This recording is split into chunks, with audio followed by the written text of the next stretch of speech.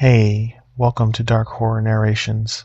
If this is your first time here, I'm glad you found us.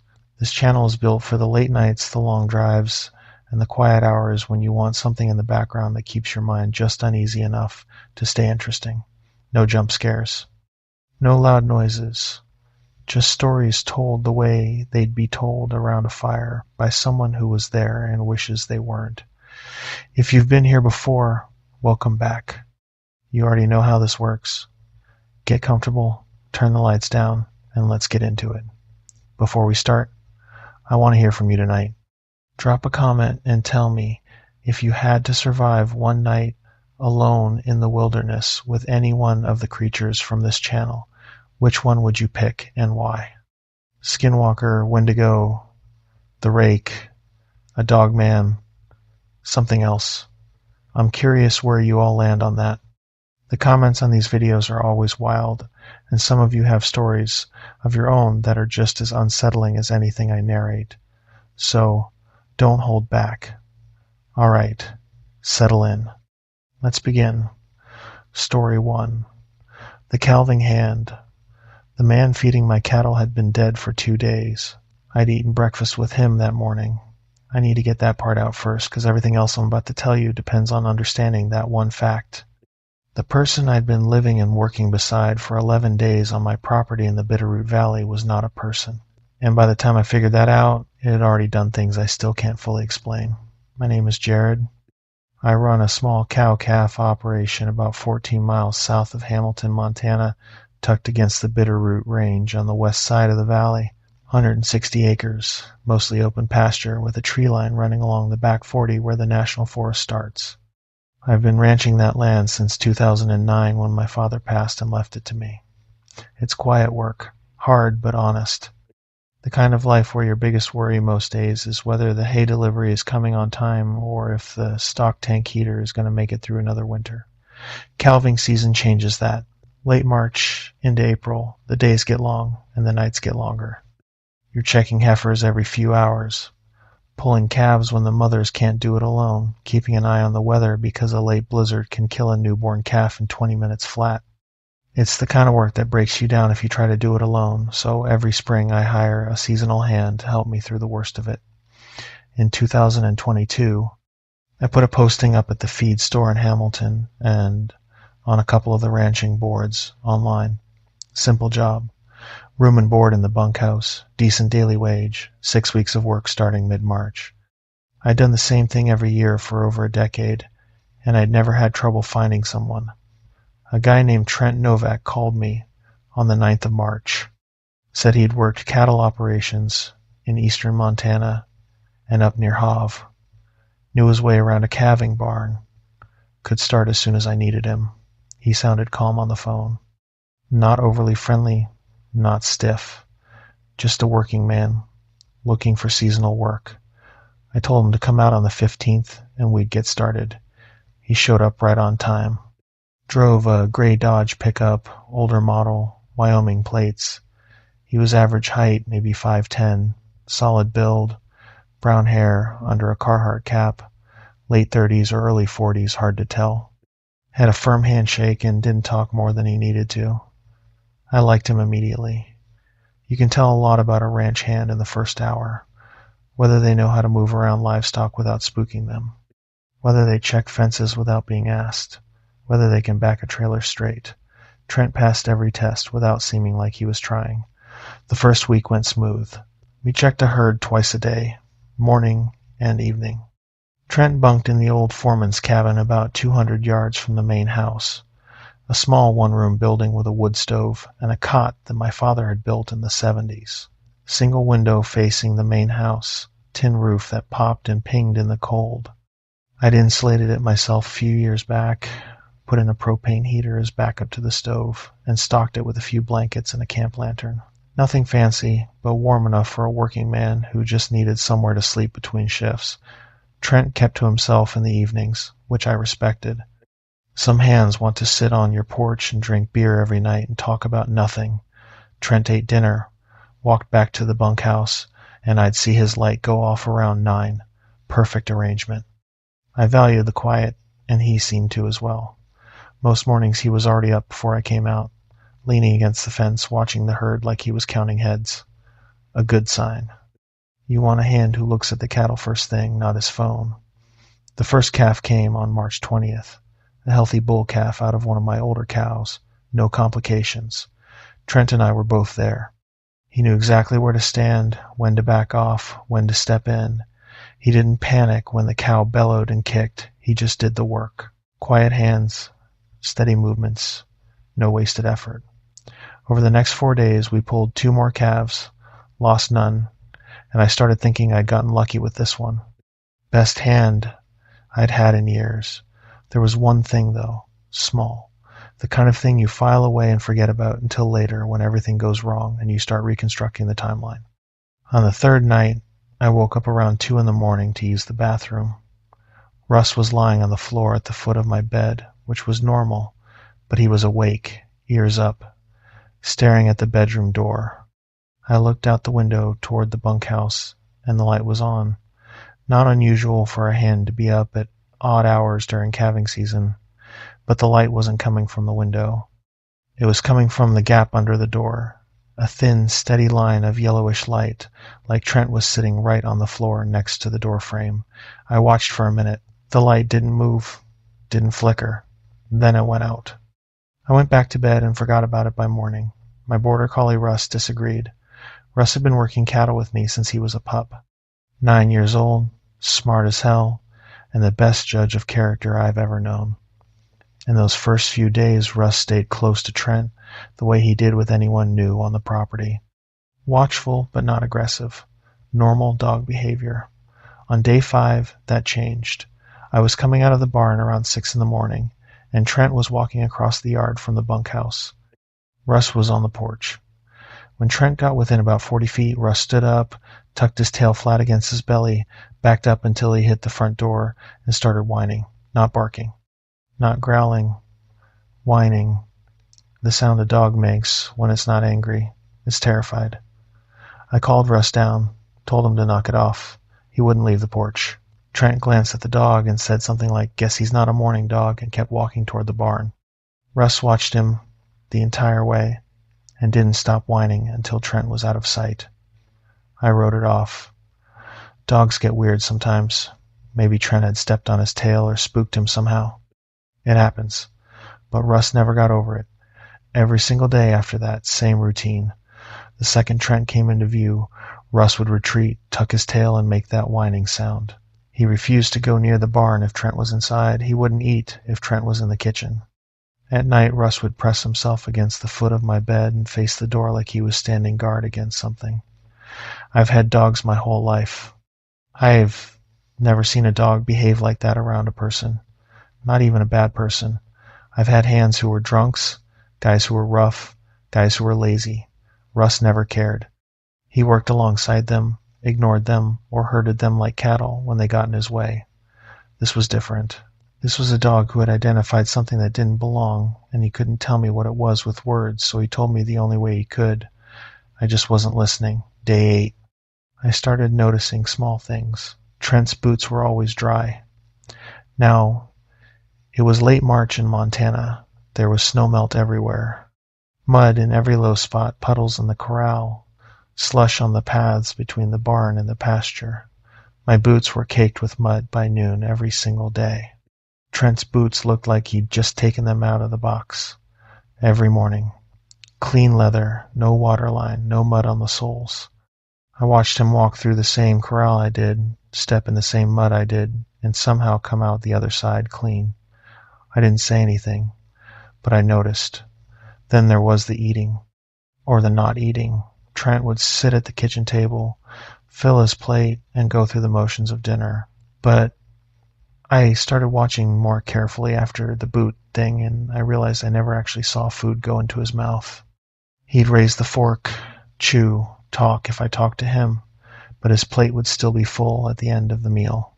He'd scrape it into the trash when he thought I wasn't looking. Every single time. A man working cattle 12 hours a day in Montana cold doesn't skip meals. Your body won't let you. But whatever was sitting at my table wasn't burning calories the way a man does. It was performing dinner the same way a kid performs piano practice when their parents are watching, going through the motions, getting the shape of it right, missing everything underneath. Day 9, I found something that made my stomach drop. I went out to check the south fence line alone. Trent was in the barn with a heifer who was getting close to dropping. On my way back along the tree line, I cut through a stand of ponderosa pine where the forest meets my back pasture. About 30 yards into the trees, I found a pile of clothes, jeans, Carhartt jacket, flannel shirt, boots, the same brand Trent wore, but these were wrecked, covered in dried mud and something dark and stiff that I told myself was mud too. There was a wallet in the jeans. Montana driver's license inside. Trent Novak. The photo matched the man in my barn perfectly. Now, you might think finding a man's clothes in the woods would make you run straight to the house and call the sheriff. But that's not what happened in my head. My first thought was that he had a second set of clothes and left them out here for some reason. My second thought was that he'd been camping on my property before he officially started. My brain was doing everything it could to make this normal, because the alternative was something I didn't have a framework for. But there was something else in the jacket pocket. A phone. Dead battery. And underneath the clothes, pressed flat into the pine needles like something had laid on top of them for a long time, was an outline. A body-shaped compression in the ground cover.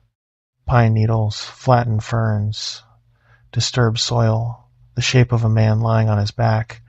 I could see where the shoulders had been, where the heels had dug in, where the hands had rested at the sides, fingers slightly spread. The impression was perfect, like a snow angel made in dirt, and it was exactly the size and shape of Trent. I stood there looking at it, and the only thing I could hear was the wind through the ponderosa and my own pulse in my ears. I picked up the phone, put it in my jacket pocket, and walked back to the house. I didn't run. I wanted to. But something in my gut told me that whatever had left those clothes in the trees was watching me right then, and running would have been an admission that I knew. I wasn't ready to let it know I knew. Not yet. I took the phone inside, plugged it into a charger, and waited until Trent went to the bunkhouse for the night. Sat at the kitchen table with every light in the house on and Russ curled under my chair. The dog hadn't moved from that spot since I'd come in from the tree line. He knew. He'd always known. The phone turned on around 10 that evening. It wasn't locked. The last text message was dated March 14th, one day before Trent was supposed to arrive at my ranch. It was sent to a number with a Havre area code. It said, "Heading south tomorrow, taking the 93. Should be there by afternoon." There was no reply. I checked the call log.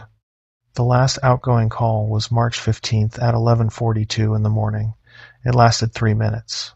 After that, nothing. The phone had been dead or abandoned since the 15th. I checked the photos next. There were only a few. A sunset over flat land, probably eastern Montana, a cattle pen, a selfie of Trent standing next to a fence post, squinting into the sun. He looked normal. He looked like a real person. He had crow's feet around his eyes and a sunburn on his nose and a chipped front tooth that I had never noticed on the thing eating dinner at my table every night, because I went back and thought about it, and I realized that Trent in my kitchen had perfect teeth. Straight, white, uniform. Not the teeth of a ranch hand who'd been chewing tobacco and eating truck stop food for 15 years. The teeth of something that built a mouth from memory and forgot to include the flaws. Trent arrived at my ranch on the afternoon of the 15th. The phone died on the morning of the 15th. The body-shaped impression in the pine needles was cold and old. Whatever was in my barn right now had Trent's face, Trent's voice, Trent's knowledge of cattle work, and Trent's name. But the real Trent's clothes were in my tree line. The real Trent's phone had gone dead the same day he was supposed to arrive. And the thing wearing his identity had been living 200 yards from my bedroom for over a week, eating at my table, working my cattle, learning my routines. I didn't sleep that night. Russ didn't either. I sat in the recliner in the living room with the Winchester lever action across my lap and watched the bunkhouse through the window. The light under the door came on at 1:45 in the morning, that thin, low line of yellow. It stayed on for exactly 12 minutes. Then it went out. I don't know what it was doing in there. I don't know if it sleeps. I don't think it does. The next morning, day 10, I did something I should have done sooner. I drove into Hamilton and stopped at the feed store where I had posted the job listing. I asked Gary, the owner, if he still had my flyer on the board. He said he'd taken it down after I told him I'd filled the position. I asked him if anyone else had called about it, anyone besides Trent. Gary looked at me funny. He said nobody had called about it. He said I'd called him on March 12th and told him to pull the listing because I'd found someone through the online boards. I didn't call Gary on March 12th. I hadn't talked to Gary since I'd put the flyer up in February. Something had called the feed store in my voice and told Gary to remove the listing 3 days before Trent Novak was supposed to arrive. Something had made sure Trent would be the only one coming. Something had cleared the field so there would be no other applicants, no other hands showing up, no witnesses to whatever happened on that forest road on March 15th. I sat in my truck outside the feed store for a long time. I called my brother in Billings. Didn't tell him everything, just said I had a situation with a hand and could he look up a name for me. He asked what kind of situation, and I said I'd explain later. He texted me back 20 minutes later and said there was a Trent Novak listed at an address in Glasgow, Montana. Phone number matched the one in the dead phone. I asked him to call it. He did. No answer. He tried 3 more times over the next hour. Nothing. I drove back to the ranch with the windows down and the cold air hitting my face because I needed something real and sharp to keep me focused. The whole way, I kept running through the possibilities. Maybe the real Trent was fine and his phone just died and the clothes belonged to someone else, but the wallet had his license. The body impression in the pine needles was fresh enough to hold its shape, and no matter how hard I tried to explain away the teeth, the boots, the not eating, the dog, I couldn't. There was no explanation that let me keep believing the man on my property was a man. When I got back to the ranch, I pulled up the trail cameras. I have 4 of them mounted on the property, 2 on the fence line, 1 on the barn, 1 on the driveway. They're motion activated, and I mostly use them for keeping an eye on predators during calving season. Coyotes, mountain lions, the occasional black bear. I started scrolling back through the footage from the barn camera. Day 1, Day 2, Day 3.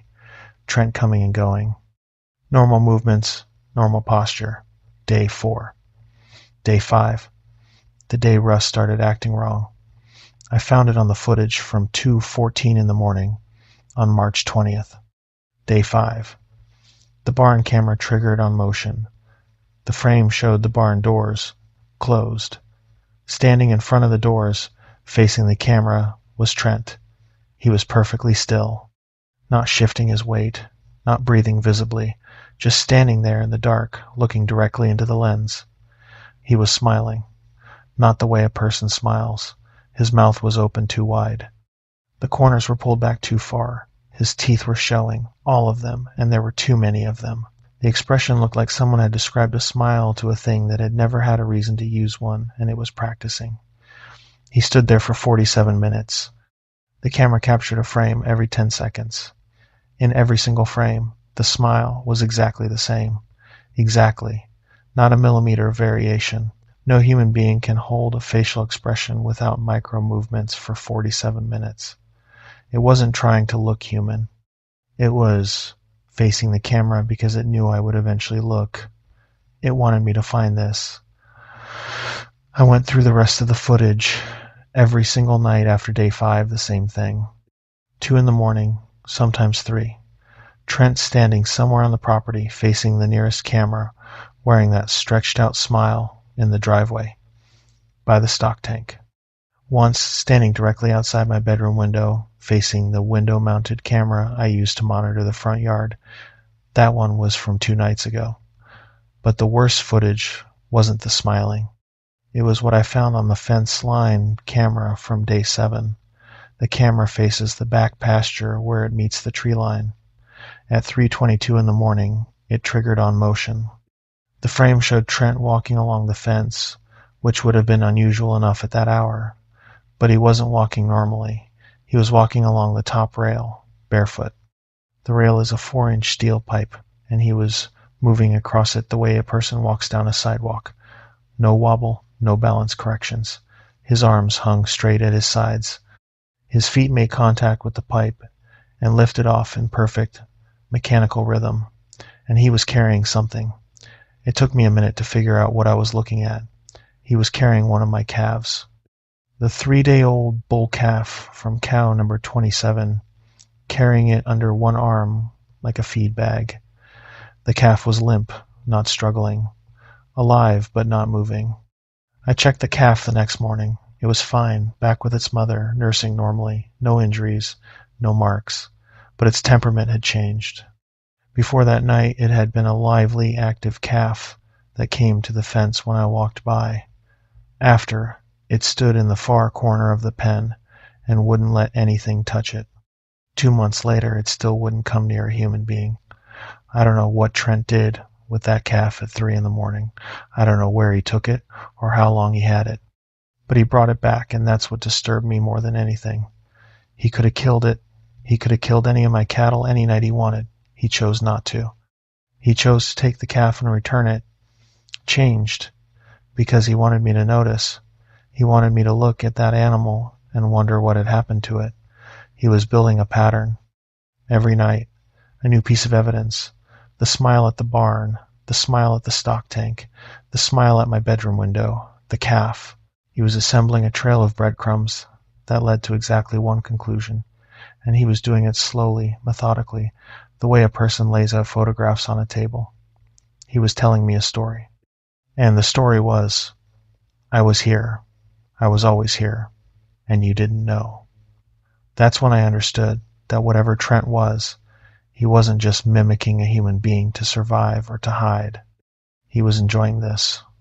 The performance at dinner, the clean boots, the dog's reaction, the clothes in the trees. He had left all of it for me to find. He was playing a game with rules I didn't understand.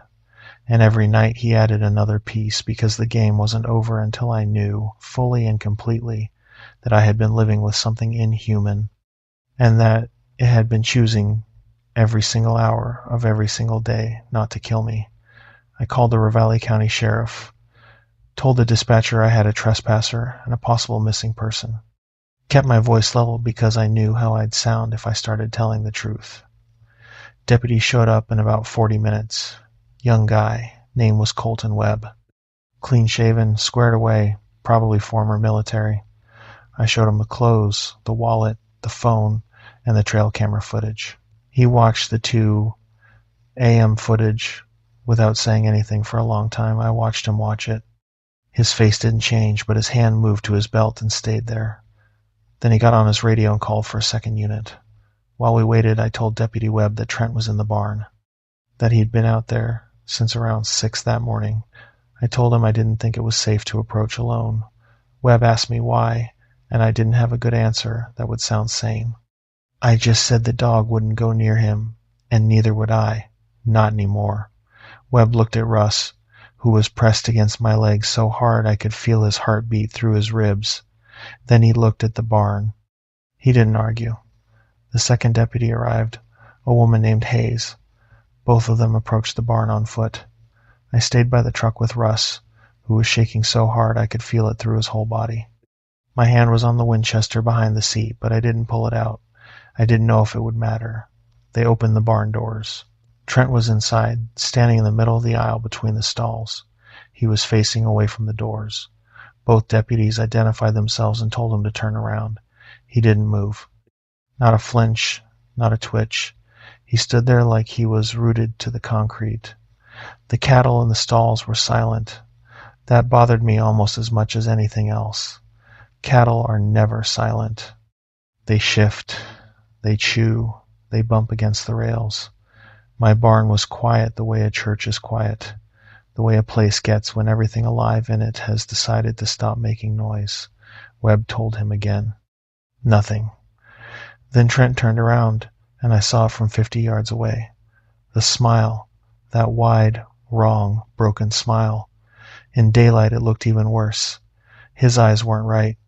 They were Trent's eyes, but there was nothing behind them. No thought, no recognition, no life. Just something wearing a face and grinning, because it knew that what came next would be worse. He looked directly past the deputies, looked right at me. I felt it in my chest, like a hand pressing down on my sternum. Every part of my body told me to get in the truck and drive, and not stop until I hit pavement. But my legs wouldn't move. Both deputies had their hands on their weapons. Webb ordered him to get on the ground. Trent took one step forward, and then he made a sound. It wasn't a word. It was my voice, my exact voice, coming out of Trent's mouth. It said my daughter's name. I don't have a daughter. I've never had children.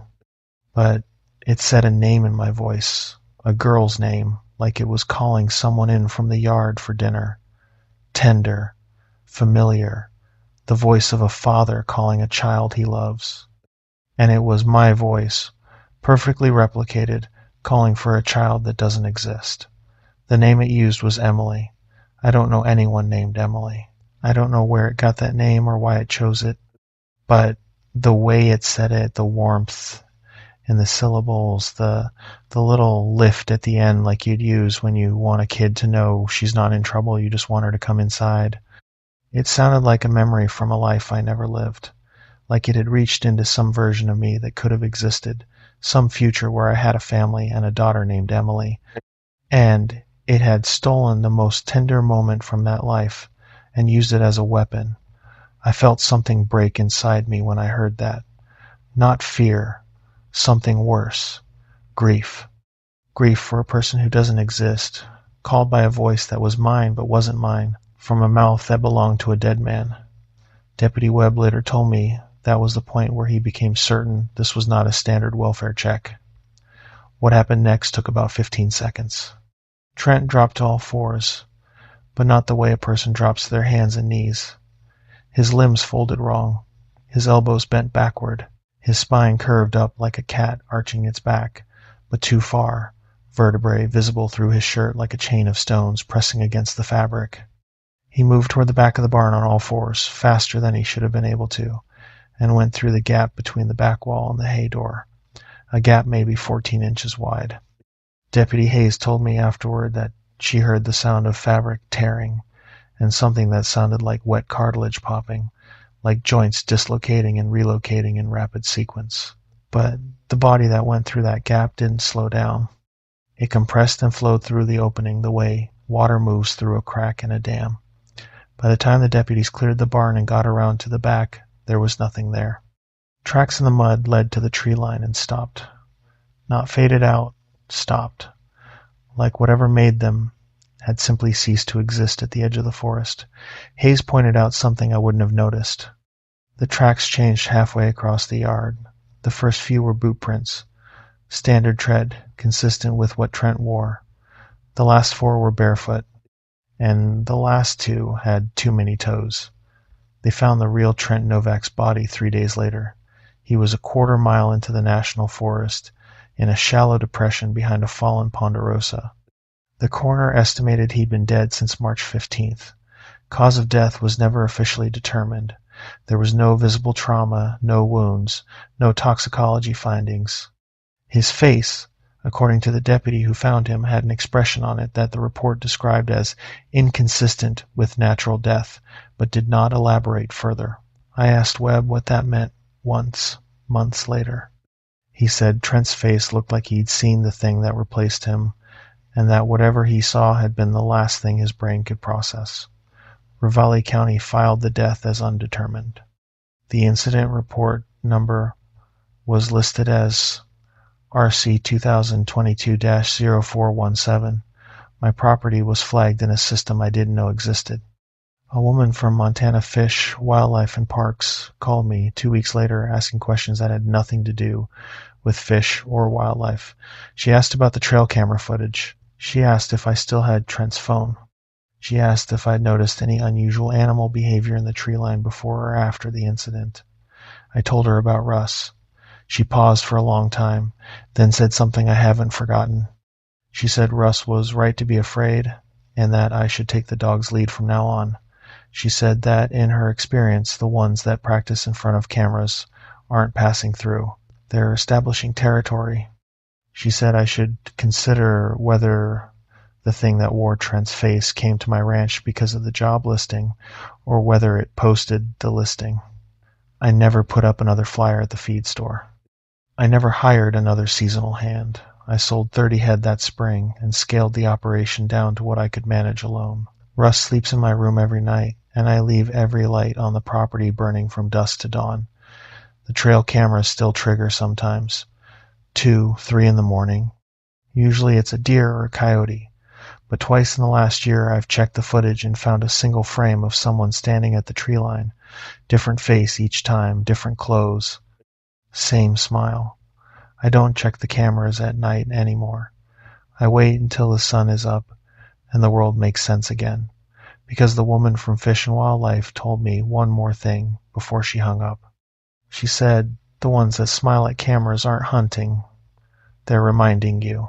They want you to know they were there, that they chose not to come inside, and that the choice was theirs, not yours. Here's what I'll tell anyone who hires seasonal workers on remote property. Trust the dog.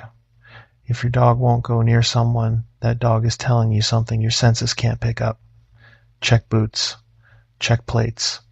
Check the small details that don't add up.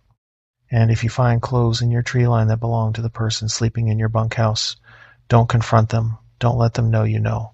Get to your truck, get to pavement, and call someone. Because whatever is wearing that face has been watching you long enough to learn your voice, your habits, and the names of people you love. And it doesn't need the job. It was never there for the work. Story 2. Green River Canyon. My best friend was sitting 3 feet from me when I heard his voice screaming for help from the top of the canyon wall. I need to be careful about how I tell this because what happened on the Green River in September of 2023 doesn't make sense in a straight line. I've gone over it maybe 1,000 times, and the thing that keeps me up at night isn't the screaming or the pacing figure on the rim or the way the canyon played tricks with the sound.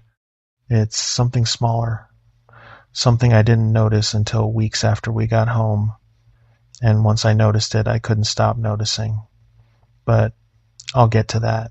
My name's Tyler. I'm 34. I live outside of Provo, Utah, and I've been running rivers since I was a teenager. Kayaking mostly. Some rafting.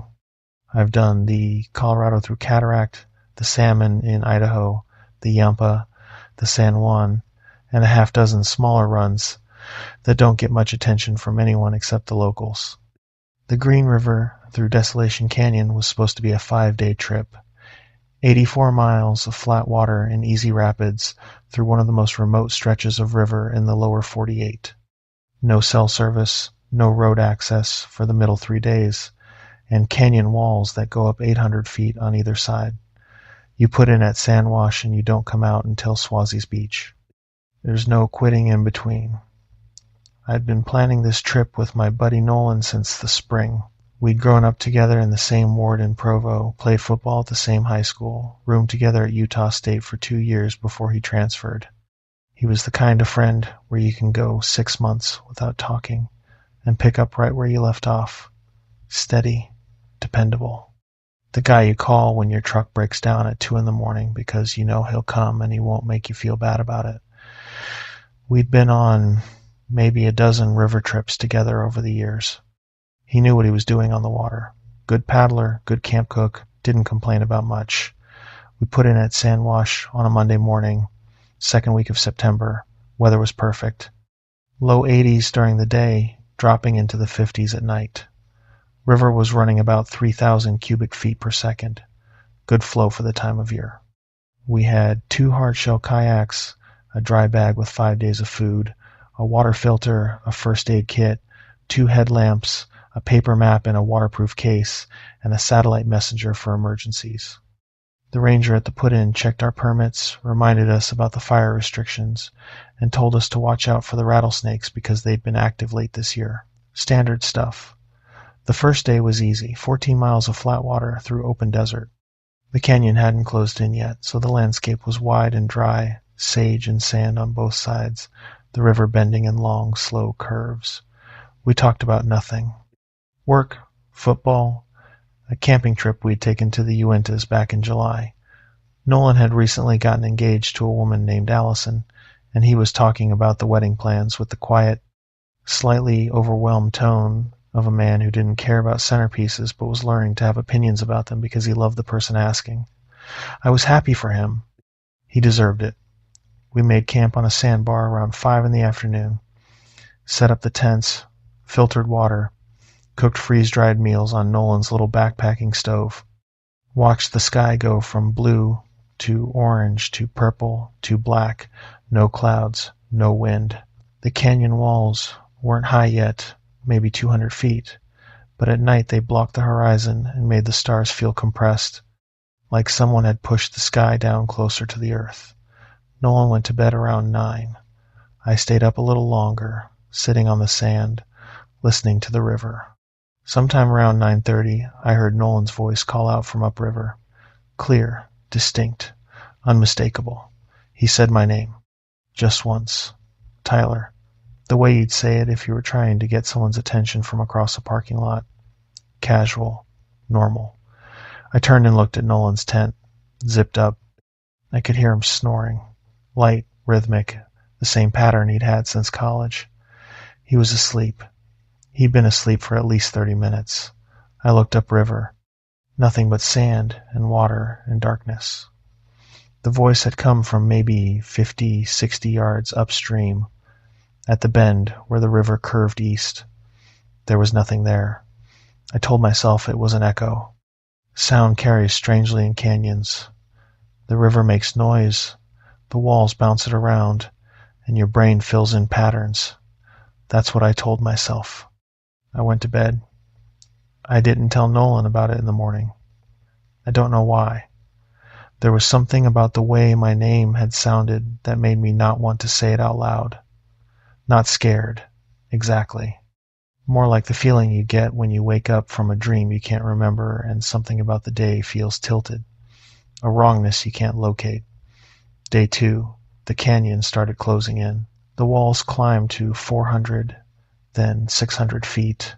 Wingate sandstone, dark red and orange, rising in vertical cliffs on both sides. The river narrowed. The current picked up. We ran a few Class 2 rapids. Nothing serious. Just enough to keep you focused. The landscape changed every mile.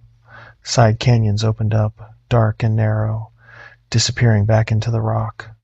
Cottonwood trees along the banks, their leaves starting to turn yellow at the edges. Petroglyphs on some of the walls. Bighorn sheep and human figures carved into the desert varnish by people who lived here 1,000 years ago. There's something about being at the bottom of a canyon that changes your sense of scale. You get small. The walls go up and the sky gets thin and the world narrows down to just the river and the rock and the strip of light above. Sound changes too. A paddle stroke echoes off the walls and comes back to you from 3 directions. Water sounds amplified, hollow. Your voice carries farther than it should, and other sounds carry down to you from above, distorted by distance and stone, until you can't always tell what's real and what's the canyon playing with the acoustics. I mention that because I want to be fair about what happened next. I want to acknowledge that canyons do strange things to sound. I've been in enough of them to know. But what I heard on day 2 was not an echo, and it was not acoustics, and I know that because of what came after. Around mid-afternoon, Nolan pointed up at the east rim and said, "Hey, is that a person?" I looked. About 600 feet up, standing on the edge of the canyon wall, there was a figure, silhouetted against the sky, standing still. It was too far away to see any detail, just the outline of a person. Legs, torso, head, no hat, arms at its sides. There are hikers up there sometimes. The Desolation Canyon Wilderness has some overland routes that run along the rim, but they're unmaintained, and the access points are a 4-hour drive on dirt roads from the nearest town. The ranger at Sandwash had told us we were the only permitted group on the river for this window, and she hadn't mentioned any backpackers on the rim. We watched for a minute. The figure didn't move. Probably just watching the river, Nolan said. He shrugged and kept paddling. I kept looking. Something about the proportions was off. The limbs were too long for the torso, or maybe it was the distance playing tricks. At 600 feet, a person is just a shape. You fill in the details from expectation. You assume arms, legs, a head, a face, and your brain smooths out whatever doesn't fit. We paddled on. I checked the rim a few times over the next hour. The figure was gone. That night, we camped on a narrow beach at the mouth of a side canyon. The walls were 700 feet up now. The strip of sky above us was thin, a dark blue ribbon between the cliffs. It was colder than the night before. I could see my breath. Around 1 a.m, I woke up to the sound of Nolan screaming. Not from the tent next to mine, from above. From the top of the canyon wall, Nolan's voice, 700 feet above me, screaming my name over and over. Tyler! Tyler, help me! Tyler, please! Ragged, desperate. The kind of screaming that comes from someone who is injured and alone and terrified. It bounced off the walls and came from every direction at once, and I shot out of my tent with my headlamp on and my heart doing something it had never done before. A stutter-skip rhythm that made me dizzy. Nolan was already out of his tent. He was standing on the sand in his boxers, looking up at the rim. He said, "What the hell is that?" I said, "That's your voice." He looked at me. In the headlamp light, his face was white. Not pale, white, like the blood had left it all at once and not come back. He said, "That's not me." The screaming kept going.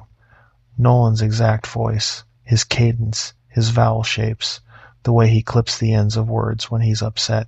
It was him, coming from a place he couldn't possibly be, begging for help he didn't need. And we stood on that narrow beach in the dark and listened to it for almost 4 minutes before it stopped. The silence after was worse. The canyon swallowed the echo and gave back nothing. Just the river, just our breathing, just the sound of Nolan sitting down on the sand and saying, very quietly, "That was my voice, Tyler. How did it know my voice?" Neither of us slept. We sat with our backs against the canyon wall, facing the water, headlamps on. I had my river knife in my hand. Nolan had the camp hatchet.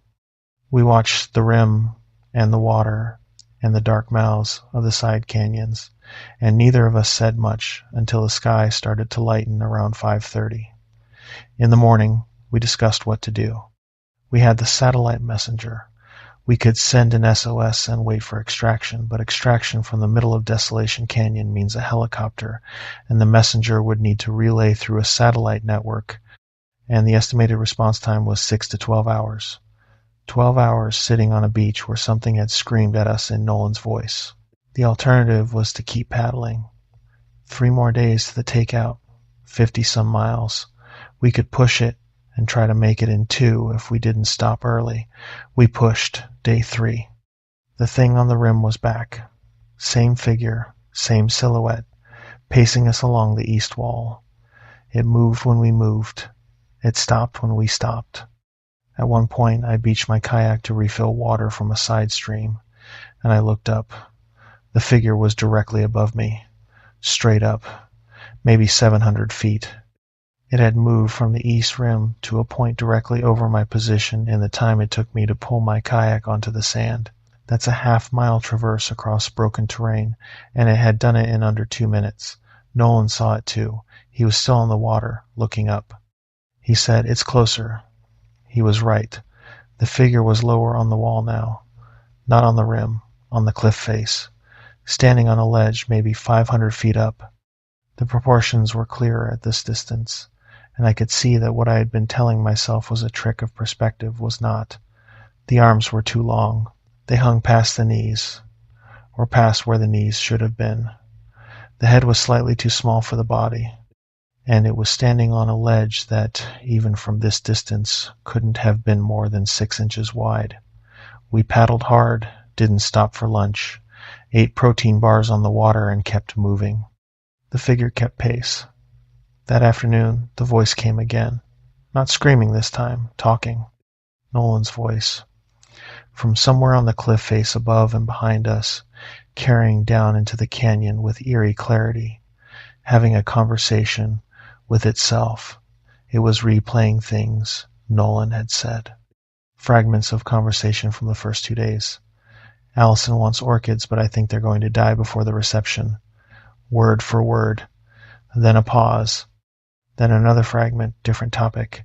You remember that time at Bear Lake when the canoe tipped? Nolan's voice, Nolan's inflection, Nolan's little laugh at the end of sentences. Playing back like a recording, but with pauses between each segment, like it was sorting through what it had collected and choosing which piece to use next. Nolan stopped paddling. He was staring up at the wall, his paddle across his lap, water dripping off the blade. He said, "It was listening to us the whole time, since day one." I said, "We need to keep moving." He looked at me, and there was something in his face I'd never seen before. Not in 20 years of friendship.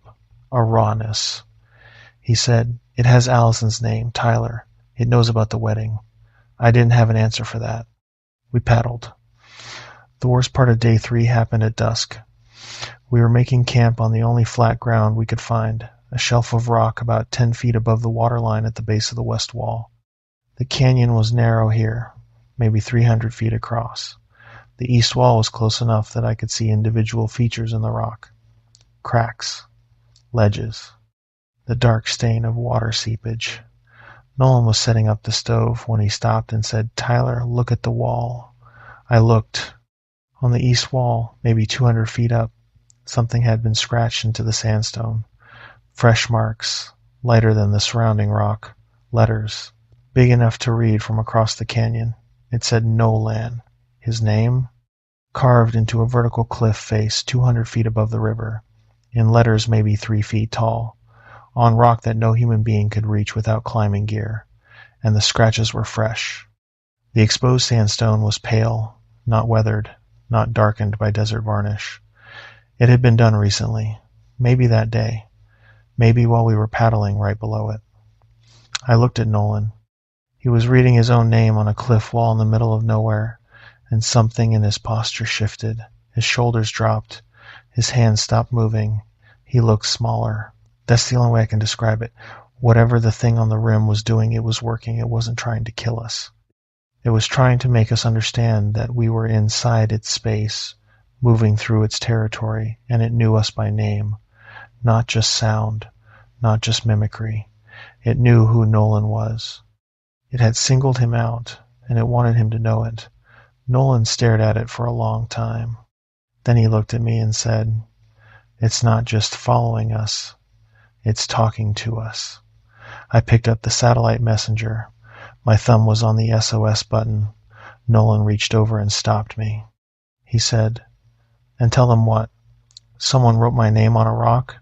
They'll think we're losing it." He was right. He was right, and I hated that he was right.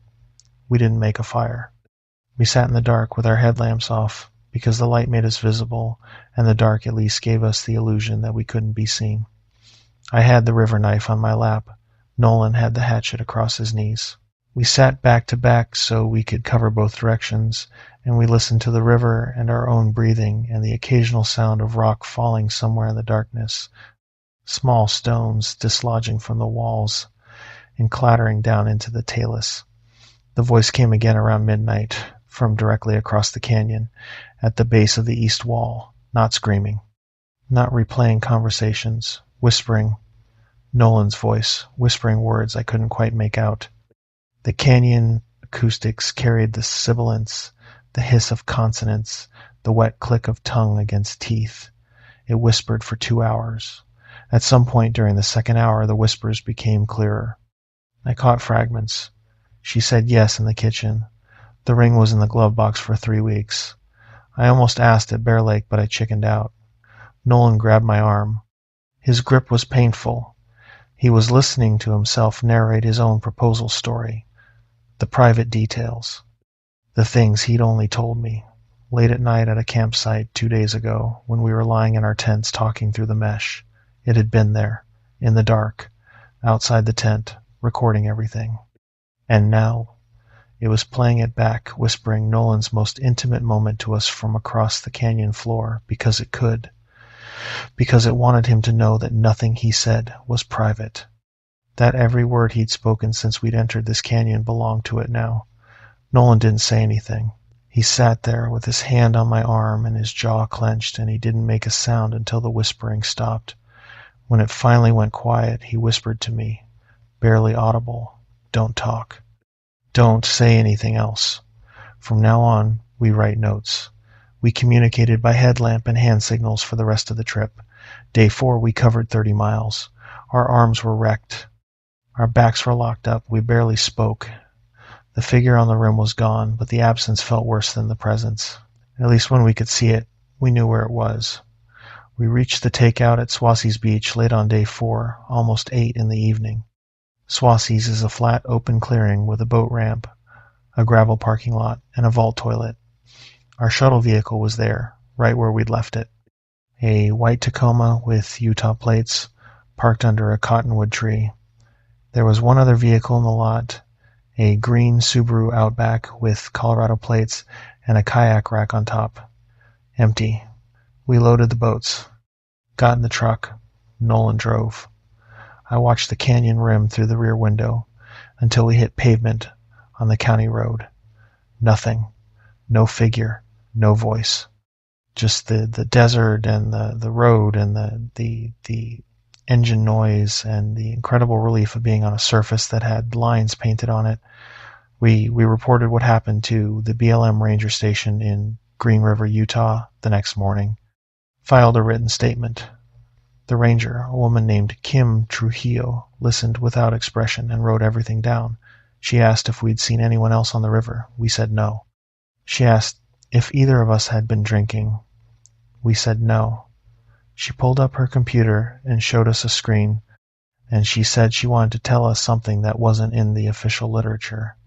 She said we were the third group in 2 years to report a figure pacing along the Desolation Canyon rim. The first was a guided raft trip in 2021, 4 clients and 2 guides. The guides reported a figure matching our description on the East Rim for 3 consecutive days, and on the 3rd night, 2 of the clients heard one of the guide's voices coming from a side canyon while the guide was asleep in camp. The second report came from a solo kayaker in 2022. He activated his satellite beacon on day 2 and was extracted by helicopter. His written statement said the thing on the rim had descended to the waterline during the night and stood in the shallows on the far bank, watching his camp. He said it was shaped wrong. The BLM filed all 3 reports under incident code BLM UT 2023-7741. Trujillo told us the Desolation Canyon permit system was under review and that the section between Rock Creek and Steer Ridge Canyon had been flagged for possible seasonal closure, though the official reason in the paperwork was bank erosion assessment. She looked at us when she said that, and the look said everything the paperwork didn't. That should be the end of the story. We got out. We survived. We made it to pavement. But here's the part I said I'd get to, the part that keeps me up. Nolan and I drove back to Provo together. He dropped me off at my place. We sat in the truck for a minute, and he said, "I'm not going to talk about this again. Not with anyone. I just need it to be over."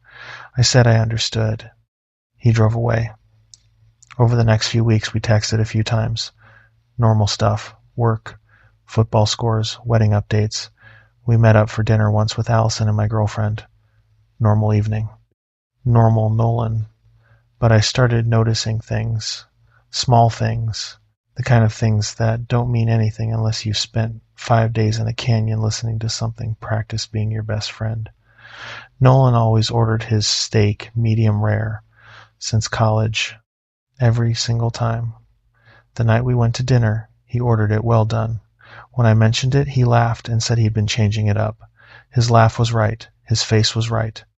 But the laugh came a half second too late, like it was processing rather than reacting. He started using words he'd never used before. Elaborate instead of complicated. Adequate instead of good enough. Small vocabulary shifts that no one would notice unless you'd known someone for 20 years. and had every pattern of their speech burned into your memory. His handshake changed. Nolan always shook with a firm grip, 2 pumps, then released.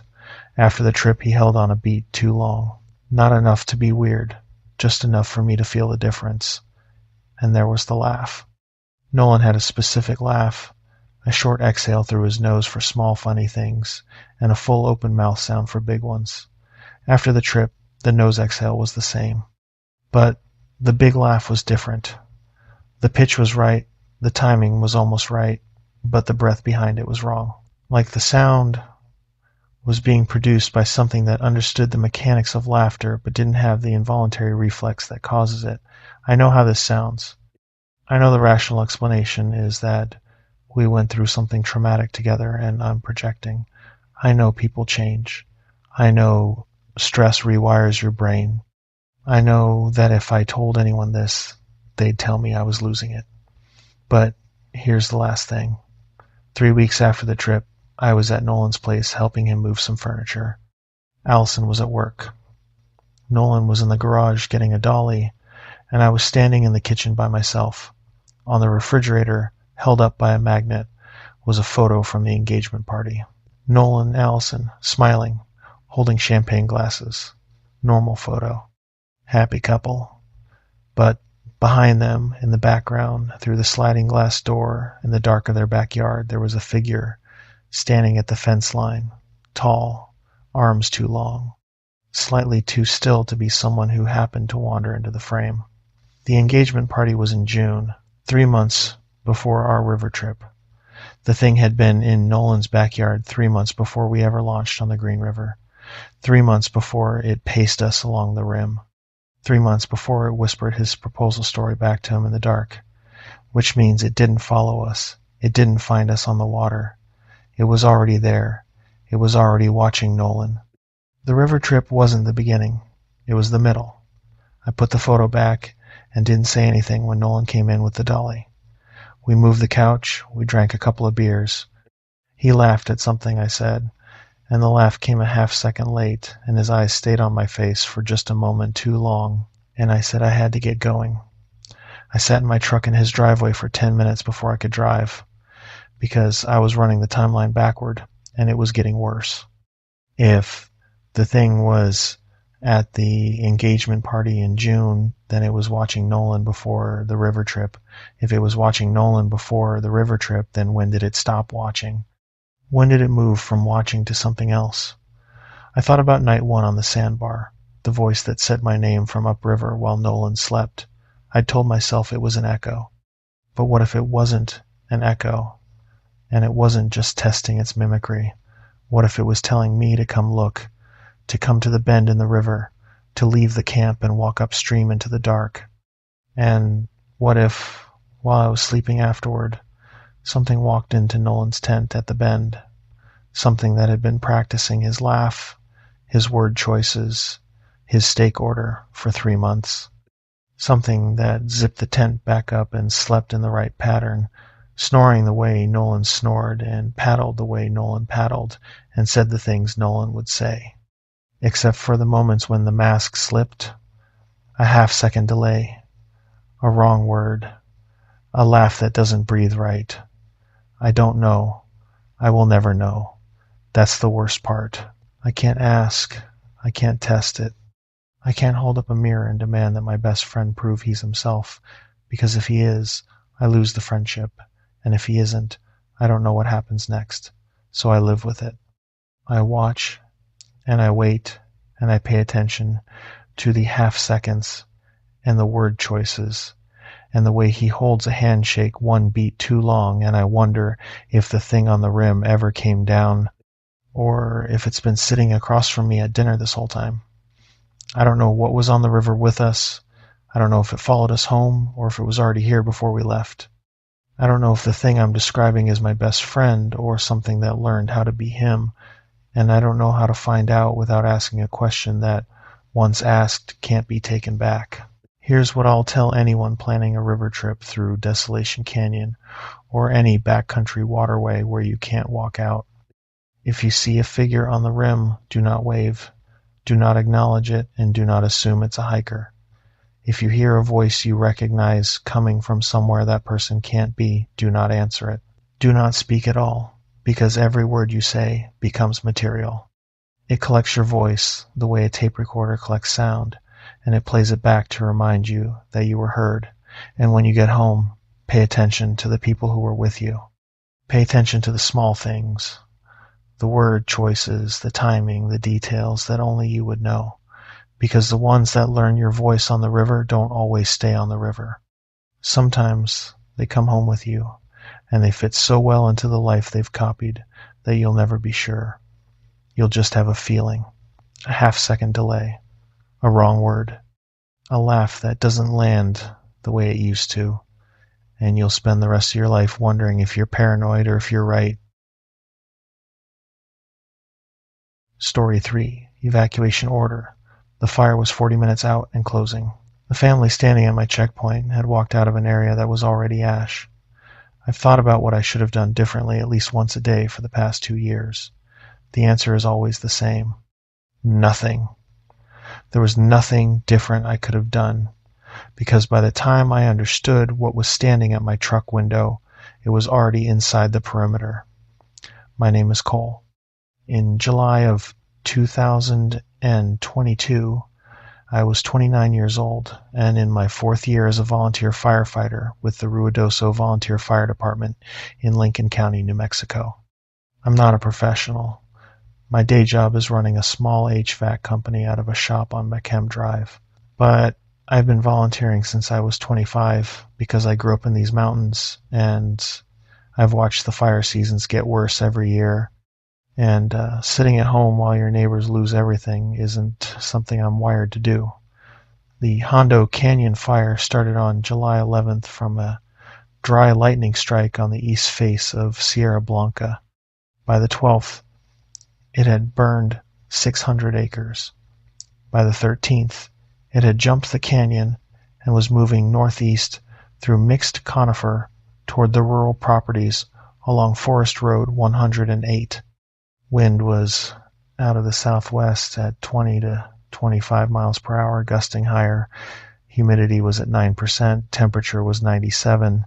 Everything was wrong. The kind of conditions where a fire doesn't just burn, it runs.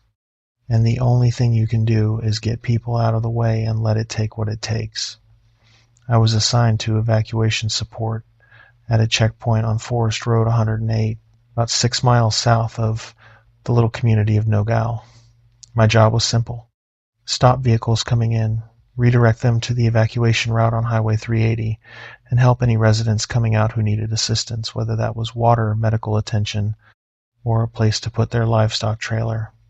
I was posted with another volunteer named Rick Salazar, a guy about 10 years older than me who'd been doing this longer.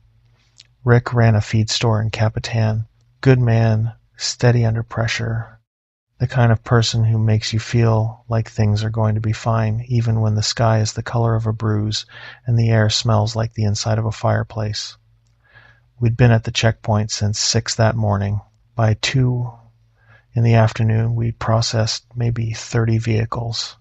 Families with horse trailers, old guys with truck beds full of photo albums and gun safes, a woman who'd driven out with 6 cats and carriers stacked on the back seat. Normal evacuation behavior. People scared but organized, getting out while the getting was good. I want to talk about what normal looks like during an evacuation because it matters for understanding what happened later. Normal is messy. Normal is a man in pajama pants who grabbed his hunting rifles and forgot his insulin. Normal is a woman who packed her dead mother's china in moving blankets and forgot her own shoes.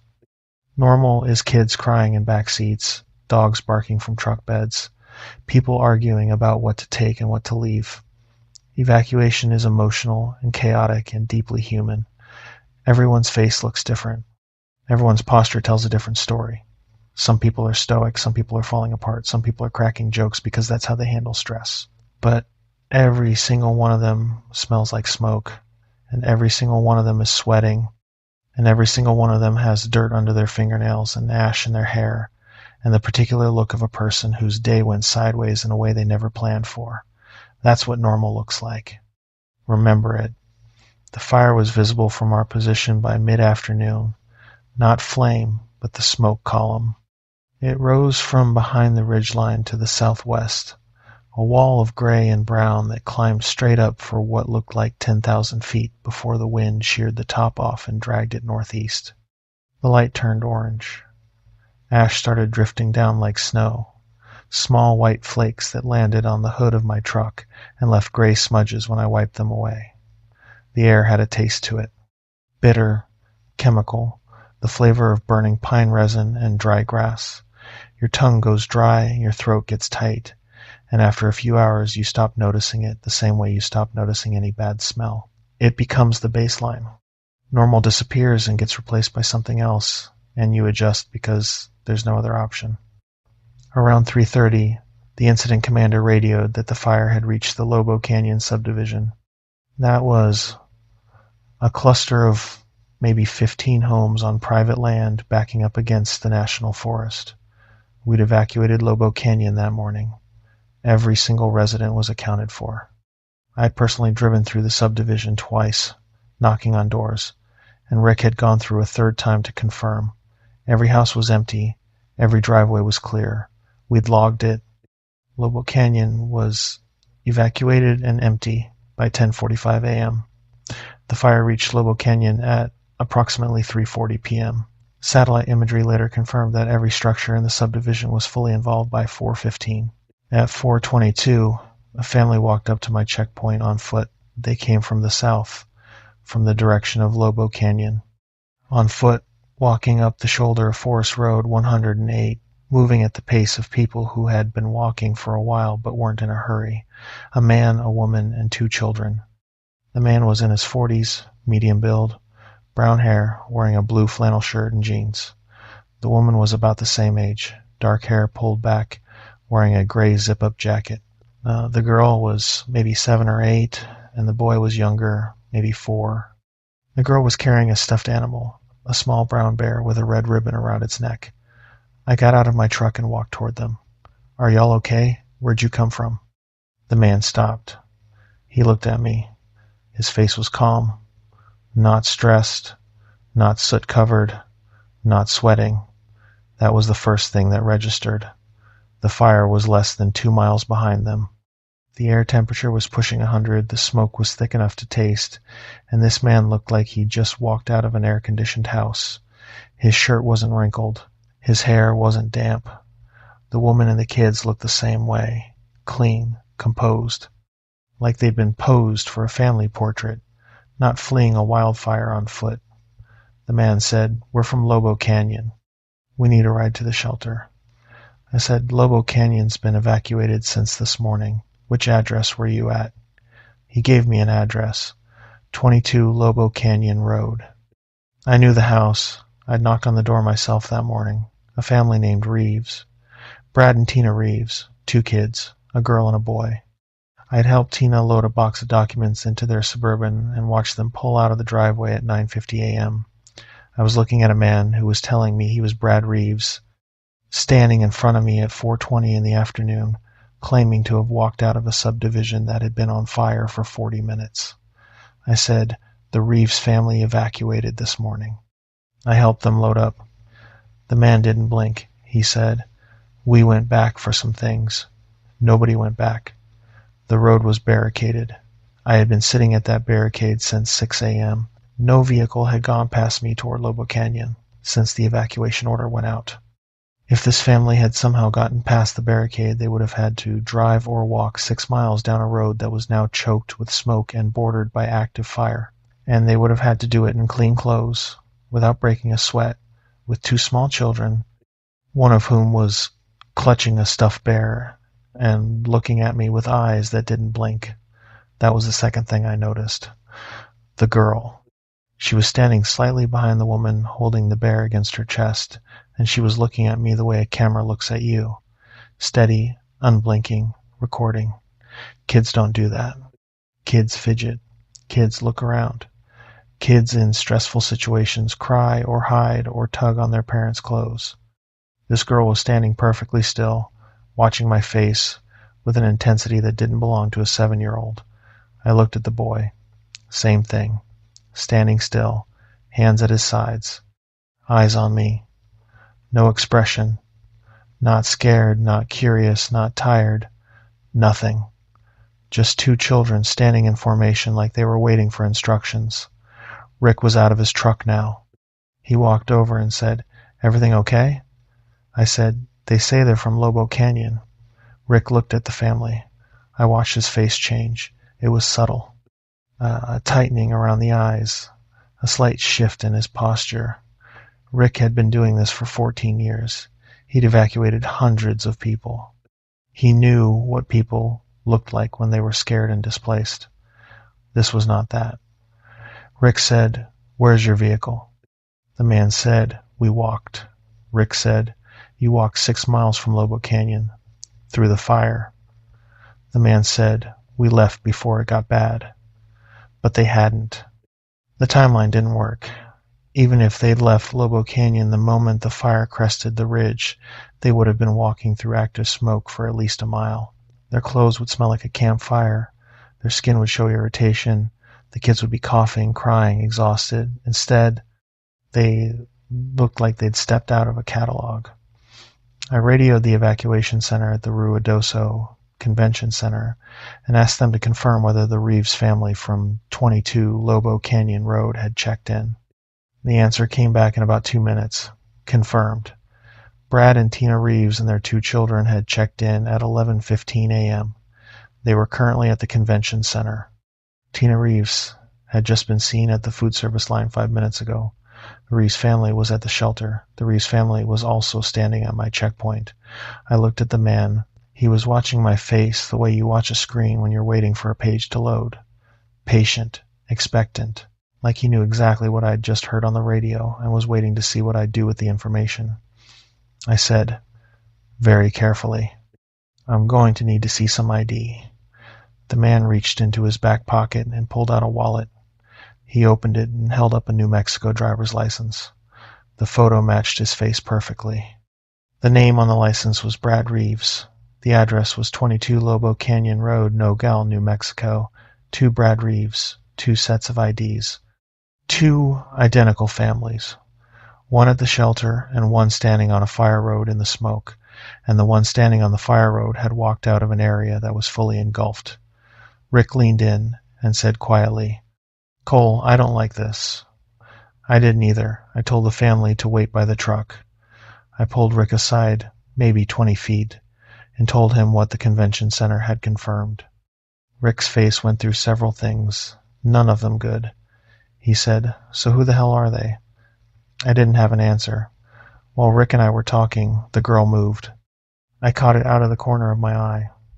She walked to the bed of my pickup truck and placed the stuffed bear on the tailgate. Just set it down gently, the way a child sets a toy on a shelf before dinner. Then she walked back to where her family was standing and resumed her position. Same posture, same blank, focused stare. I walked over and picked up the bear. Brown fur, red ribbon, glass eyes, about 8 inches tall. It was identical to a bear I'd seen that morning. Because when I'd helped Tina Reeves load her documents box into their Suburban, her daughter had been in the back seat holding this exact bear. Same color, same ribbon, same size. I'd noticed it because the girl had been whispering to it, the way kids do, telling it everything was going to be okay, that they were just going on a trip and they'd be back soon, but the real girl and the real bear were at the convention center, which meant this bear was either a duplicate or it had been taken from the real family and given to whatever this girl was. Either way, the thing standing at my truck knew about the bear. It knew the details. It had studied the Reeves family closely enough to replicate a child's stuffed animal, down to the ribbon, down to the glass eyes, down to the way the girl held it. I keyed my radio and called the incident commander. I said I had a situation at my checkpoint that required law enforcement. I didn't say what kind of situation because I didn't have words for it. The IC said he'd send a Lincoln County deputy, but it might be 30 minutes because every available unit was working the fire perimeter. Those 30 minutes were the longest of my life. I walked back toward the family. The smoke was getting thicker. Ash was falling steadily now, coating the road surface in a layer of white that looked almost like frost. The light was dark orange, going on red. The fire was close, maybe a mile and a half to the southwest, and I could hear it. A low, constant roar, like a river heard from far away. The air temperature had dropped as the smoke column blocked the sun, and the wind was picking up. The man was standing where I had left him. The woman was beside him. The children were behind them. Same positions. They hadn't moved. Not a step, not a shift of weight. 4 people standing on a fire road in identical positions for the 10 minutes I'd been talking to Rick and making radio calls. People don't stand like that. People shift. People look around. People move their hands, adjust their clothes, wipe sweat, scratch an itch. These 4 stood the way furniture stands. Fixed, waiting. I kept my distance, maybe 20 feet. Close enough to talk, far enough that I could get to my truck if I needed to. Rick was behind me and to my left. I could feel him there without looking. Solid and tense. The boy did something then that I haven't told many people about. He turned his head to look at his sister. Not a glance. A slow, mechanical rotation of his head, like a security camera panning. When he was facing her, he opened his mouth and said, in Tina Reeves' voice, "Honey, don't forget Mr. Bear." A mother's voice, gentle, reminding. Coming from a 4-year-old boy who was looking at his sister with the calm, flat attention of something cataloging a specimen. The girl didn't react, didn't flinch. Just stood there holding the bear. Then the boy turned his head back to face me. Same slow rotation, same mechanical precision, and his mouth was still open, just slightly. Like the sound had finished, but the face hadn't gotten the message to close yet. Rick said, "Cole, just my name. The way you say someone's name when you need them to hear the thing you're not saying." I heard it. I heard every ounce of it. I said, "The shelter has the Reeves family already checked in." The man said, "That's a mistake." I said, "It's not a mistake. I drove them there myself." The man looked at me, and then he smiled. It was wrong. It was the wrong smile. It used too many muscles. The corners of his mouth went up too far, and the expression reached his eyes, but didn't go past them, like the smile was a mask that fit the lower face, but couldn't reach whatever was behind the forehead. The woman smiled at the same time. Same smile, same degree of wrongness, same moment. Not one after the other, like people who naturally mimic each other's expressions in conversation. Simultaneously. The same impulse driving 2 faces at the same instant. The children didn't smile. They just watched.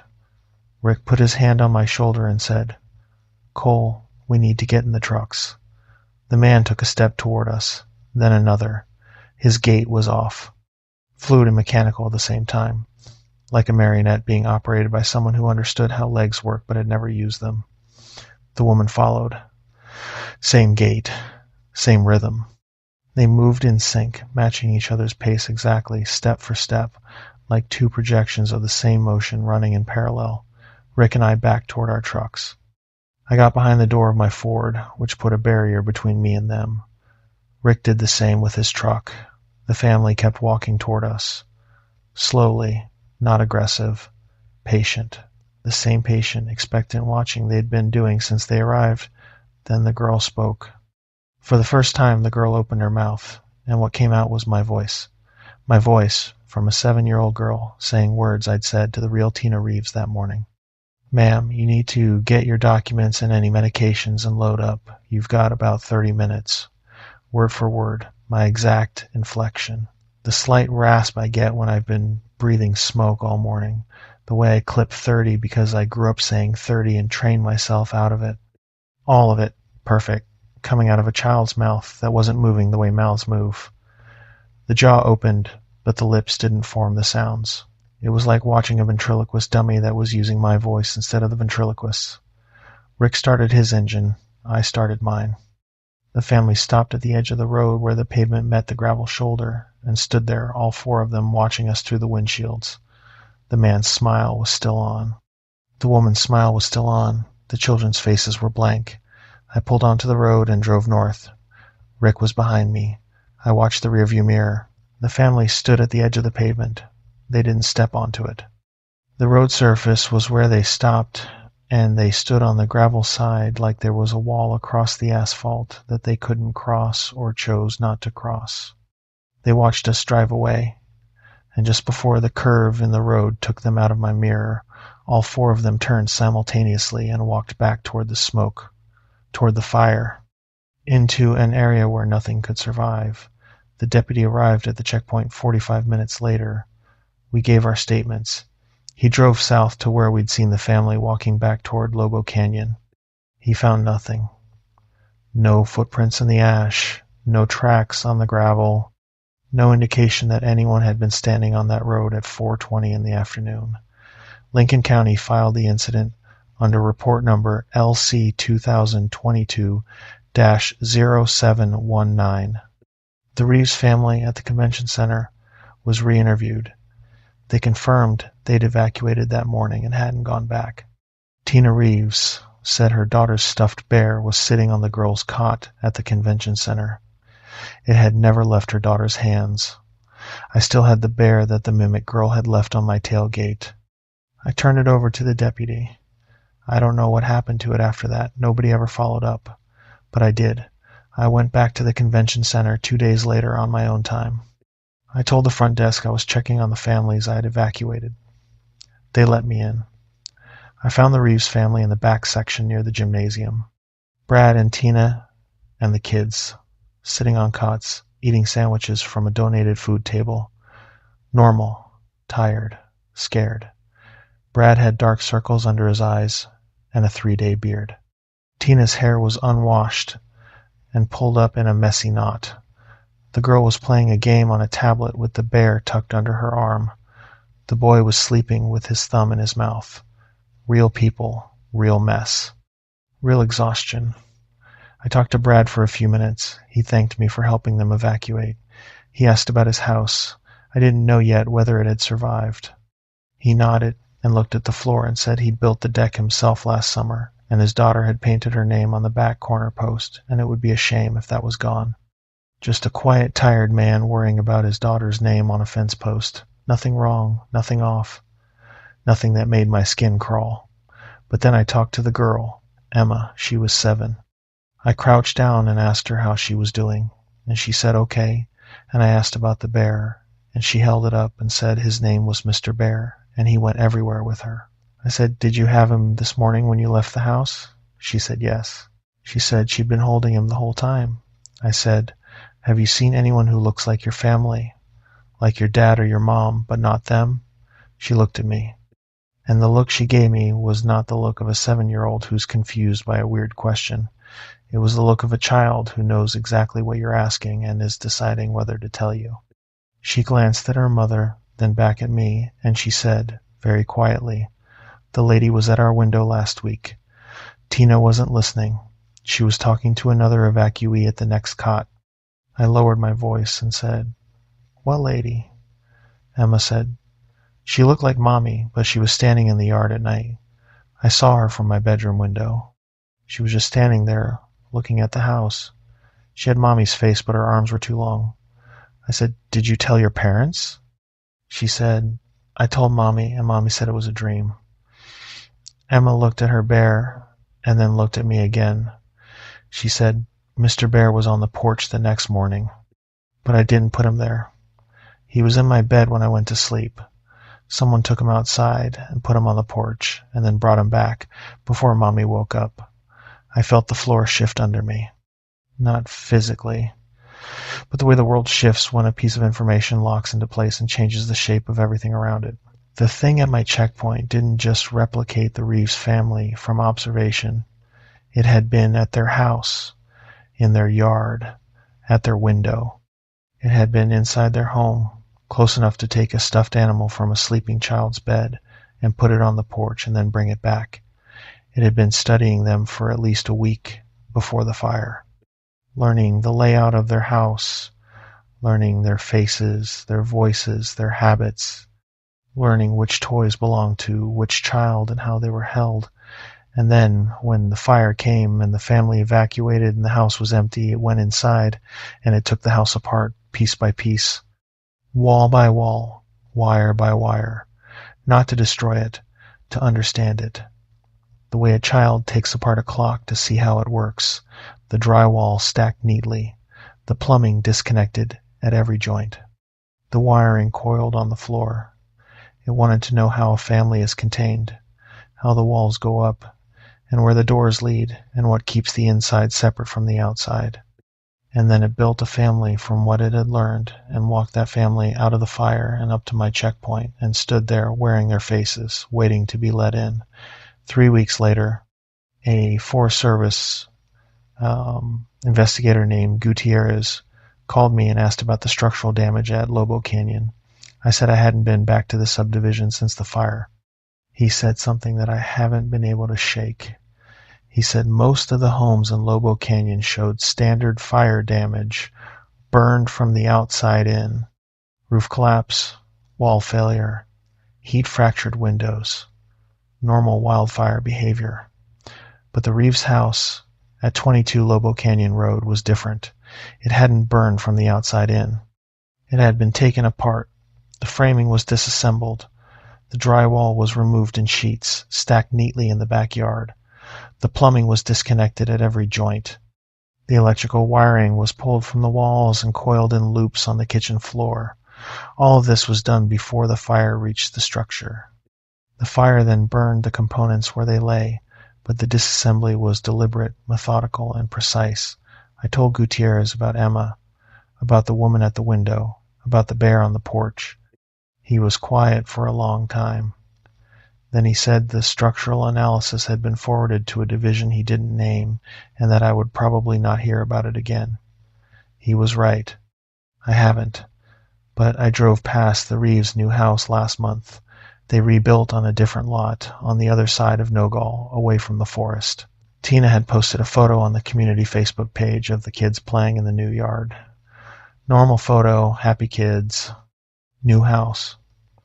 In the background, at the far edge of the property where the yard meets the scrub, there was a post, a fence post that hadn't been there in the previous photos she'd posted during construction. Just a single post, standing alone, with nothing attached to it. No fence, no wire, no purpose. I zoomed in on my phone. On the backside of the post, at about the height a 7-year-old could reach, someone had painted a name. Emma. The same way her father said she'd painted her name on the deck post at the old house. The house that was taken apart and burned. Something had remembered that detail. Something had rebuilt it at the new house. A small, personal detail that meant everything to a father and nothing to anyone else. Placed where only someone looking closely would see it. Placed there so the family would find it eventually and think it was a gift. A sweet coincidence, a child's handwriting that somehow survived the fire and reappeared at the new address. But it wasn't a gift. It was a message. The same message the thing at my checkpoint had delivered with its wrong smile and its borrowed voice and its children that didn't blink. I was here. I know you. I know your names and your toys and the things you paint on fence posts, and I am still watching. Here's what I'll tell anyone working evacuation during a wildfire. Once an area is confirmed clear, nobody comes out of it on foot. Nobody walks through an active fire and arrives clean. If someone appears at your checkpoint from a burned zone, do not give them a ride. Do not put them in your vehicle. Do not let them pass the barricade. Radio for law enforcement and keep a hard surface between you and them. Pavement, a road, a parking lot. Because whatever walks out of a fire wearing someone else's face chose to be in that fire, and the family it's pretending to be is already somewhere else, safe, with no idea that something studied their lives closely enough to rebuild them from memory. And if you find a child's toy where no child should have left one, don't pick it up, don't touch it, because it was left for you. Everything they do is left for you. Story 4, mile marker 77. We pulled the radio logs the next morning. Every transmission from dispatch after 9:15 p.m. came from a frequency that doesn't exist in the BNSF system. I worked railroad maintenance for 7 years, track inspection, mostly. You drive a high rail truck along the rails. check for defects, measure gauge, look for signs of washout or ballast failure. It's methodical work, repetitive, the kind of job where your hands learn the routine and your mind wanders. And you have to discipline yourself to stay focused, because the one defect you miss is the one that derails a 100-car freight train at 60 miles an hour. I took the work seriously. I was good at it. My name is Scott. In November of 2021, I was assigned to a two-man inspection crew covering a remote stretch of BNSF main line in northern Arizona, running roughly east to west between Winslow and Flagstaff. The section we were covering that week was a 40-mile segment between mile marker 60 and mile marker 100, which runs through high desert and pinyon juniper woodland south of the Navajo Nation boundary. It's empty country. The nearest town of any size is Winslow, to the east. To the north, there's reservation land that goes on forever. To the south, the Mogollon Rim drops off into canyon country. At night, there's nothing out there. No lights, no roads, no houses, just the rails in the desert and whatever lives in the space between. My partner on that rotation was a guy named Keith Brandt, 42, ex-Army, 15 years with BNSF. Keith was the kind of man who could eat a sandwich during an earthquake without spilling the mustard. Nothing rattled him. He'd done track maintenance in North Dakota winters, Kansas tornado season, and the Mojave in August. He didn't complain, didn't tell stories, and didn't waste words. We'd worked together for about a year, and I trusted him the way you trust someone who does their job without drama and watches your back without being asked. We started the night shift at 7 p.m. on a Thursday. November in northern Arizona means the sun drops fast around 5, and by 7 it's full dark. Temperature was in the low 30s. Clear sky, no moon yet, wind out of the northwest at maybe 10 miles per hour. We were in the high rail truck, a white Ford F-250 with rail wheels deployed, running east from Flagstaff along the main line. The plan was to inspect from mile marker 60 to mile marker 100, then turn around and head back. 8 to 10 hours of work, depending on what we found. The first 2 hours were routine. We rolled along at about 15 miles per hour. Headlights cutting through the dark, checking rail surfaces, joint bars, tie conditions, drainage. I drove. Keith ran the inspection tablet, logging defects and measurements. We talked intermittently. Football mostly. Keith was a Bears fan, which I gave him grief about because there's no good reason to be a Bears fan. The radio was on, tuned to the BNSF dispatch frequency for our territory. Occasional chatter. Train movements, signal reports, nothing unusual. I want to describe what the desert feels like at night from inside a high rail truck because it matters.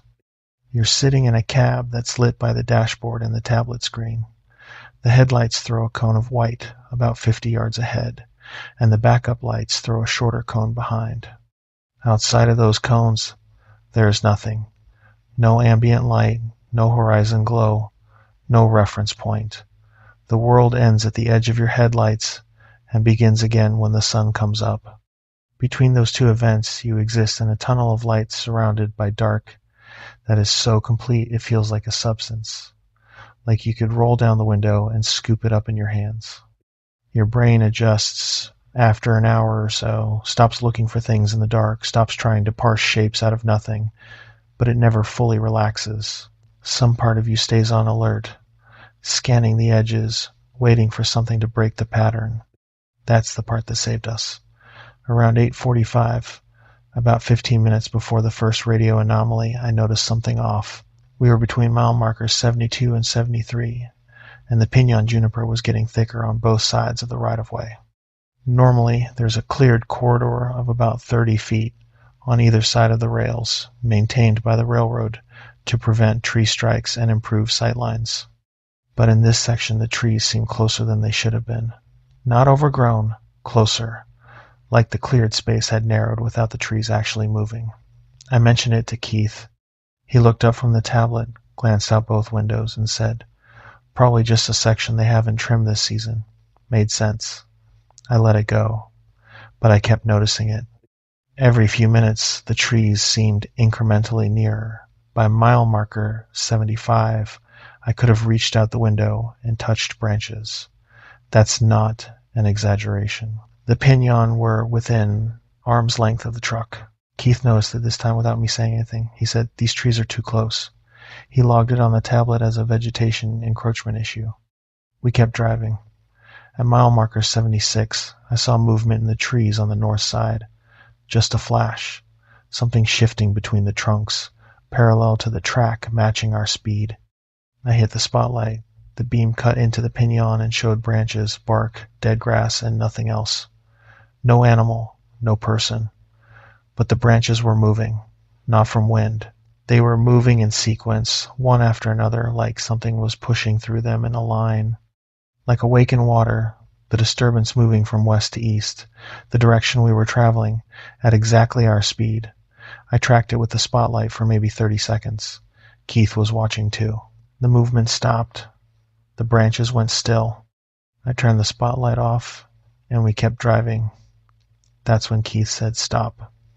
Around 9 p.m., we were approaching mile marker 77. The landscape had shifted from open grassland to denser pinyon and juniper, the trees crowding closer to the tracks on both sides. The headlights made the trunks look like standing figures, which is a thing your brain does in the desert at night. You learn to ignore it. Every gnarled tree is a person until you get closer and it isn't. That's just how the dark works out here. Keith said, "Stop." I stopped the truck. He was looking at the inspection tablet, frowning. He said, "I'm getting a reading I don't like on this joint. Let me get out and look." He grabbed the flashlight and stepped out. I watched him walk forward about 30 feet to where two rail sections met. He crouched down, ran his hand along the joint bar, pointed the flashlight at the bolt heads. Standard procedure. Took about 3 minutes. While he was out, the radio clicked. Dispatch voice. Clear, professional, familiar cadence. Maintenance 2 to 7. Dispatch. Be advised, we're routing a priority movement through your section. Need you to clear to the siding at mile marker 82. Copy. I picked up the handset. Dispatch. Maintenance 2 to 7. Copy. We'll clear to 82. Any ETA on the movement? Pause. Then dispatch again. Movement is approximately 45 minutes out. Proceed to siding and hold until cleared. Copy. Dispatch. Proceeding to 82. Keith got back in the truck. I told him dispatch wanted us to clear to the siding at 82 for a priority movement. He nodded and pulled up the siding information on the tablet. Mile marker 82 had a siding. It was on the map. Everything checked out. We rolled east toward 82.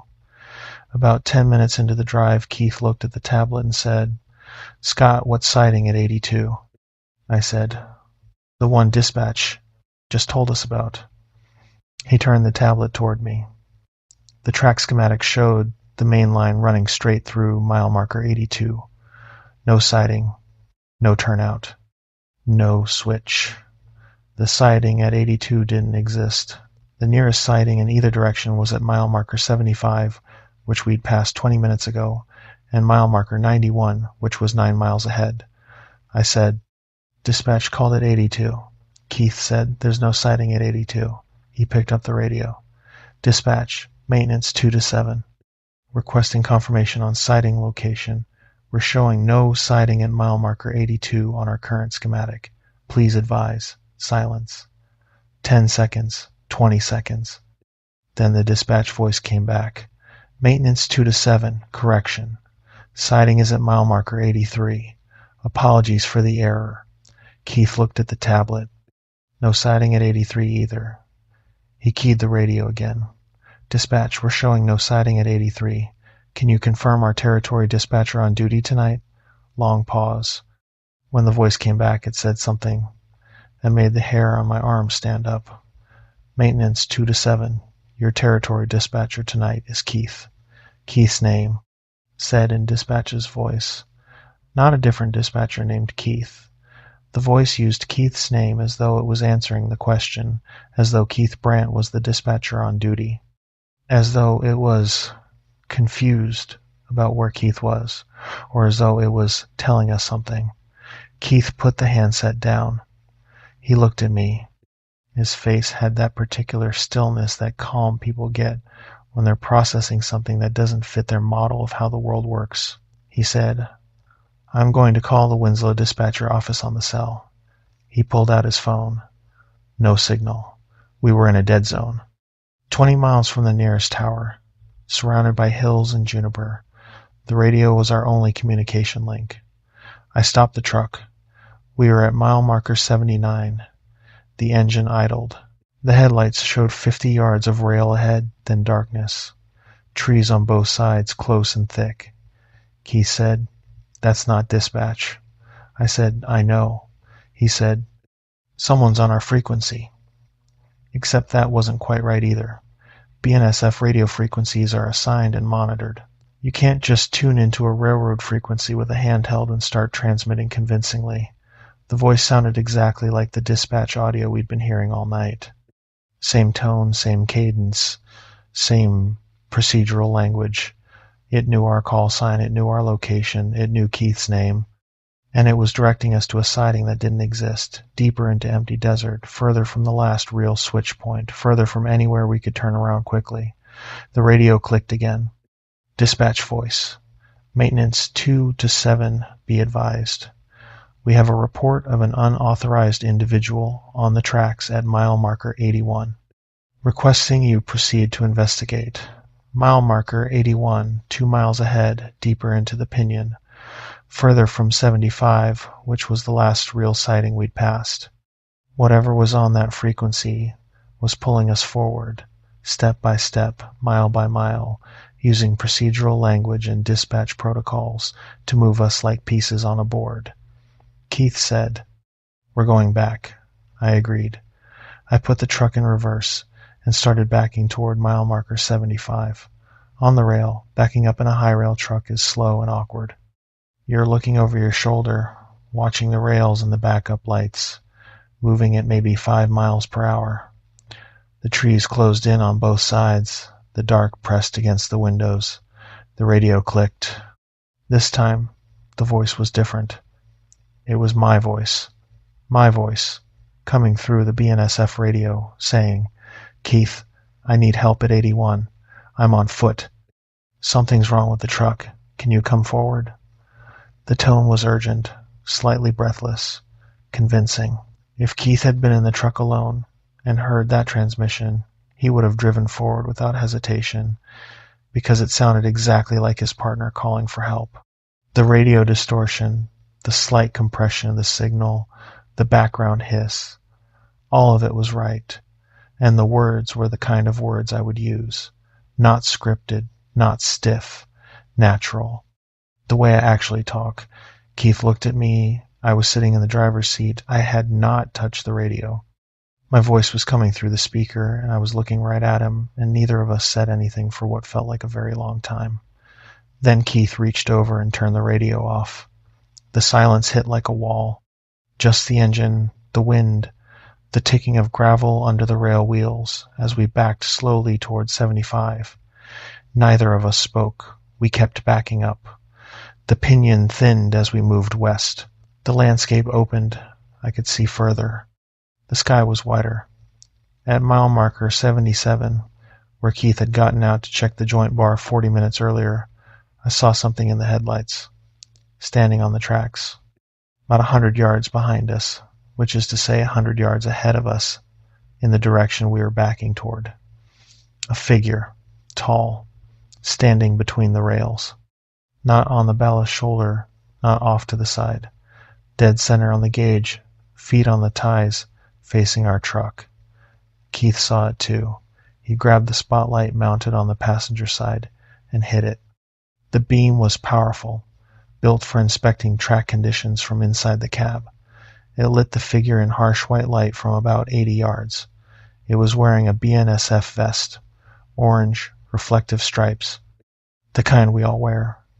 It had a hard hat on, work boots, jeans. It looked, from 80 yards, like a railroad worker standing on the tracks. Standard.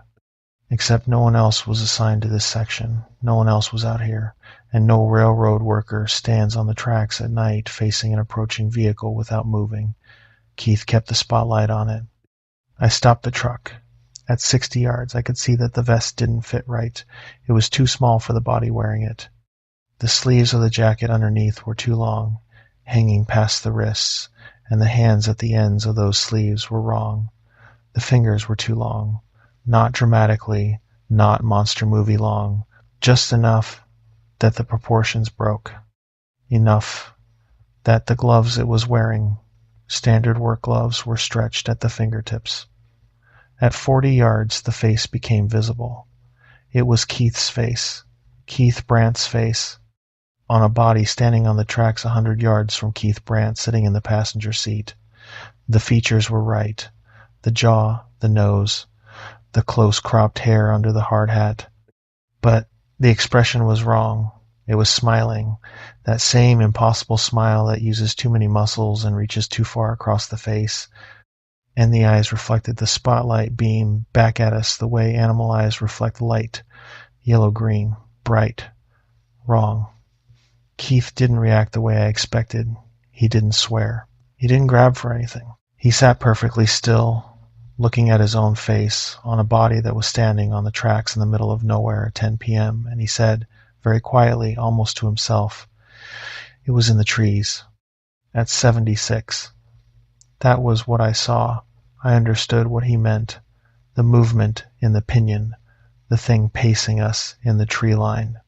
It had been watching us, matching our speed, studying us through the branches. And at some point between 76 and 77, it had decided it knew enough. It had seen Keith's face well enough to build one. It had heard Keith's voice on the radio well enough to replicate it. And now it was standing between us and the only sighting where we could turn around, wearing Keith like a costume, smiling because it wanted us to know what it was. The worst part was the vest. It was wearing a BNSF safety vest, which meant it had either taken one from somewhere, stolen it from a vehicle or a yard, or it had built one. Fabricated a fluorescent orange vest with reflective striping because it understood that we would hesitate before approaching a railroad worker, that we would assume it belonged there, that the uniform would buy it seconds, maybe a full minute, of our trust, before we got close enough to see that the hands were wrong, and the face was stolen, and the smile was not something a human mouth should be able to produce. It had used our protocols against us. The dispatch calls, the sighting instructions, the report of a person on the tracks. Every step was designed to use the system we trusted, the radio, the procedures, the chain of command to move us closer to it. It understood how we worked. It had watched us long enough, listened to enough radio traffic, studied enough crews moving through its territory to know that a railroad worker follows dispatch orders, that we go where we're told, that we trust the voice on the radio because the alternative, that the voice might not be real, is not something the training manual covers. Keith said one word. He said, "Go." I put the truck in drive and we went forward, away from the figure, east, toward the empty desert where there were no sidings and no switches and no way to turn around except to keep driving until we hit the next crossing or the next town. We drove at the truck's maximum rail speed, about 25 miles per hour, for the next 2 hours. We did not stop. We did not look back. We did not turn on the radio. At one point, about 20 minutes into the drive, Keith said, "It's following." I didn't look in the mirrors. I didn't ask how he knew. I just kept my eyes on the rails ahead and drove. He said, "In the trees, north side." Same as before. A pause. "It's faster than us." I pushed the truck to 30. The engine protested. The rail wheels made a sound they shouldn't make at that speed, a high, thin whine that cut through everything else. We drove like that for another 40 minutes, until the pinion thinned out and the landscape opened into flat grassland, and Keith said, "It stopped." I didn't slow down. We reached the Winslow yard at 1:40 in the morning. The dispatcher on duty was a woman named Patricia Ochoa. She'd been on shift since 6 p.m. She confirmed she had not transmitted to our call sign since 8:50 p.m. when she'd cleared us to begin our inspection. Every transmission we'd received after 9:15 had come from somewhere else. BNSF pulled the radio logs the next morning. The transmissions were recorded on our onboard system. They came through on a frequency that was 0.2 of a megahertz off from the assigned dispatch channel, close enough that our radio received it, close enough that it sounded identical. But the frequency itself was not allocated to any BNSF operation, any emergency service, or any licensed broadcaster. It doesn't correspond to any assigned use. It just exists floating between channels, used by nothing and no one that the FCC has on record. The audio was analyzed by the BNSF Communications Division. The voice patterns on the early transmissions matched Patricia Ochoa's voice with a 94% confidence score. The later transmission, the one in my voice, matched my voice at 97%. The final detail in the analysis report was a footnote. It said the recordings contained a low-frequency undertone beneath the voice audio at approximately 18 Hz infrasound, below the range of human hearing. The analyst noted that 18 Hz is the resonant frequency associated with feelings of unease, dread, and the sensation of being watched in humans. It occurs naturally in some environments. Caves, old buildings, earthquake precursors. It does not occur naturally in radio transmissions. Something was broadcasting to us on a dead frequency, using stolen voices, lacing the signal with a sound designed to make us afraid. And it had used that broadcast to try to pull us into a section of empty desert where no sighting existed, no help could reach us, and a thing wearing my partner's face was waiting on the tracks. There's one more detail from the radio logs that I didn't find out about until months later. The communications analyst ran the full recording through a spectrogram, the kind that shows you the visual representation of sound across the frequency range. The voice audio looked normal. The infrasound looked like a steady hum, a flat line at 18 Hz, running under every transmission. But between the last dispatch call and the transmission in my voice, there was a gap, 14 seconds of what sounded like dead air. On the spectrogram, that 14-second gap was not silence. There was sound in it, but it was compressed into a frequency range between 12 and 20 Hz, all infrasound, all below what we could hear. The analyst expanded the waveform and slowed it down to bring it into audible range. It was breathing, not mechanical, not wind noise. Rhythmic, biological breathing like something very large, very close to a microphone, inhaling and exhaling in a pattern that was almost human but too slow. The gap between each breath was about 4 seconds. A person at rest breathes every 3 to 4 seconds. This was close enough to seem natural, but spaced just far enough apart that it didn't match any normal respiratory pattern in the analyst's reference database. The analyst included a single note in the margin of the report.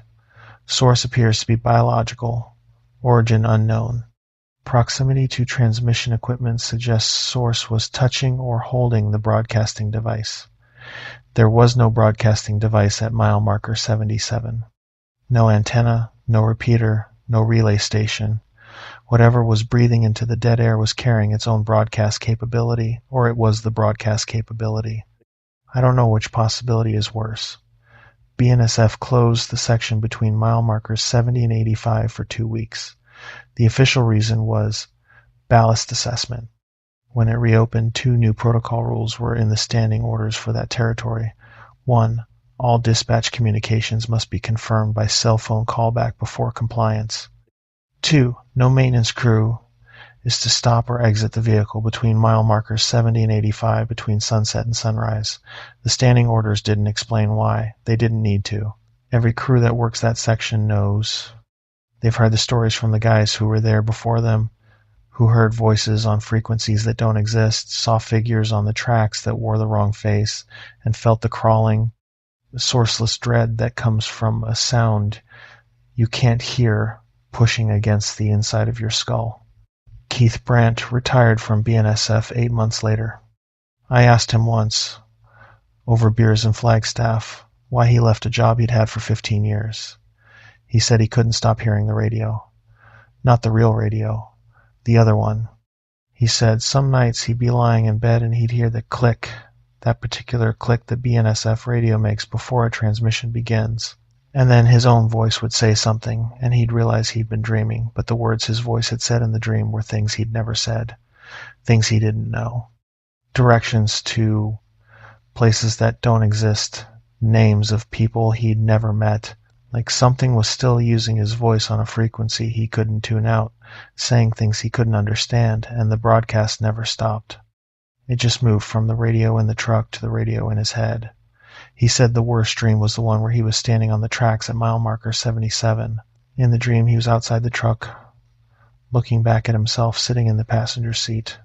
He could see his own face through the windshield, lit by the dashboard glow, and the face in the truck was afraid. He said in the dream he tried to wave, tried to signal that he was okay, that he was still himself, but when he raised his hand, it had too many fingers. And when he opened his mouth to call out, the voice that came out wasn't his. It was mine. He stopped talking after that, finished his beer. We sat in the parking lot for a while, not saying much. I drove home and left every light in the house on and turned the radio to a talk station, something with human voices, real ones, verified ones, saying ordinary things about politics and weather and sports. I fell asleep to the sound of people being normal. I still work the rails, I still cover that territory, but I don't work nights anymore, and I don't work alone. And every time the radio clicks, I wait a full beat before I respond, because I need to hear the voice, really hear it, and make sure it belongs to someone I can verify. Someone whose voice hasn't been borrowed and played back to me from a frequency that shouldn't exist by something standing in the pinion at mile marker 77, wearing a face it didn't earn. Story 5. Black Ice, the DNR, measured the ice on the north side of the lake at 3 inches that morning. Nothing should have been able to walk across it. But something did, and it walked straight to our shack. My brother and I have been fishing Lake of the Woods since we were old enough to hold a rod. Our dad took us up there every January when we were kids, driving 5 hours north from the Twin Cities in a truck that smelled like bait and diesel, and we'd spend 3 days on the ice, catching walleye and telling the same stories we told every year. It was the only time our family felt like a family. When Dad died in 2018, my brother Caleb and I kept the tradition going. Same lake, same resort, same week in late January, same ice house we'd been renting since we were teenagers. It was our way of keeping Dad alive, or at least keeping alive the version of ourselves that existed when he was around. My name's Graham. I'm 36. Caleb is 39. In January of 2023, we drove up to Bodette, Minnesota for our annual trip. We'd booked a permanent ice house through one of the resorts on the South Shore, a plywood shack about 8 feet by 12 with a propane heater, a bench, 4 holes drilled through the floor, and a view of nothing in every direction. The resort owner drove us out on a groomed ice road about a quarter mile from shore and dropped us off with our gear. The ice on the south side of the lake was solid. 22 inches. You could park a semi on it. Lake of the Woods is massive. Nearly 1 million acres of water sprawling across the Minnesota-Ontario border, dotted with over 14,000 islands, and broken into basins that freeze at different rates depending on depth, current, and exposure. The south side, where the resorts operate, freezes thick and early. The north side, closer to the Canadian border, is different. Deeper water, more current from the Rainy River outflow, and unpredictable freeze patterns that can leave patches of open water well into February. The DNR posts ice thickness reports twice a week during the season, and the north side is always flagged, 3 to 5 inches in late January. Dangerous. Do not travel. Nothing walks on 3 inches of ice. Not a man, not a deer, not a wolf. 3 inches will hold maybe 50 pounds before it cracks. Anything heavier goes through. That's physics. That's the rule. And the rule didn't apply to whatever we saw on the evening of January 26th. The first 2 days of the trip were perfect. Clear skies, temperatures around 5 below zero, light wind. We caught walleye and sauger and a few perch. Sat in the ice house drinking coffee from a thermos and talking about nothing the way brothers do when the pressure of daily life lifts, and you can just exist in the same space without needing a reason. Caleb was going through a divorce. He didn't want to talk about it, and I didn't push. We talked about the twins instead, and about a truck he was thinking about buying, and about whether Dad would have liked the new dock the resort had put in. Small, warm things. The kind of conversation that happens between the lines of what you actually say. On the evening of the second day, around 4:30, the sun started going down. January, northern Minnesota. Sunset comes fast and early. The sky went from white to pink to orange to gray in about 40 minutes, and then it was dark, full dark, no moon yet. The stars were out, dense and close the way they get when there's no light pollution for 50 miles. The temperature dropped to about 15 below.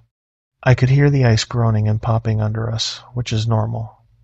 Lake ice is alive. It shifts, it contracts, it cracks and reforms. The sounds travel for miles. You learn to sleep through it. Caleb was outside the shack smoking a cigarette. I don't smoke, and he had agreed to keep it outside so the shack wouldn't stink. I was inside, sitting on the bench, scrolling through my phone on the resort's satellite Wi-Fi, which was slow enough to make you question whether the internet was worth inventing. I heard Caleb come back in. He sat down, didn't say anything for a minute, then said, "Graham, someone's out there." I looked up. "Where?" "North," walking toward us. I stood up and looked out the small window on the north side of the shack. The window was fogged from the propane heater, so I wiped it with my sleeve. It took my eyes a few seconds to adjust to the dark. I saw it, about 300 yards out, coming from the north. A figure, upright, walking at a steady pace directly toward our shack. In the starlight, it was just a silhouette. A person-shaped darkness moving across the white plain of the ice. No headlamp, no flashlight, no sled, no snowmobile. Just a figure, walking from the direction of the Canadian border across ice that the DNR had flagged as unsafe for any foot traffic whatsoever. I want to explain what 300 yards looks like on a frozen lake at night. It's far enough that a normal person would be invisible. You shouldn't be able to see a human figure at that distance in the dark, even under starlight. But this figure was visible because it was taller than it should have been, and because the ice behind it was white, and the figure was dark, and the contrast was absolute. It looked like a crack in the surface of the world. A vertical line of wrong where the flat white plain of the lake met something that didn't belong on it. Caleb said, "That's the north side out there." I said, "I know." He said, "Nobody fishes the north side." I said, "I know." We both knew the ice reports. We'd checked them before we drove up, the way you always check, because Lake of the Woods kills people who don't respect the ice. The south side was safe. The north side was not. Whatever was walking out there was either suicidal, lost, or something that didn't care about ice thickness because ice thickness was a human problem and it wasn't human. We watched. The figure kept coming. Steady pace. Not fast, not slow. The gait was regular, rhythmic, the kind of mechanical consistency you see in someone who's been walking a long time and has settled into an autopilot stride. But there was something about the proportions that didn't sit right.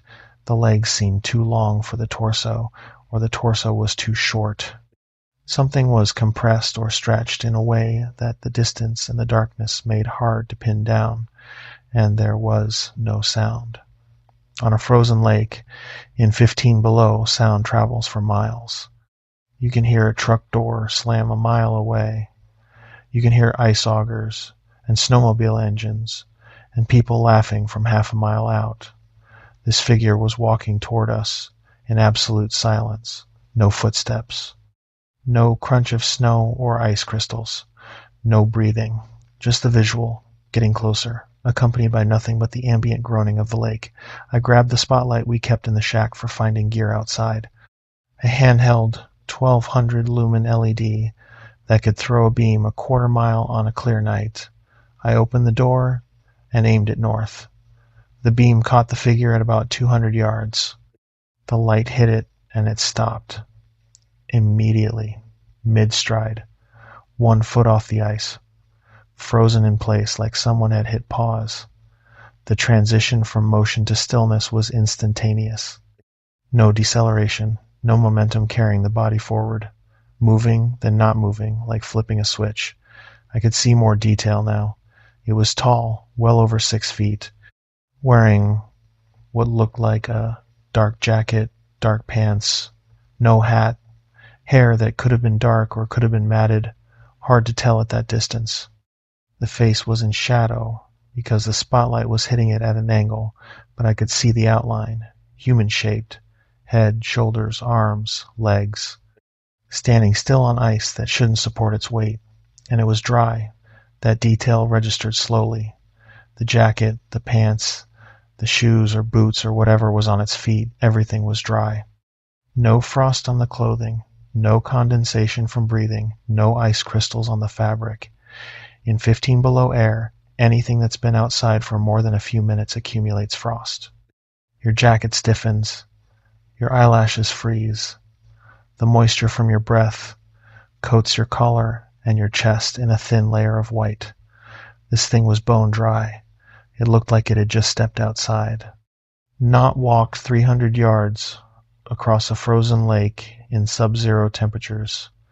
I held the light on it for maybe 15 seconds. It didn't move. Not a twitch. Not a shift of balance. Whatever it was, it could hold a mid-stride position on one leg on flat ice in 15 below cold without adjusting its posture. That's not a person. A person sways. A person's muscles fire constantly to maintain balance, and those micro-corrections are visible, especially in the beam of a spotlight. This thing was as still as a post. I turned the light off because something in my gut told me to. A visceral, physical sensation, like a hand pressing on my stomach from inside. The same instinct that makes you pull your hand away from a hot stove before you consciously register the heat. I turned the light off and stepped back into the shack and closed the door. Caleb said, "What is that?" I said, "I don't know." He moved to the window. He wiped the fog again and looked out. After a few seconds, he said, "It's moving again." I looked. The figure had resumed walking. Same pace, same stride, closer. Maybe 150 yards now. Coming straight at us like it was following a line drawn on the ice from where it started to where we sat. Caleb pulled out his phone and called the resort. It rang 6 times before someone picked up. He told the guy at the desk that there was someone walking toward our shack from the north side and we needed a ride back to shore. The desk guy said nobody was authorized to be out on the north side and asked if we were sure it wasn't another fisherman who'd gotten turned around. Caleb said we were sure. The desk guy said he'd send the snowmobile out in about 20 minutes. 20 minutes. The figure was 150 yards away and closing at walking speed. At a normal walking pace, 3 miles per hour, 150 yards is about 100 seconds, less than 2 minutes. I looked out the window. The figure was at 100 yards. It should have been close enough to hear our voices through the thin plywood walls. Close enough to see the glow of our propane heater through the window. Close enough for me to see features, if I used the spotlight again. I didn't use the spotlight. I didn't want to see features. The proportions were clear now, even in the starlight, and they were wrong. The arms hung too far below the waist. The knees bent at an angle that was slightly too acute on every step, flexing inward in a way that human knees don't flex, and the stride was too smooth, no impact. When a person walks on ice, there's a visible moment of contact when the foot hits the surface, a small compression, a shift of momentum. This figure moved like it was gliding on a track. The feet touched the ice, but the ice didn't respond. 50 yards. Caleb locked the door. A plywood door with a latch, not a deadbolt, the kind of lock that keeps the wind out and does nothing else. But he locked it because that's what you do when something is coming toward you and you don't know what it is. You lock the door and you pretend the lock means something. At 30 yards, it stopped. I was watching through the window. Caleb was beside me. Our shoulders were touching. I could feel him breathing. Neither of us said anything. It stood there, 30 yards from our shack, facing us. In the dark, with only the starlight, I could see the shape of the face. The features were wrong. Not monstrous, not deformed. Wrong in the way a painting is wrong when the artist gets the spacing between the eyes slightly off or places the mouth a fraction too low. Every element was close to human, but the sum of those elements was not. It was the uncanny valley in living form, standing on 3 inches of ice that should have cracked under a child's weight, and it was looking at our shack like it was reading the label on a package. Then it spoke. Caleb, my brother's name, in a voice I recognized, our father's voice. Dad had been dead for 5 years, but I had heard that voice every day of my childhood, and I would know it anywhere, in any context, from any distance. The vowels, the way he landed on the first syllable and softened the second, the slight rasp at the bottom of his register. Our father's voice, coming from a thing standing on rotten ice in the Canadian dark, saying Caleb's name the way Dad used to say it when dinner was ready. Warm, easy, like everything was normal. Caleb made a sound, not a word, a broken, involuntary exhalation that sounded like someone had hit him. He stepped back from the window. I grabbed his arm. He was shaking, not from the cold. Caleb is a big man, 6'2", 220, the kind of guy who changes tires in January without gloves. He was shaking like a child. It said Caleb again, same tone, same warmth. And then it paused, and the pause was deliberate, the kind of pause a storyteller uses before the line that changes everything. It was performing. Whatever was standing out there in the dark understood the emotional architecture of what it was doing, the way a musician understands dynamics, the way a con artist understands timing. The pause was designed to let the first word sink in, to let the warmth of that stolen voice fill the shack and wrap around my brother's heart before it delivered the thing that would break him. Then it added 4 words I'll hear for the rest of my life. I found the truck. Caleb sat down on the bench, hard, like his legs gave out, because those 4 words meant something. They meant something specific to our family that nobody alive except Caleb and I would know. When our dad was dying, the last thing he talked about was a truck. A 1965 Ford he'd owned when he was 20, which he'd sold before Caleb was born and regretted selling for the rest of his life. In his last few days, confused and medicated, he kept talking about finding that truck. He said he was going to buy it back. He said he'd seen it at a lot in Roseau, and he was going to drive up there as soon as he was better. He was never going to be better, and we knew it, and we let him talk about the truck because it made him happy and there was nothing else left that did. Nobody knew about the truck except family. It wasn't in an obituary. It wasn't in a Facebook post. It was a private, painful, intimate detail from the last days of a dying man's life, spoken in a hospice room to his 2 sons. And now it was coming out of the dark, at 30 yards, in a voice that belonged to a dead man. Whatever was standing on the ice had access to information it could not possibly have obtained through observation. It didn't just know our names. It didn't just know our father's voice. It knew the content of conversations held in a private room 5 years ago. It knew the specific emotional payload that would hit hardest. It chose those words the way a surgeon chooses a scalpel. Precise, targeted, designed to cut through every rational defense and reach the part of the brain that runs on grief and love and the desperate, stupid hope that the dead aren't really gone. I almost opened the door. I need to be honest about that. For about 3 seconds, I almost opened the door and walked outside, because my father's voice was out there, and it was saying the thing he'd never gotten to say. And something in me wanted it to be real so badly that my hand was on the latch before my brain caught up. Caleb stopped me. He grabbed my wrist and said, "That's not Dad." His voice was flat. Dead. The voice of a man who'd just been eviscerated and was holding himself together through sheer mechanical will. I took my hand off the latch. The thing said Caleb's name one more time. Then it said mine. Graham. Same voice. Same tone. Dad, calling his boys in from the yard.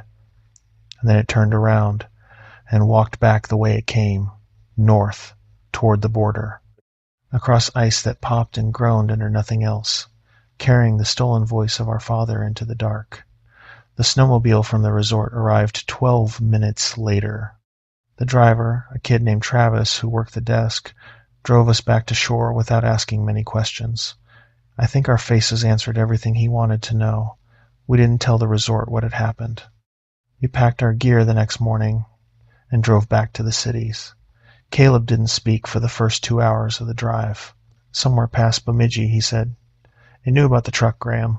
I said, "I know." He said, "How does it know about the truck?" I didn't have an answer. We reported the incident to the Beltrami County Sheriff's Office, which covers the southern shore of Lake of the Woods. A deputy took our statement by phone. He said he'd forward it to the DNR and to the Lake of the Woods County Sheriff, whose jurisdiction covers the north side.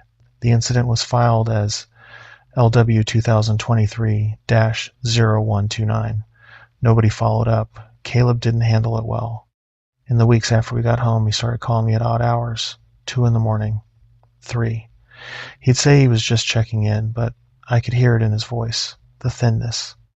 The strain of someone who isn't sleeping and isn't eating and is spending too much time alone with a thought that's eating them from the inside. He told me one night that he'd been dreaming about Dad. Not the regular dreams you have about dead parents, the mundane ones where they show up at the grocery store, sitting in their old chair, and you talk about nothing and wake up with a bittersweet ache. These were different. In Caleb's dreams, Dad was standing in his backyard in the dark, just standing there, hands at his sides, looking at the house. Same posture as the thing on the lake. Same stillness.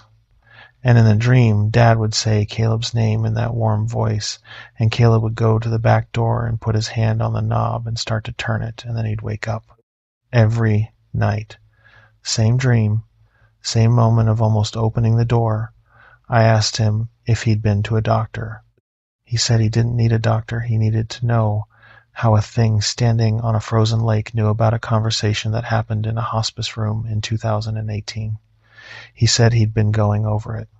Every visitor, every nurse, every person who'd been in that room during Dad's last days, trying to figure out who else could have heard the truck story, trying to find a rational explanation for how that information leaked. He couldn't find one. The hospice was a private room. The only people in it during those last conversations were Caleb, me, and Dad. The nurses came in and out, but the truck conversation happened late at night when the floor was quiet and the door was closed. Nobody heard it. Nobody could have heard it, unless something was already listening. Not at the lake. Not in January. 5 years earlier, in a hospice room in Minneapolis, standing in the corner that nobody looked at, wearing a shape that nobody noticed, recording the voice of a dying man while his sons held his hands and told him everything would be fine. I don't know if that's what happened. I don't want to believe it's what happened. But if it was, then the thing on the lake didn't learn our father's voice that week. It had been carrying it for 5 years, waiting for the right moment, waiting until both sons were in the right place, at the right time, in the right emotional state, on ice that would kill them if they stepped outside and walked toward the voice. 5 years of patience. 5 years of holding a dead man's words like a loaded weapon, waiting for the moment when they would do the most damage. That's the kind of intelligence I can't stop thinking about. Not animal intelligence, not predatory intelligence, something closer to emotional intelligence. The ability to read grief, to understand loss, to identify the exact pressure point in a person's psychology and apply force to it with surgical precision. It didn't chase us. It didn't break into the shack. It didn't need to. It used love as bait and grief as the hook, and if I'd been 2 seconds slower in pulling my hand off that latch, it would have worked, but I did my own research. I called the resort and asked about the previous winter. The desk manager, not Travis, an older woman named Diane who'd worked there for decades, told me something she said she didn't usually share with guests. She said 3 groups in the past 5 years had reported a figure approaching from the north side after dark. 2 of those groups left early. The 3rd stayed, and on the last night of their trip, the figure was standing next to their shack when they opened the door in the morning, not 30 yards away, right next to the wall facing the door as if it had been waiting all night for them to come out. They found tracks in the snow around the shack. The tracks circled the building 47 times. 47 complete circuits, evenly spaced, each footprint exactly the same depth, like a machine had walked a perfect loop for hours. Diane said the weirdest part was the footprints. They started human. Normal boot treads, normal spacing. By the 20th circuit, the stride had lengthened.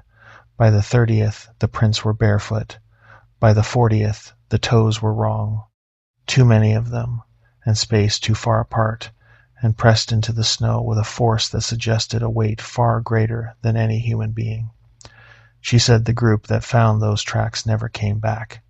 She said they'd been booking that ice house for 11 years. She said the man who led the group called her in March and asked her one question. He asked if she knew his father's name. She said no. He said the thing outside our shack did. It said his name. He's been dead for 20 years, and it said his name like it knew him. I asked Diane if every group that reported the figure had lost a parent. She went quiet for a long time. Then she said, all of them. Every single one. She said she'd never connected it before I asked, but now that she thought about it, every report involved someone who was grieving. Someone who'd lost a father, a mother, a spouse. Someone with a wound that hadn't healed. Someone whose love for a dead person was still raw enough to be weaponized. It hunts grief. That's what I believe. Not flesh, not territory. Grief. It finds the people whose losses are still open, and it uses those losses as doors. Caleb and I haven't been back to Lake of the Woods. We talk about Dad sometimes, the way we always have. But we don't talk about the truck. And we don't talk about what stood on the ice and used our father's voice to say the words he never got to say. Because the cruelty of it wasn't that it used his voice. The cruelty was that for 3 seconds, standing in a plywood shack on a frozen lake in the middle of nowhere, I believed it. I believed my father had found the truck and come to tell us. And the grief of realizing that wasn't real, that it was bait, that something had weaponized the love I have for a dead man and used it to try to lure me onto ice that would have killed me. That grief is worse than the original loss, because the first time he just died. The second time, something made me lose him again on purpose. Story 6. Dead Frequency. They found the previous security guard's truck at the bottom of the reservoir in January. He'd been listed as missing since October. I know what happened to him because the thing that took his place almost did the same to me. I took the job at the Whitcomb Dam because nobody else wanted it. A decommissioned hydroelectric facility on the upper Skagit River in the North Cascades, 53 miles from the nearest town with a traffic light. The posting said overnight security, 12-hour shifts, Friday through Monday. The pay was above average because the location was remote and the work was solitary, and the previous guard had quit without notice in the middle of a shift and never came back for his last paycheck. My name is Lyle.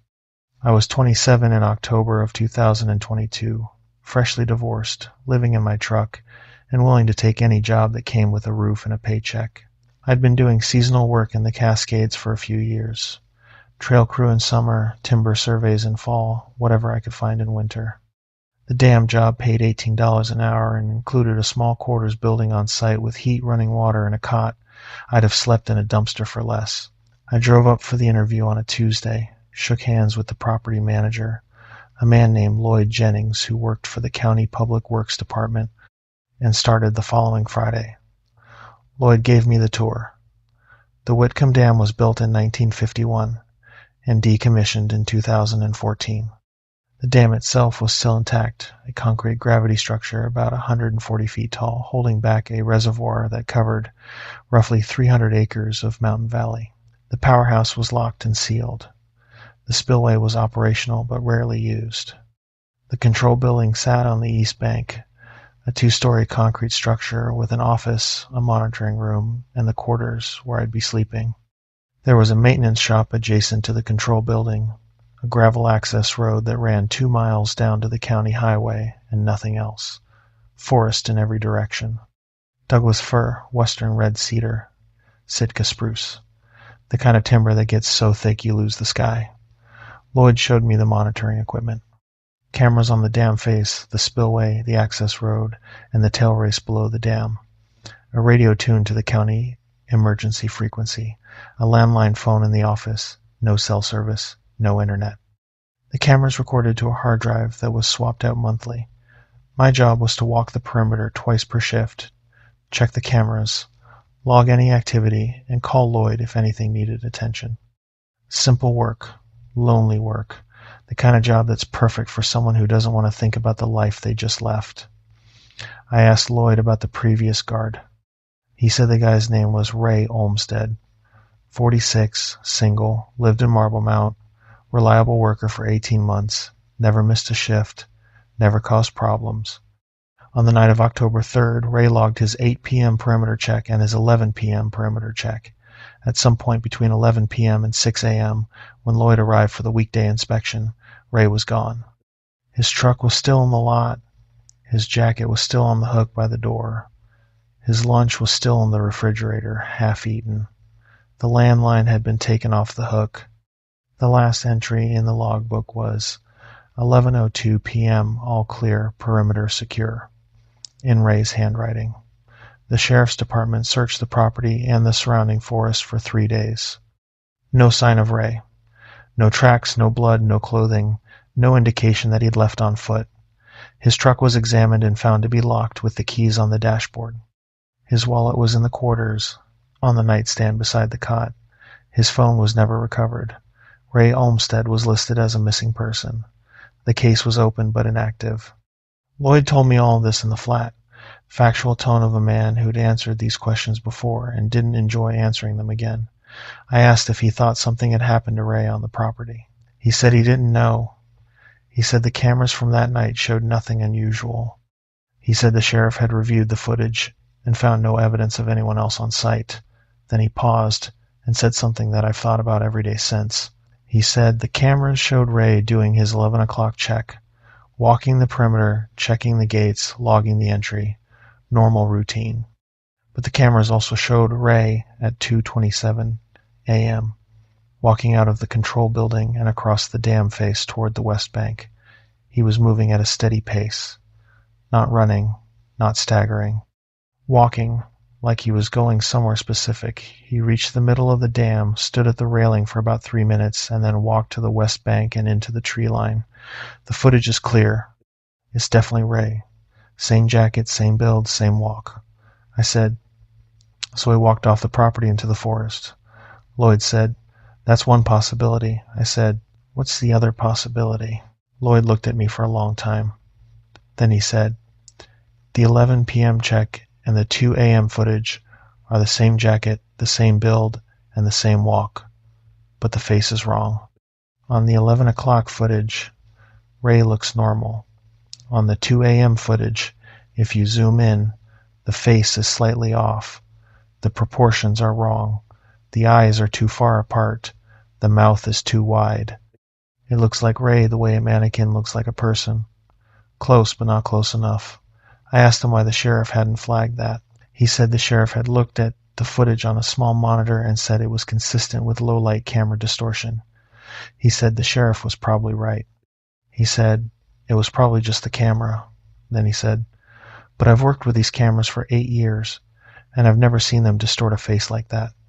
He handed me the keys. I started work that Friday. The first 3 weeks were quiet.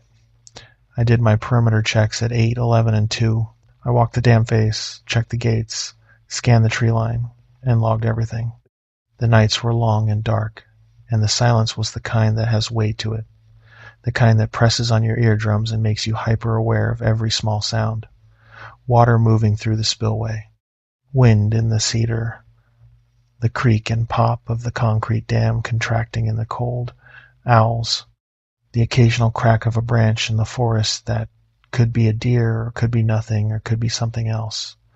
On the 4th week, I started finding things. The first was a coffee mug. I found it on the desk in the monitoring room during my 8 p.m. check. A blue ceramic mug with a fishing lure printed on it and the words "Real Cool" in yellow text. I'd never seen it before. It wasn't in the quarters, it wasn't in the maintenance shop, and I hadn't brought it.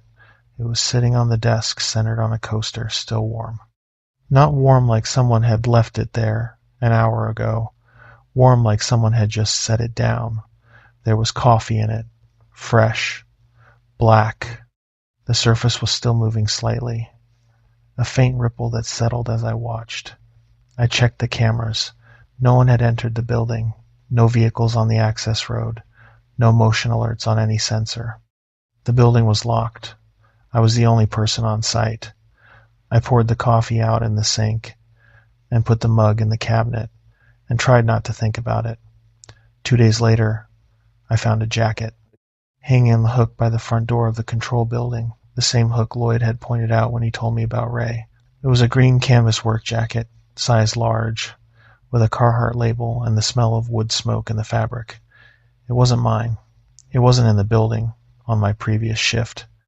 It appeared between my 11 p.m. check and my 2 a.m. check, during a 3-hour window when the building was locked and I was the only living person within 2 miles.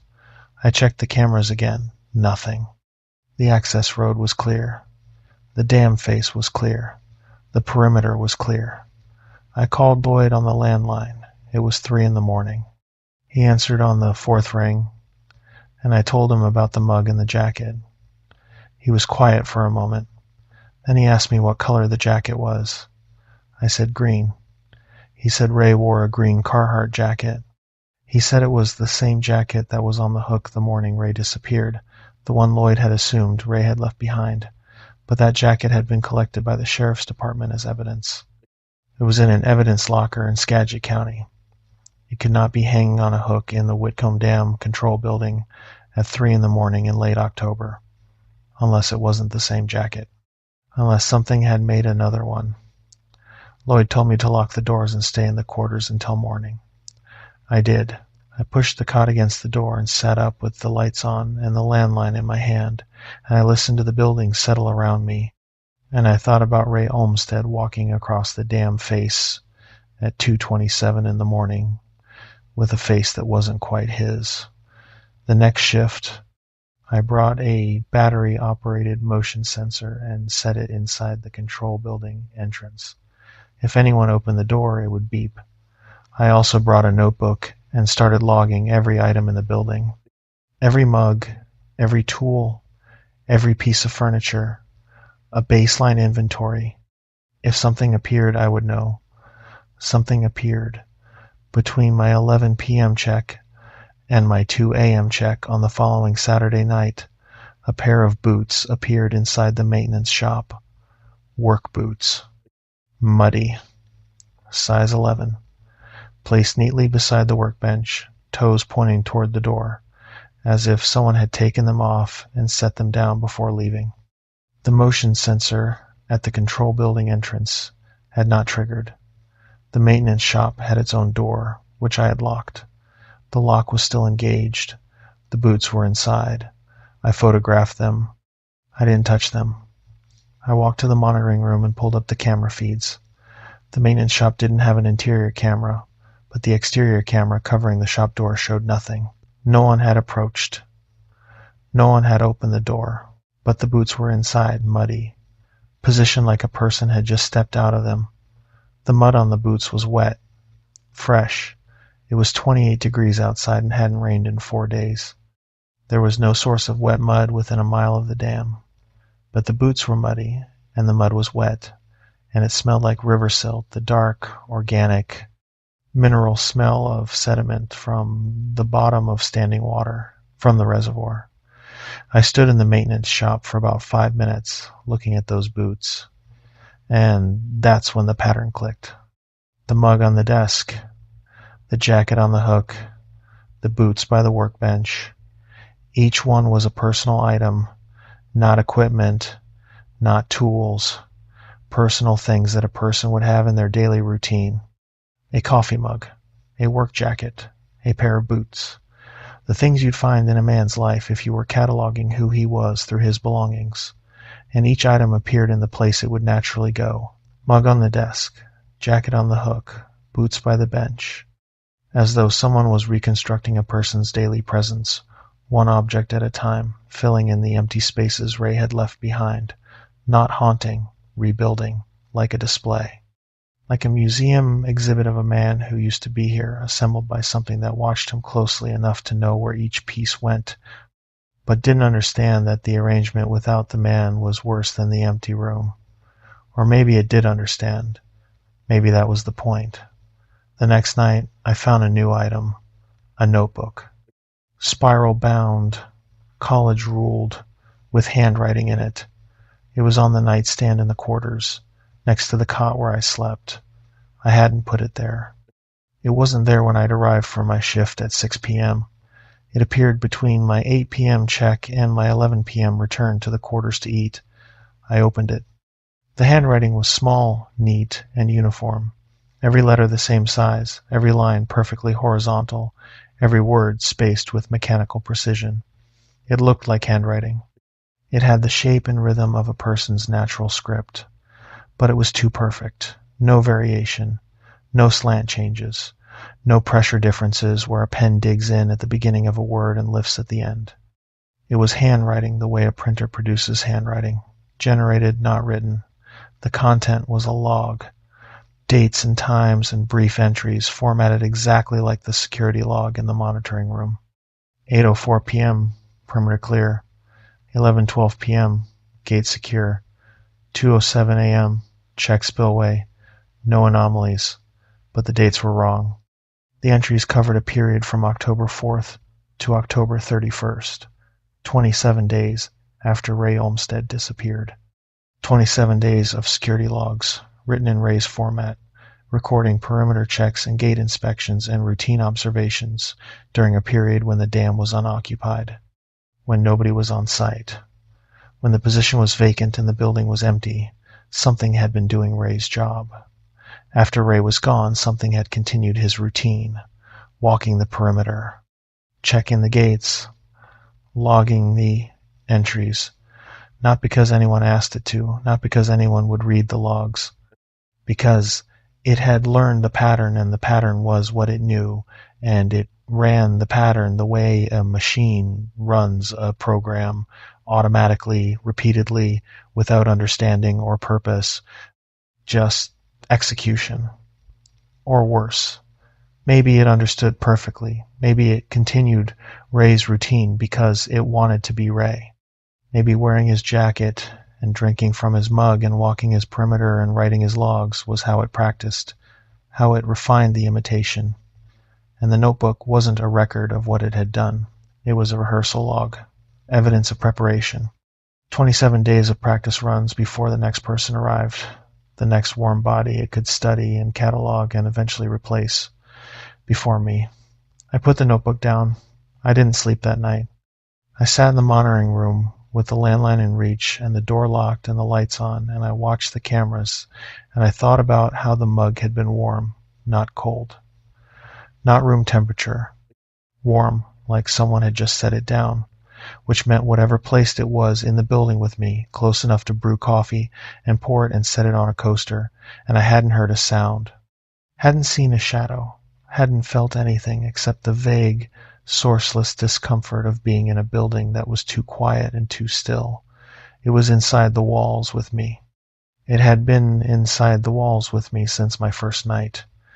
And the items it left were not accidents. They were introductions. Each one placed slightly closer to where I lived, where I slept, where I was most vulnerable. Desk, hook, workbench, nightstand, a tightening circle.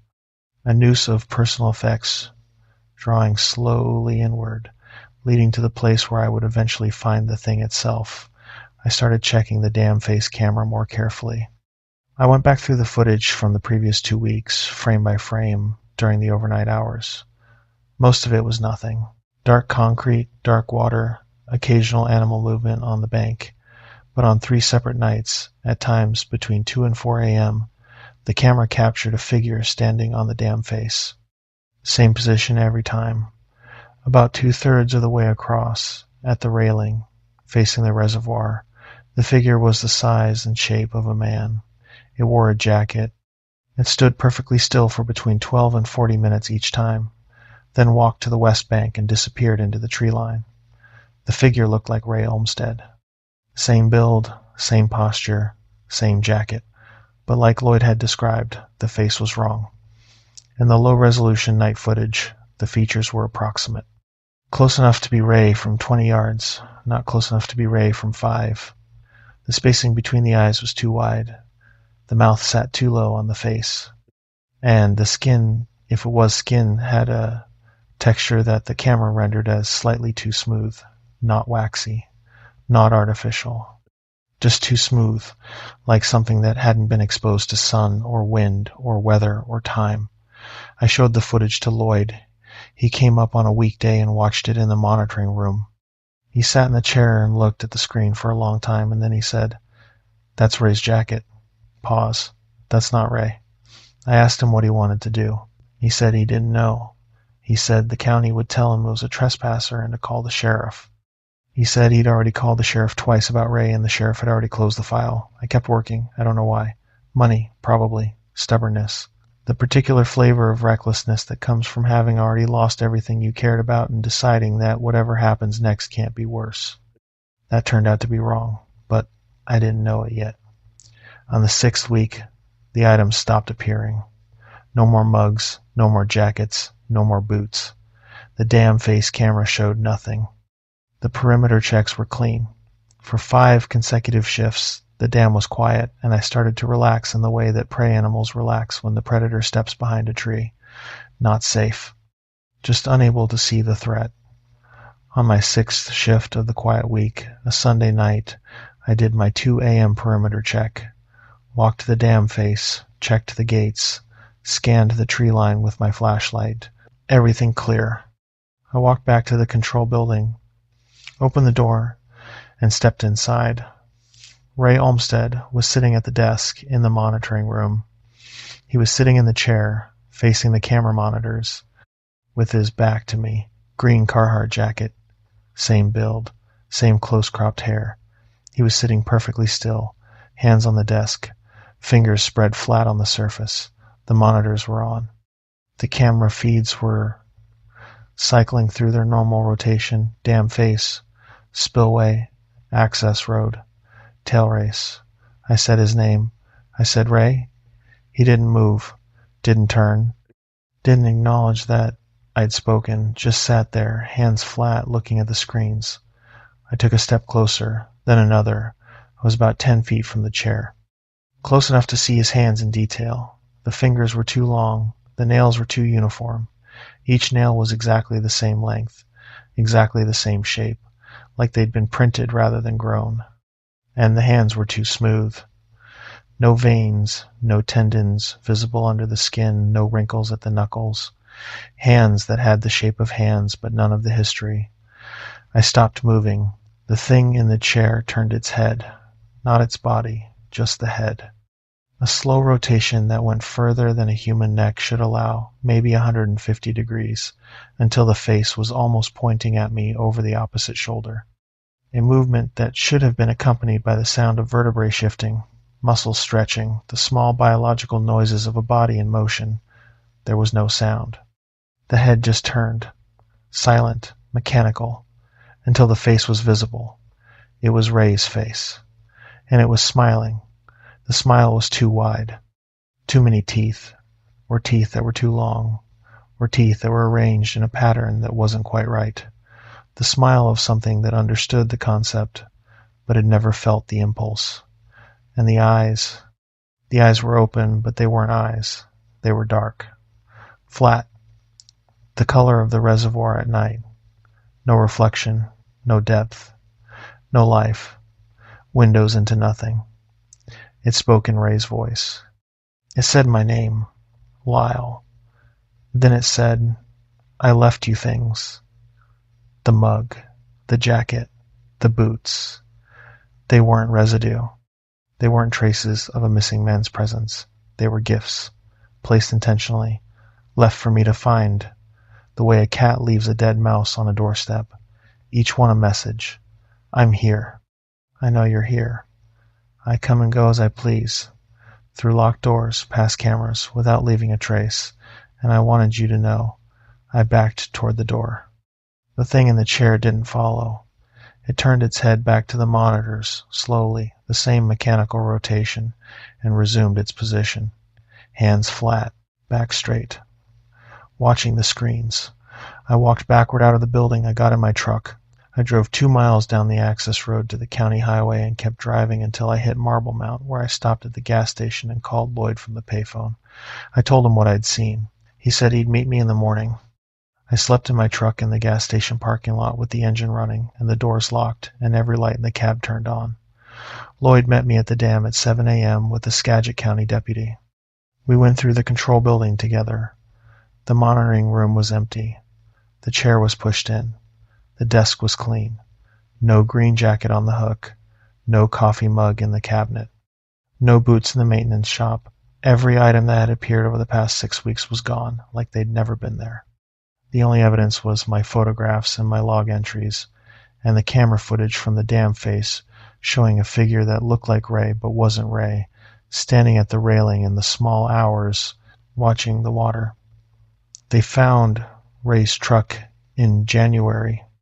A dive team from the county recovery unit was running sonar on the reservoir for an unrelated infrastructure survey and picked up a large metallic object on the bottom at a depth of about 90 feet. Ray's white Chevrolet pickup, submerged, doors closed, windows intact, empty. The truck had been in the parking lot the morning Ray disappeared. Lloyd had seen it. The sheriff had examined it. It had been locked, with the keys on the dash.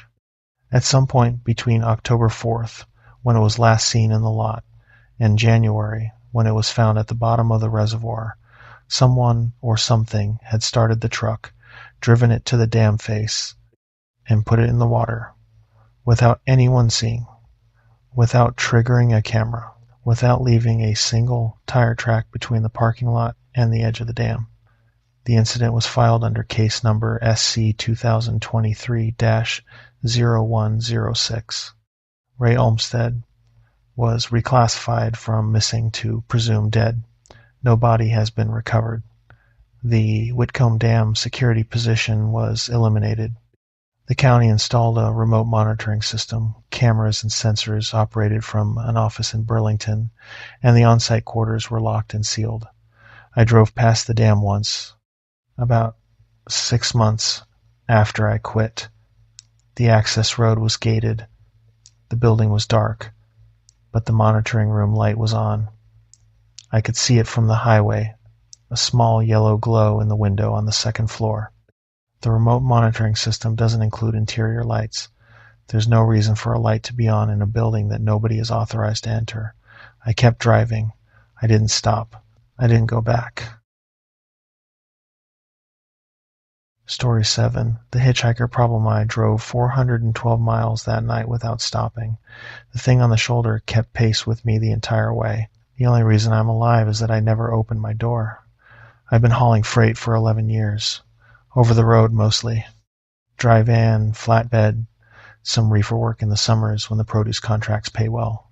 I have driven every interstate in the lower 48 and most of the secondary highways that connect the parts of America nobody talks about, the empty parts. The stretches between cities where the map goes blank and the road runs straight and the only evidence of human existence is the guardrails and the mile markers counting down to the next town that might or might not have a gas station. My name is Wade. In August of 2023, I was running a solo load from Reno to Phoenix. 42,000 pounds of industrial shelving on a 53-foot dry van, booked through a broker, pickup at a warehouse in Sparks at 4 p.m., delivery at a distribution center in Chandler by 8 a.m. Tight but doable if I drove through the night. I'd done the run before, US 93 south through Nevada into Arizona, then pick up the 40 from Kingman. About 7 hours of actual driving, plus fuel stops. I pulled out of Sparks at 4:30 and headed south on 93. The first 3 hours were daylight. Desert, basin, and range country, the kind of empty that makes you feel like you're driving across the floor of an ocean that dried up a million years ago. Sage, gravel, distant mountains, heat shimmer on the blacktop. I had the CB on channel 19 for general traffic and my phone on a mount playing a podcast about the history of the Roman Empire. Normal haul. Normal night. The sun went down around 7:45. By 8 it was full dark, no moon. The desert sky in Nevada is enormous when the sun's gone. Stars from horizon to horizon, the Milky Way like a river of chalk, and the road cutting through it all in a tunnel of headlights. I stopped for fuel at a truck stop outside of Caliente, a two-pump operation with a diner attached that was already closed. Fueled up, checked the tires, walked around the trailer once. Everything secure. I got back on 93 heading south. That's when I saw the first figure. It was standing on the right shoulder, about a quarter mile ahead, upright, not walking. Just standing at the edge of the pavement where the asphalt meets the gravel, facing the road. My headlights caught it at a distance, and I slowed instinctively, the way you do when you see a pedestrian on a highway at night. It's rare, but it happens. Drunks, hitchhikers, people whose cars broke down. You slow down, you give them room, you pass. As I got closer, I could see more. It was tall, taller than average, wearing dark clothes, no reflective material, which is why I hadn't picked it up earlier in the headlights. It was standing perfectly still, arms at its sides, facing directly at my lane as if it was waiting for a bus that ran on a highway with no bus route. I moved to the left lane and passed it at about 55 miles per hour. As I went by, I looked in the passenger mirror. The figure was still standing there. Still. Hadn't moved. Hadn't turned its head to follow my truck. Just stood on the shoulder like a post. I thought about it for about 2 minutes and then forgot about it. Weird, but not alarming. People stand on roadsides for all kinds of reasons. 40 miles later I saw it again. Same figure, same shoulder, same posture. Standing at the edge of the pavement, arms at its sides, facing the road. I was doing 65, 40 miles in roughly 40 minutes. There was no way a person standing on the shoulder outside of Caliente could be standing on the shoulder 40 miles south, unless they had a vehicle. But there had been no vehicles on the road. I had passed nothing in either direction for the entire stretch. The road was empty. And the figure was in the same position, same clothes, same absolute stillness, as if it had been standing there for hours. I slowed down, not to stop, just to get a better look. At about 30 yards, my headlights hit the figure square. It was wearing a dark jacket and jeans, no hat. The face was visible, but wrong. Not deformed, not monstrous. Wrong the way a face is wrong in a photograph where the lighting flattens everything out and removes the depth. Features without dimension. Eyes, nose, mouth, all present, all in the right place, but flat, like a mask molded from a real face, and placed over something that didn't have features of its own. I passed it. I did not stop. In the mirror, the figure remained motionless. My CB crackled. A voice came through, clear, male, casual. Hey driver, you got a copy? This is southbound, mile marker 212. You see that guy on the shoulder back there? Another trucker. I picked up the handset. Yeah, copy. I saw him. Passed him twice now, same guy. You see him too? Affirmative. Passed him about 10 minutes ago, near 2:30. Standing on the shoulder. Didn't have his thumb out. Didn't have a light. Just standing there. This was my co-driver on the route. Not a partner in my cab, but another trucker running the same direction, about 10 or 15 miles behind me. His handle was Sonny. I'd heard him chatting on 19 earlier in the evening, talking to another driver about construction delays near Vegas. Regular guy, regular voice. I said, you see anybody else on the road? Any vehicles? Sonny said, negative. Haven't seen a car in 30 minutes. Just that guy. I said, I passed him outside Caliente too. 40 miles back. Same person. Sonny was quiet for a second. Then he said, that doesn't work. I passed him 10 minutes ago. He'd have to be in front of you and behind you at the same time. I looked in my mirrors. The road behind me was empty. Headlights would show for miles on a straight desert highway. There was nothing back there. I looked ahead. About a quarter mile up the road, on the right shoulder, something was standing. Same figure. Same posture. Same clothes. Third time. I said, Sonny, he's in front of me again. Right now. Quarter mile ahead. Sonny said, That's not possible. I'm looking at him right now in my mirror. He's behind me. We were 15 miles apart. The figure was behind Sonny and in front of me simultaneously. 2 sightings, 2 drivers, the same time, 30 miles of empty desert between us. I pushed the truck to 70. I passed the figure without slowing down. I didn't look at it. I kept my eyes on the road and my hands on the wheel, and I drove. The desert south of Caliente is some of the emptiest land in the contiguous United States. No houses, no ranches, no intersections for stretches of 30 and 40 miles. The road runs straight or in long, gentle curves, and the headlights show you the same thing mile after mile: asphalt, shoulder, sage, darkness.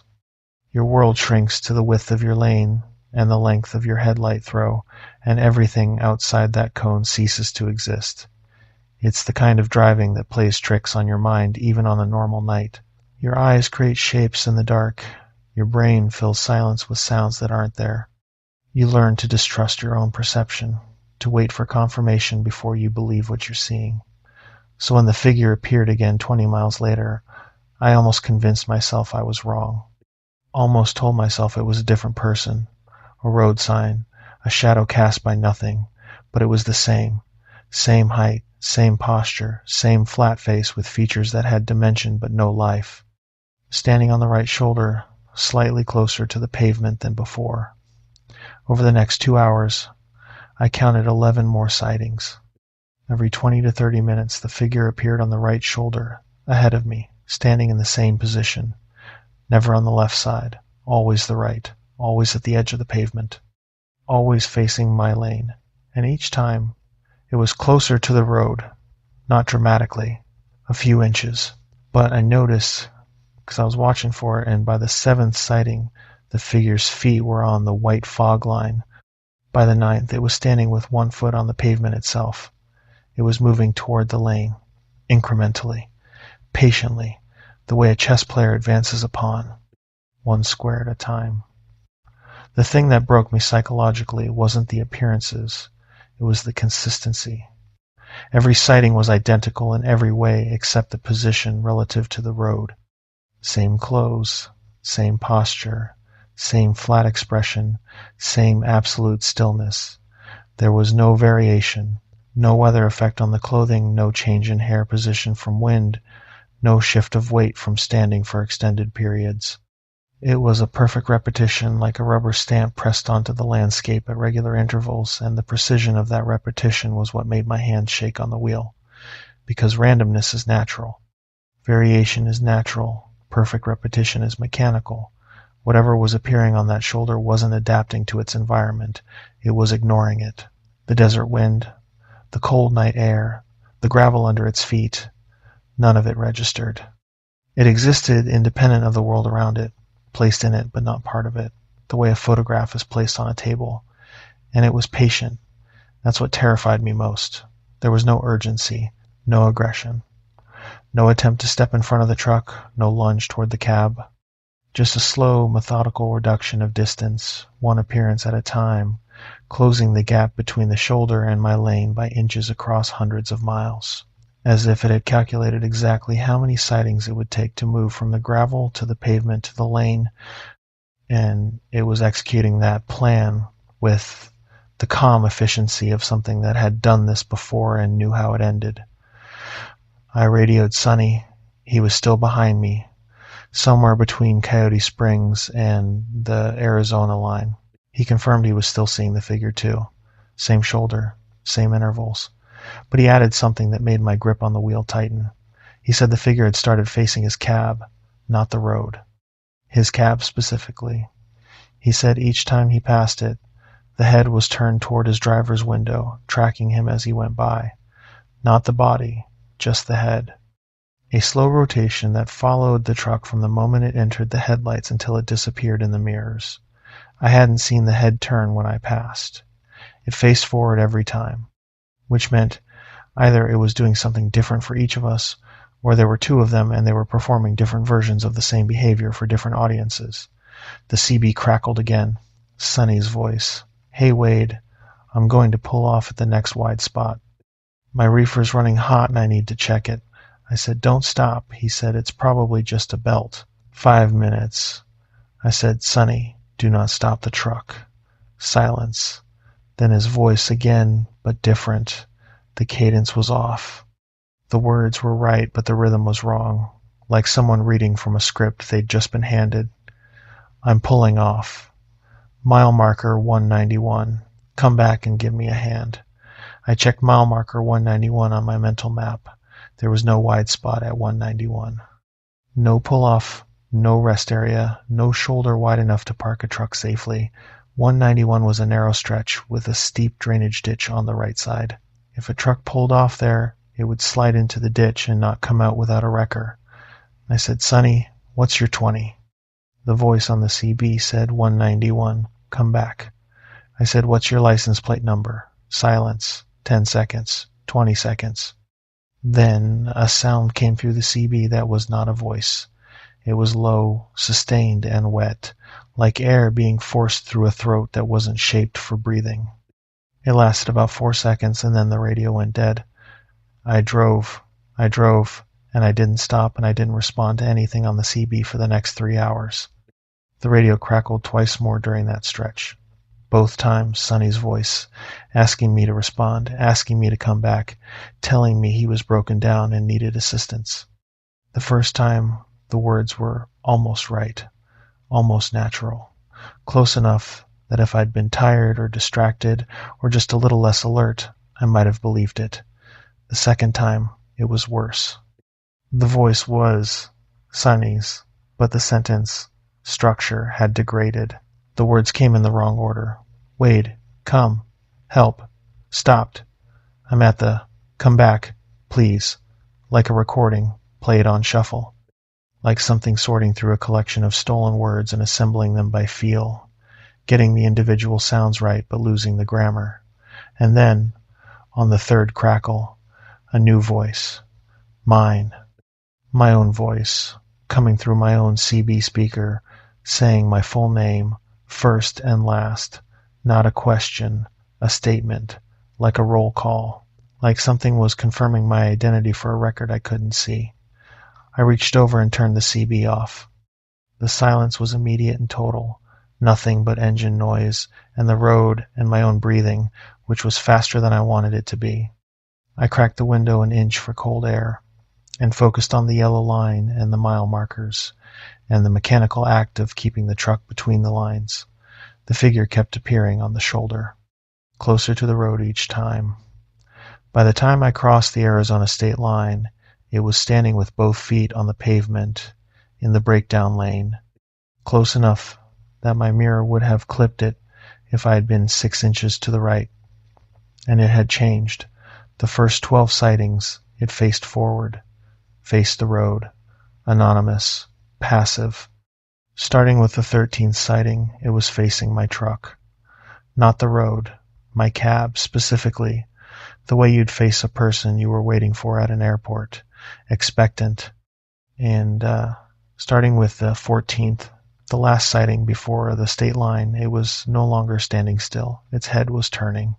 Following my truck as I passed, rotating slowly from left to right, tracking the cab through the full arc from approach to pass to departure, watching me, learning my speed, my lane position, the height of my cab, the exact distance from the shoulder to my door handle, measuring the way a carpenter measures a door frame before cutting the wood, and it was matching my speed, not walking, not running. Standing still, but the distance between sightings was consistent, which meant either it was teleporting to the next position or it was moving between positions at a speed I couldn't comprehend. Covering 20 miles of desert in the time it took me to drive 20 miles at 70 miles per hour, then stopping and standing still and waiting for me to arrive. At the Arizona border, I saw headlights behind me. A truck. I flashed my running lights. The truck flashed back. I grabbed the CB and said, "Southbound."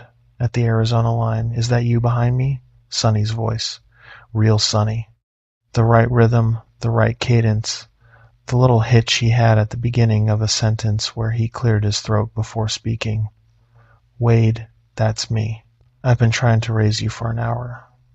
You go dead or something? I said, someone was on the frequency pretending to be you. Tried to get me to stop at mile marker 191. Sonny was quiet. Then he said, I never transmitted after our last conversation. My CB's been on receive only.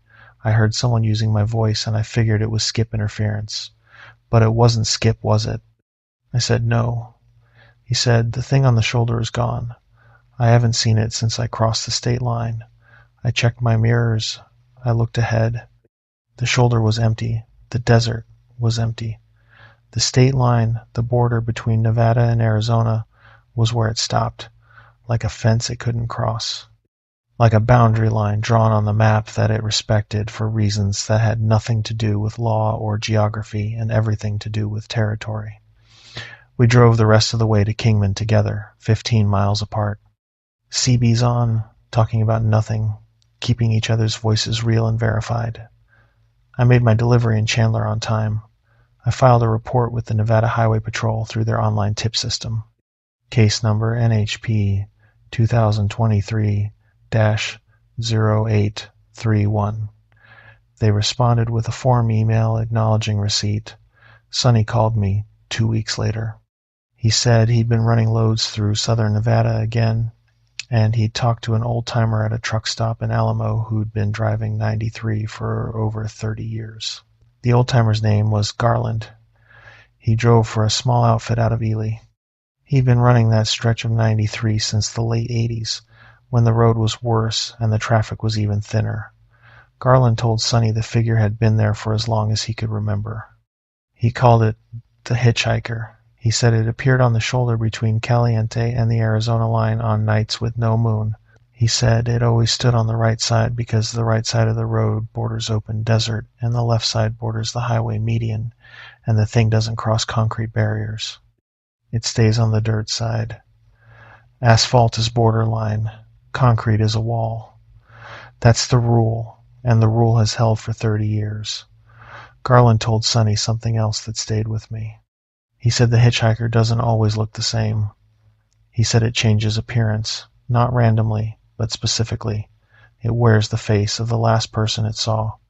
The last driver who passed it, the last person who stopped, the last human being who looked at it long enough for it to capture the details. He said that's why the face always looks wrong.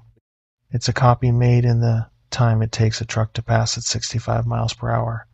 A snapshot taken in headlight speed and assembled from partial information. It gets the general shape but misses the depth. The life. The thing that makes a face belong to a specific person. He said he'd seen it close up once, about 10 years ago, when he'd pulled over with a flat tire and hadn't realized where he was. He said it walked up to his passenger window and stood there. He said it looked like a man, but the proportions were wrong, and the face was assembled from parts that didn't quite match, like a composite sketch made from 5 different witnesses' descriptions of the same person. He said it pressed its hand against the glass, and the hand had too many joints. He said it stayed at the window for 45 minutes, not trying to open the door, not trying to break the glass, just standing there, testing, learning where the boundary was, understanding that the glass was a wall it could not or would not cross. He said it smiled the entire time, not a human smile, a display, the kind of expression you see on the face of something that has observed smiling and understands that humans do it and has decided to do it too, without understanding what it means. Teeth showing, lips pulled back, but the eyes empty, flat, watching. Garland said the worst part wasn't the hand or the smile or the 45 minutes. The worst part was what happened to his reflection. He said his passenger window was clean, and in the dark, with his cab light on, he could see his own reflection in the glass. And while the thing stood on the other side of the window, his reflection changed. Slowly. Over the course of those 45 minutes, his reflection started to look less like him. The spacing between the eyes shifted. The jawline softened. The forehead widened. His own face, reflected in the glass, was being replaced by the face of the thing on the other side, like it was copying him through the window. like the glass was a membrane and the image was bleeding through. He said by the time the car came from the other direction and the headlights hit the figure and it disappeared, his reflection was wrong. He looked in his mirrors, and his face was his face again, normal, unchanged. But for 45 minutes, something had been stealing his appearance through a pane of glass, and the glass had shown him the theft in real time. Sonny asked the old-timer what happened after the car passed. Garland said the figure stepped backward, off the pavement, onto the shoulder, and then it was just gone. Not walked away, not ran. Gone. Like turning off a light. Garland said the rule was simple. He said it in the flat, certain tone of a man who'd been following the rule for 30 years and had never once broken it. He said, "Don't stop. Don't open the door. Don't answer the radio if the voice doesn't sound right. And don't pull off on the right side of 93 between Caliente and the state line after dark if there's no moon." I asked Sonny what happened to Garland. He said Garland was still driving, still running 93, but only on full moon nights, and only before midnight, and never alone. He said Garland runs in convoy now. 2 trucks minimum, both drivers verified by cell phone before departure, both with CB radios tuned to a private channel that they change every trip, because the hitchhiker doesn't just use the main frequencies. Over the years, it's learned to scan. It finds the channel you're on, and it puts a voice on it, and if you're not careful, if you trust the radio more than your own eyes, you'll follow a stolen voice to a mile marker with no pull-off, and a ditch on the right side, and a shape waiting in the dark that has your face already half-built and just needs the rest. I've made the Reno to Phoenix run 8 more times since that night. I run it during daylight now.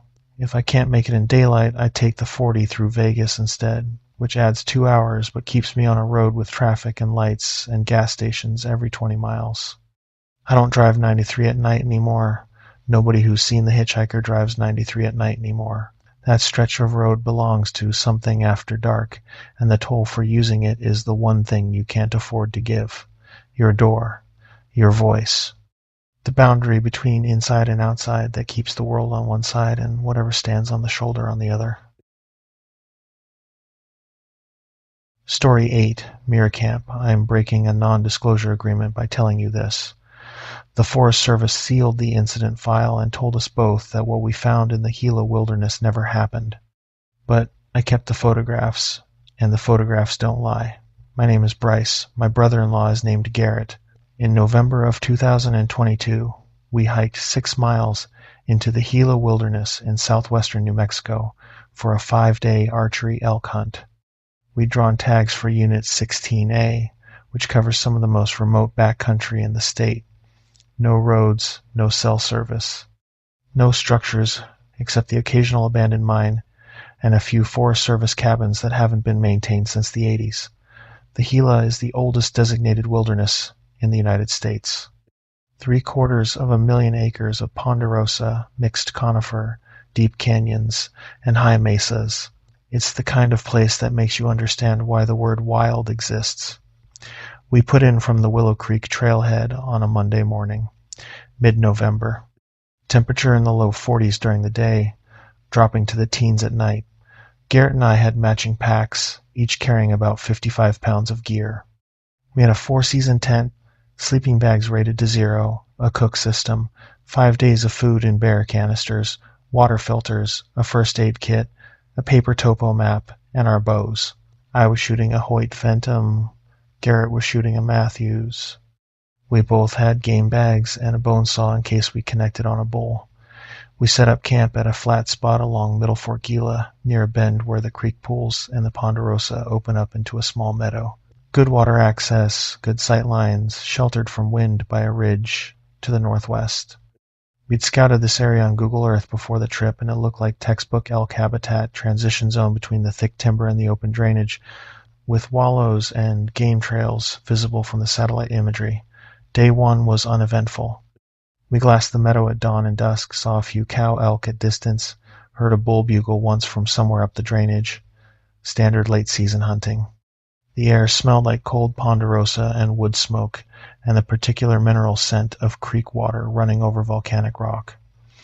The Gila sits on ancient volcanic terrain, and the geology shows up everywhere.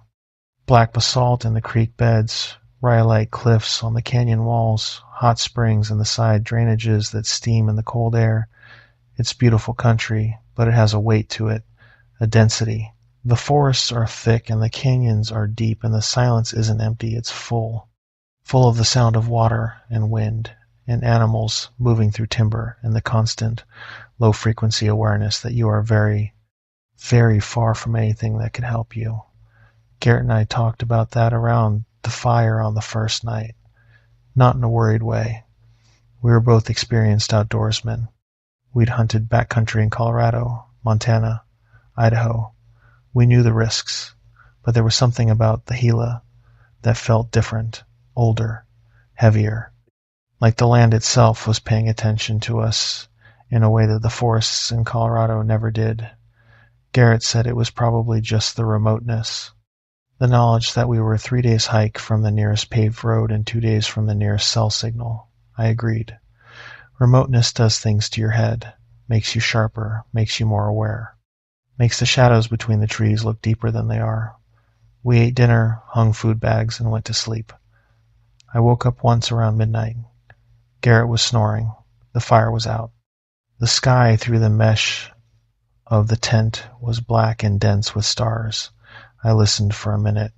Creek water, wind, an owl, somewhere up the drainage. Nothing wrong. I went back to sleep. Day 2, we split up. I went east along the creek to glass a series of benches where elk liked to bed. Garrett went north up a side drainage toward a saddle that looked like a natural travel corridor. We planned to meet back at camp by 3 in the afternoon. I spent the morning on a ridge above the creek, glassing the meadows below with my vortex binoculars.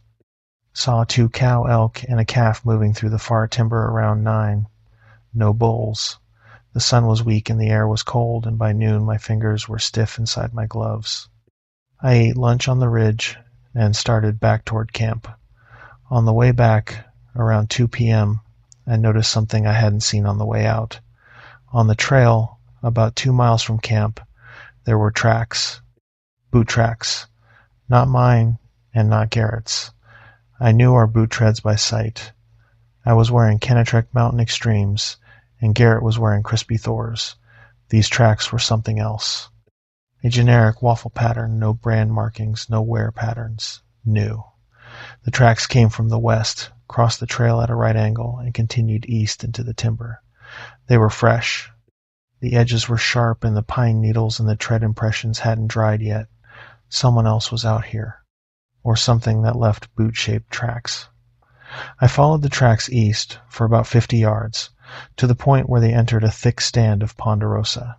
Inside the tree line, the tracks changed, not gradually, abruptly. One print was a boot, the next was barefoot. Same stride length, same depth, same direction, but the boot vanished mid-step and was replaced by a bare human foot, a large one, wider than my hand span. The toes were distinct, well-defined, pressed into the duff, with a force that suggested significant weight. I counted the toes out of an instinct I can't explain. 5 on the left foot, 6 on the right. I backed out of the tree line and returned to the trail and walked to camp at a pace I wouldn't call running, but wouldn't call walking either. I got back at 2:30. Garrett wasn't there yet. I dropped my pack, filtered water, and sat on a log to eat a snack.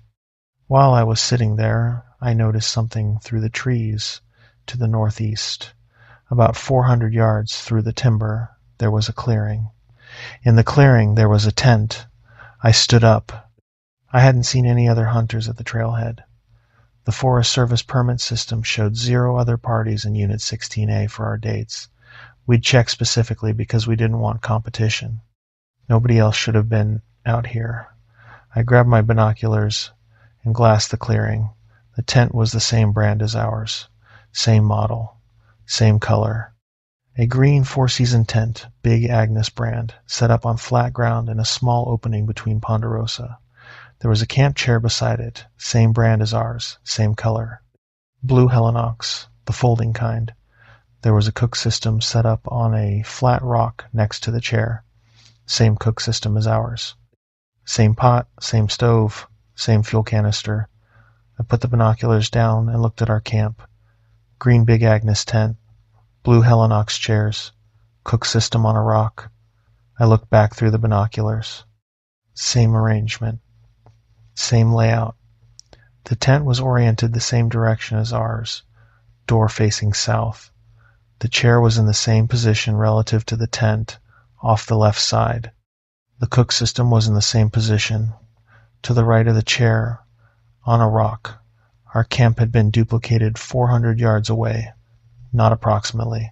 Exactly. Garrett came back at 3. I showed him the other camp through the binoculars. He looked at it for a long time. Then he said, "Is that our tent?"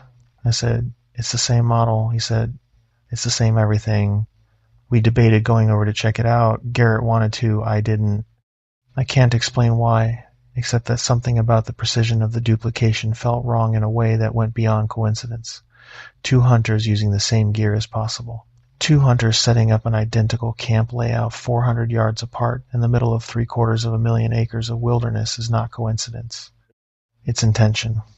We decided to wait until morning and approach in daylight. We ate dinner. We hung our food bags. We went to sleep. In the morning, I checked the mirror camp through the binoculars before we left the tent. Everything was the same. Tent, chair, cook system. But there was one addition. A pair of boots sitting outside the tent door. Positioned neatly, toes pointing away from the tent, the way you'd leave your boots when you step inside to sleep. I looked at our tent door. Garrett's boots were sitting outside. Same position, toes out. He'd left them there the night before because the soles were muddy and he didn't want to track dirt into the tent. The mirror camp had replicated his boots. Garrett saw it too. He didn't say anything for a minute. Then he said, "Nobody came through here last night. I was awake at 2 to piss. I looked around. There were no lights anywhere. Nobody set up a camp in the dark without a headlamp 400 yards from us." I said, "The boots weren't there yesterday." He said, "I know. We went hunting. We tried. But neither of us could focus." I kept glassing the mirror camp from the ridgeline above our drainage, watching for movement, signs of life, anything that would indicate an actual person was using that camp. Nothing. The tent stayed zipped. The boots stayed in place. The camp was occupied but unmanned, furnished but empty. That afternoon, when we got back to our camp, something had changed. Our food bags, which we'd hung from a branch 15 feet up using paracord and a carabiner, were still in the tree. But a second set of food bags was hanging from the same branch, on the opposite side, using the same knot pattern, at the same height. 2 sets of bags, hanging in mirror image, as if our food system had been photographed and printed in reverse. I climbed up and checked the second set. The bags were our brand. Same color, same size. But they were empty. No food inside. Just the bags, hung with precision, mimicking the arrangement of our food storage without containing any actual food. A copy of the form without the function. Garrett was quiet. He looked at the mirror bags, then at the mirror camp through the trees, then at me. He said, "Something is copying us." I said, "I know." He said, "Why?" I didn't have an answer. Day 3. Things escalated. We woke up and checked the mirror camp. The tent was unzipped. The door was open, a dark triangle in the green fabric, and from 400 yards I could see that the interior was visible, but not empty. There was something inside. Not a person. A shape. An arrangement of objects that, through the binoculars, looked like a sleeping bag, a pad, a pillow, and the general outline of a person lying on their side. As if something had built a model of what the inside of our tent looked like at night, with us in it, and placed that model in the mirror tent. It had been inside our tent. That was the implication. At some point during the night, while we slept, something had been close enough to see through our tent fabric, or to open our tent, without waking us, and study the way we slept. The position of the sleeping bags, the angle of the pads, the indent of a head on a pillow. Then it had walked 400 yards through the dark and reproduced what it saw. I thought about the tracks I'd found on day 2. the boots that became bare feet, the bare feet with 6 toes on the right foot. Whatever left those tracks had been walking toward our camp, toward the space between our camp and the mirror camp, moving through the timber in a pattern that connected the two sites like a path between a house and a workshop. And it had been doing it during the day, while we were hunting, while the camp was empty and available for study. But day 3's revelation was worse, because the sleeping person shape meant it wasn't just visiting during the day, it was visiting at night, while we slept close enough to observe the position of our bodies, close enough to catalog which direction Garrett's head faced and how my sleeping bag bunched at the shoulders, and where we put our headlamps and our water bottles and our boots, close enough to count our breaths if it wanted to, and we hadn't woken up, not once, not a sound, not a draft from the door opening, not the shift of weight of something standing over us in the dark. Either it was impossibly quiet or it had a way of keeping us asleep.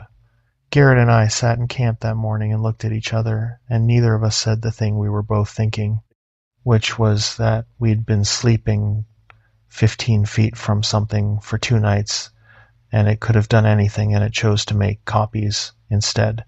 It chose to study, to learn, to build.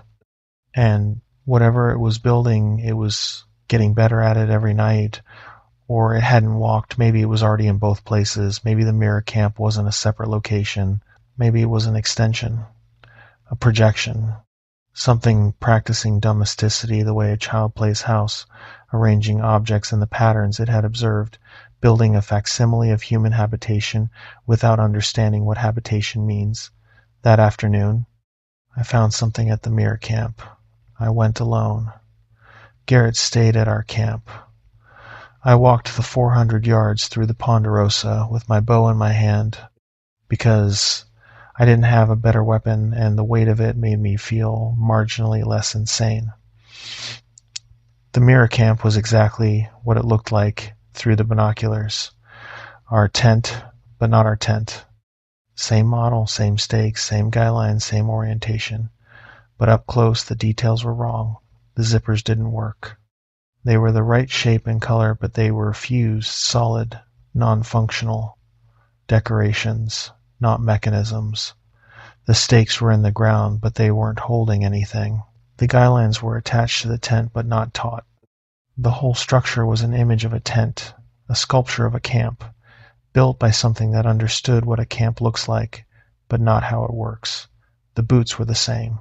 Right shape, right color, right brand markings. But they were solid, not hollow. When I picked one up, it was a single piece of material, dense and heavy, the shape of a boot cast from something that felt like compressed earth. It had the texture of a boot and the weight of a stone. I photographed everything, 14 photographs on my phone. The tent, the boots, the chair, the cook system, the food bags on the branch. Every item a copy, every copy slightly wrong, every detail close enough to fool you from a distance and fall apart up close. On the ground inside the tent, in the spot where the sleeping person shape had been, I found something I haven't shown anyone except Garrett and the Forest Service investigator.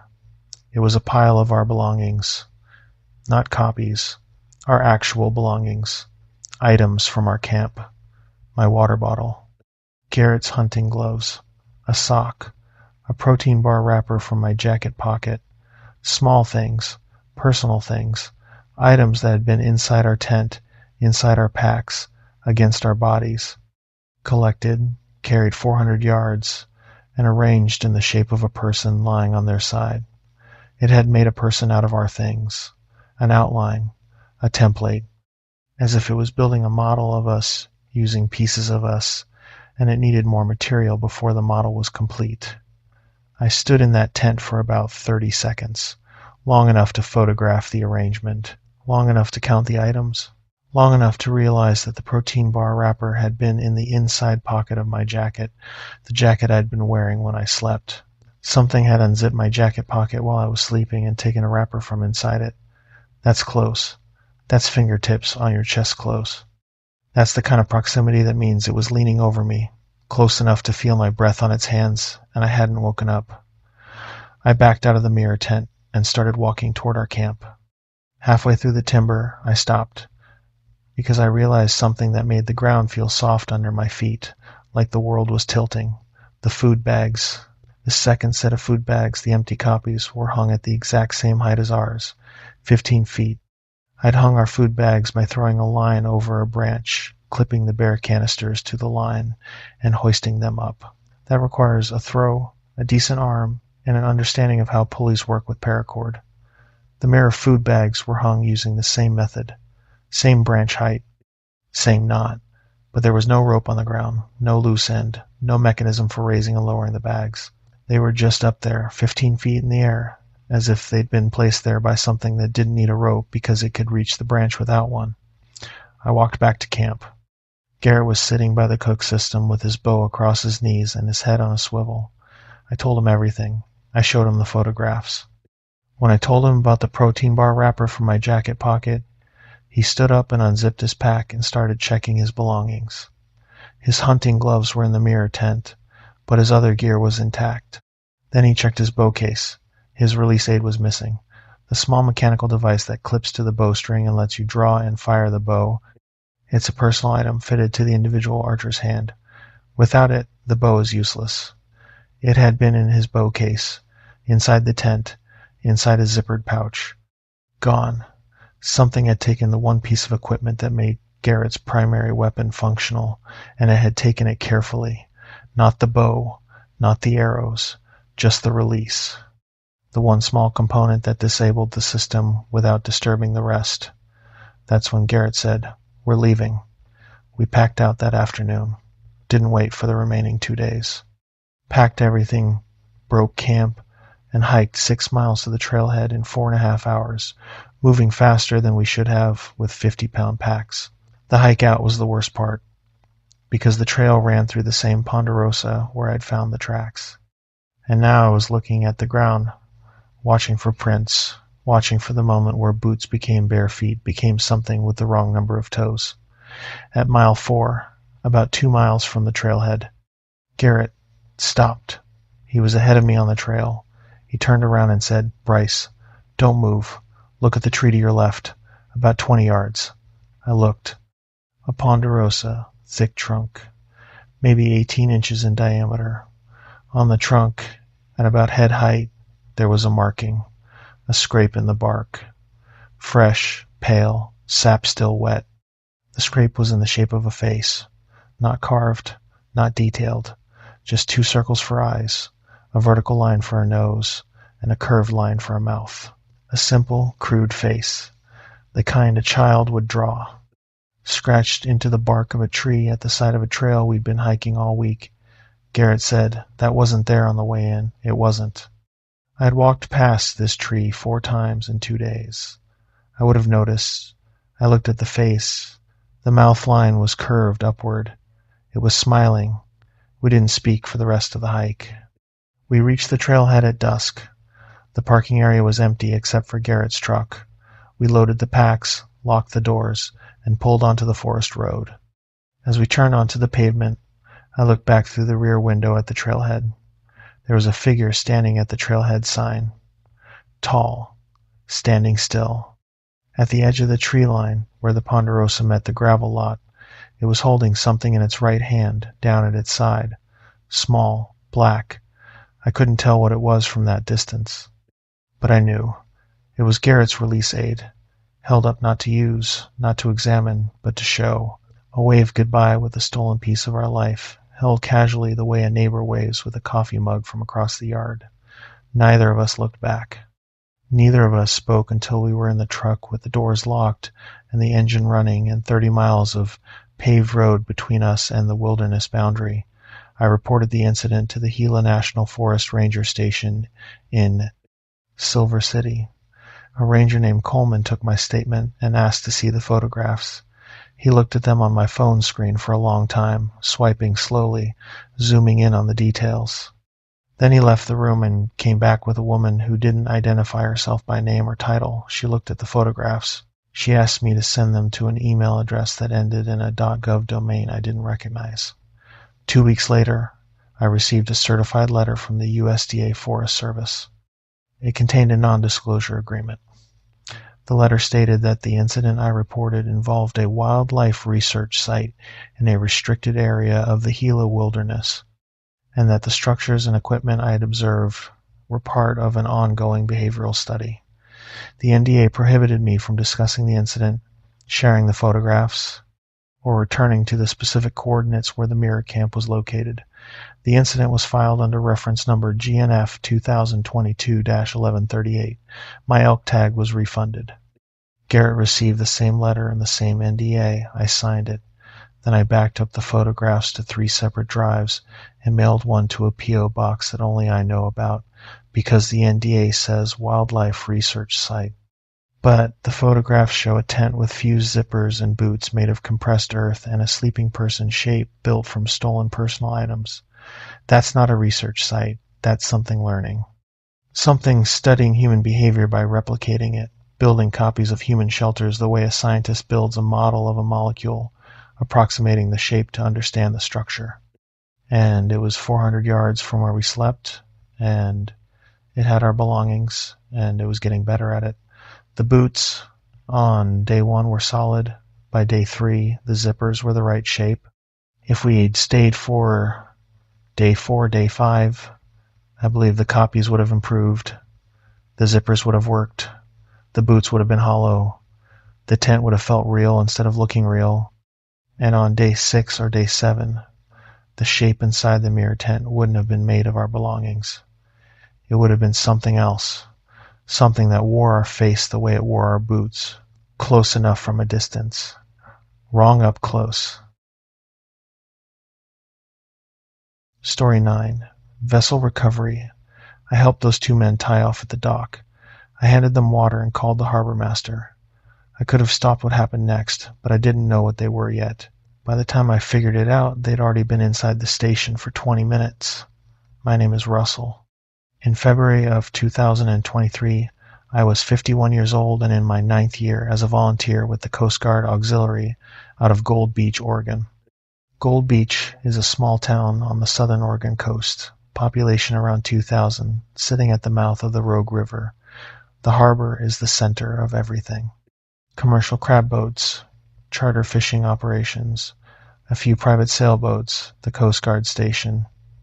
In winter, the harbor gets quiet. The charter fleet is tied up. The crab boats work in rotation, going out for 3 or 4 days at a time and coming back with holds full of Dungeness. The weather is brutal, rain that goes sideways. Swells that build to 15 feet on a regular Tuesday. Fog that rolls in so thick you can't see the end of the dock. I volunteered because I'd been around boats my whole life, and retirement was making me soft. The auxiliary handles non-emergency operations, harbor patrols, safety inspections, radio watches, search support. We don't carry weapons. We don't make arrests. We're the eyes and ears of the Coast Guard in a harbor that's too small to justify a full-time station crew around the clock. In early December of 2022, a commercial crab boat called the Resolute went missing. She was a 42-foot fiberglass hull, home-ported in Gold Beach, owned and operated by a man named Phil Carver.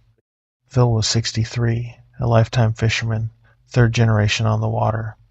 His deckhand was a younger guy named Adam Stokes, 28, who had been working with Phil for 3 seasons. They were solid, experienced. Phil knew the southern Oregon coast the way a cab driver knows downtown. Every rock, every current, every bar crossing. The Resolute left Gold Beach on December 3rd for a 3-day crab run.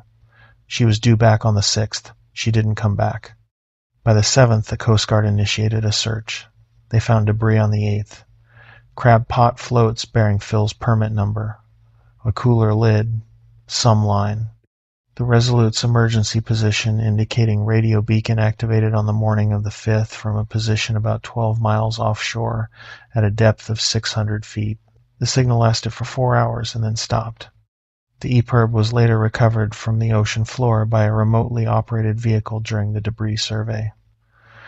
The official determination was that the Resolute sank in heavy seas on or about December 5th.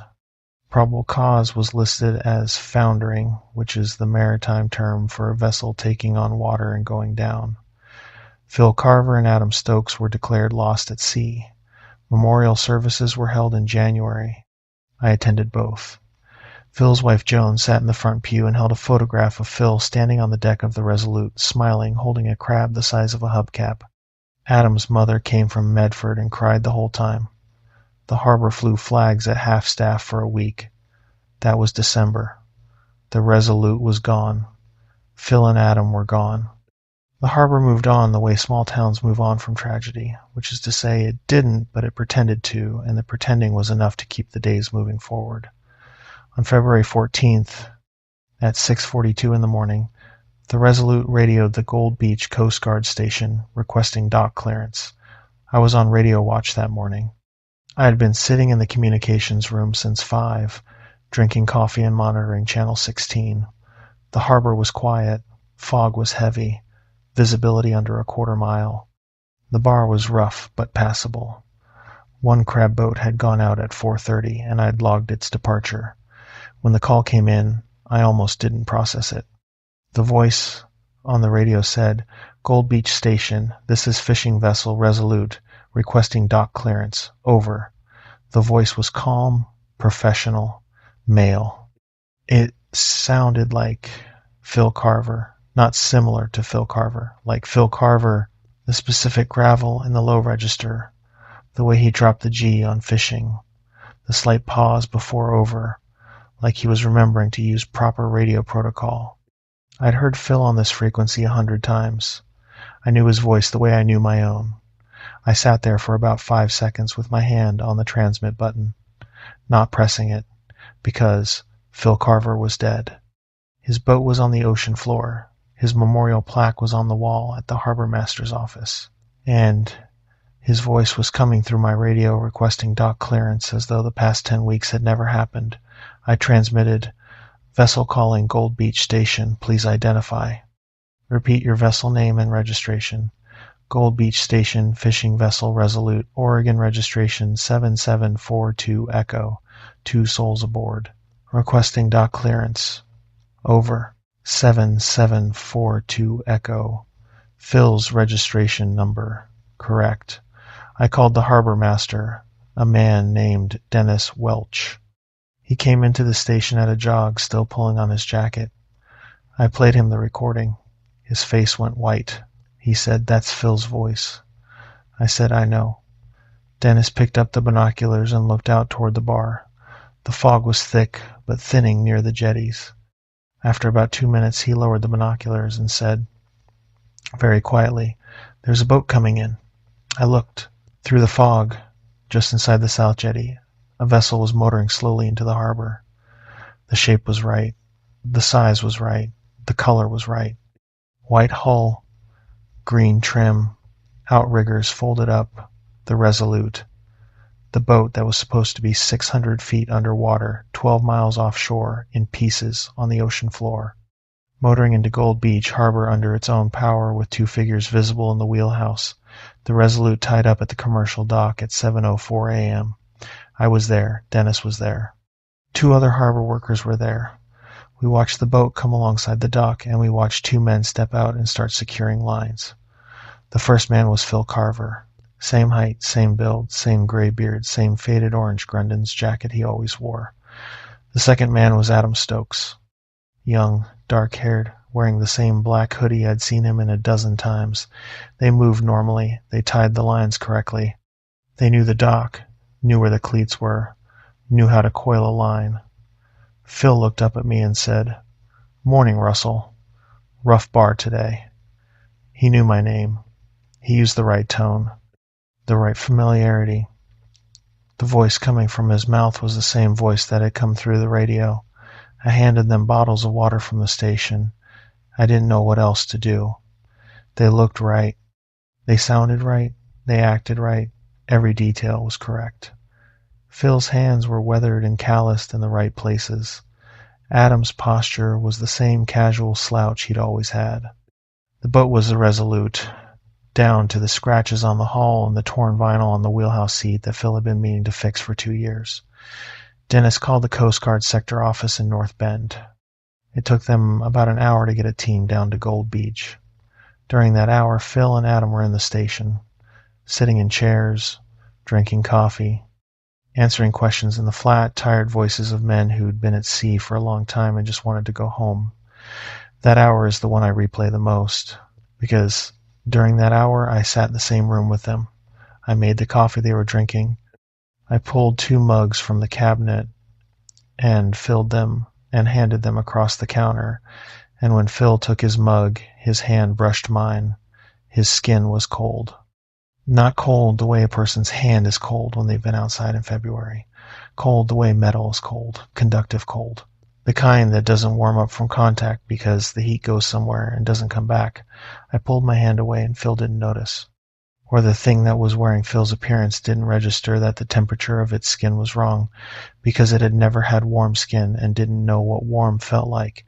Adam was quieter than Phil. He sat in the corner chair and held his mug with both hands and didn't drink from it. He looked at the surface of the coffee the way some people look at television, glazed, unfocused, watching without processing.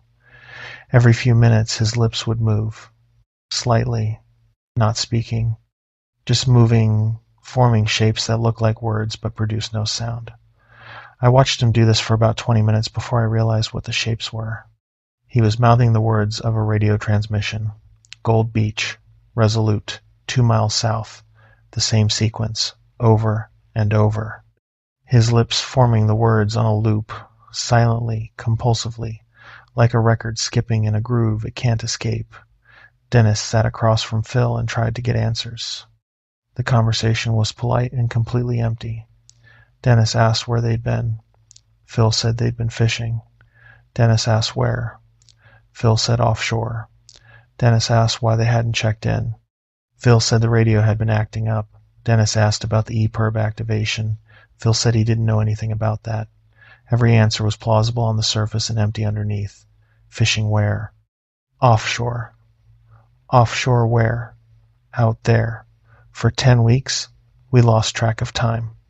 How do you lose track of 10 weeks? Phil looked at Dennis and smiled and said, happens. The smile was wrong. I'd known Phil Carver for 9 years. I'd seen him smile at fish stories, at his wife's cooking, at the sight of a good sunrise over the jetties. His smile was a specific thing. It started on the left side, pulled up the left cheek first, and arrived at the right side a half beat later. Asymmetrical, natural, human. This smile was symmetrical. Both sides moved at the same time. Both cheeks pulled evenly. Both corners of the mouth rose to exactly the same height. Perfect. Mechanical. The smile of something that had been shown a photograph of a smile and reproduced it without understanding that real smiles are never symmetrical because real faces are never symmetrical. There was another thing about the smile. It lasted too long. A natural human smile comes and goes. It reaches peak and fades, usually within 2 or 3 seconds. Phil's smile arrived and stayed. It sat on his face for about 15 seconds after the conversation moved on, like a screensaver that hadn't received the input to change. Dennis asked another question, and Phil's smile was still there, frozen, while his mouth formed the words of the answer underneath it. 2 expressions layered on top of each other.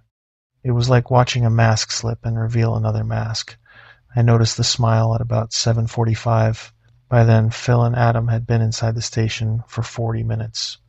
I want to say something about that 40 minutes, because during those 40 minutes, the things sitting in our station learned the layout of the building. They learned where the radio was. They learned where the files were. They learned where the coffee maker was and where the mugs were kept and where the bathroom was and where the back door led. Phil asked to use the bathroom at about 7:30. He was in there for 4 minutes. When he came out, I went in after him. The bathroom was normal. Nothing was moved, nothing was disturbed, but the mirror above the sink had a handprint on it. A large handprint, pressed flat against the glass, as if he'd placed his hand on his own reflection and held it there, The print was clear, 5 fingers, a palm, but the fingers were wrong. They were all the same length, no natural taper from middle finger to pinky. 5 identical digits, pressed against the mirror, measuring their own reflection. The Coast Guard team arrived at 8:15. 2 active duty personnel from the North Bend sector. They inspected the Resolute. The boat was operational. Engine ran. Electronics worked. Hull was intact. No damage consistent with sinking. The hold was empty. No crab, no bait, no evidence that the vessel had been fishing for 10 weeks or for 10 minutes. The fuel tank was full. Not partially full. Full. A 42-foot crab boat does not return from a 10-week fishing trip with a full fuel tank. The fuel consumption alone would have required multiple refueling stops at ports up and down the coast, and none of those ports had any record of the Resolute docking. The Coast Guard personnel interviewed Phil and Adam separately. I wasn't in the room, but Dennis was, and he told me afterward that both men gave identical answers. Not similar. Identical. Word for word. The same sentences, the same pauses, the same phrasing, as if they'd rehearsed, or as if they were running the same script from the same source. Phil was asked to call his wife. He did. He picked up the phone and dialed Joan's number.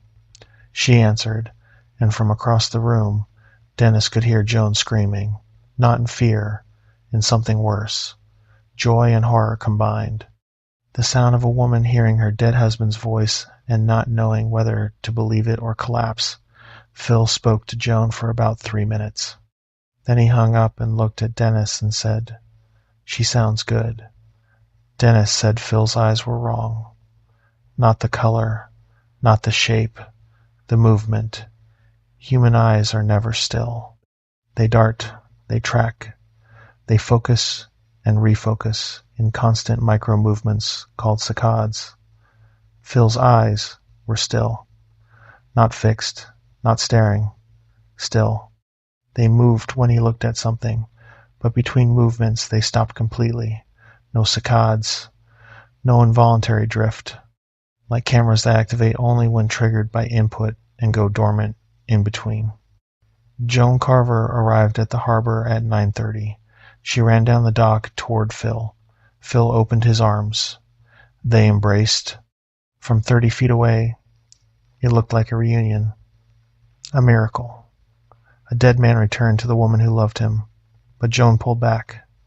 Slowly, she put her hands on Phil's face and looked at him. She looked at him for a long time.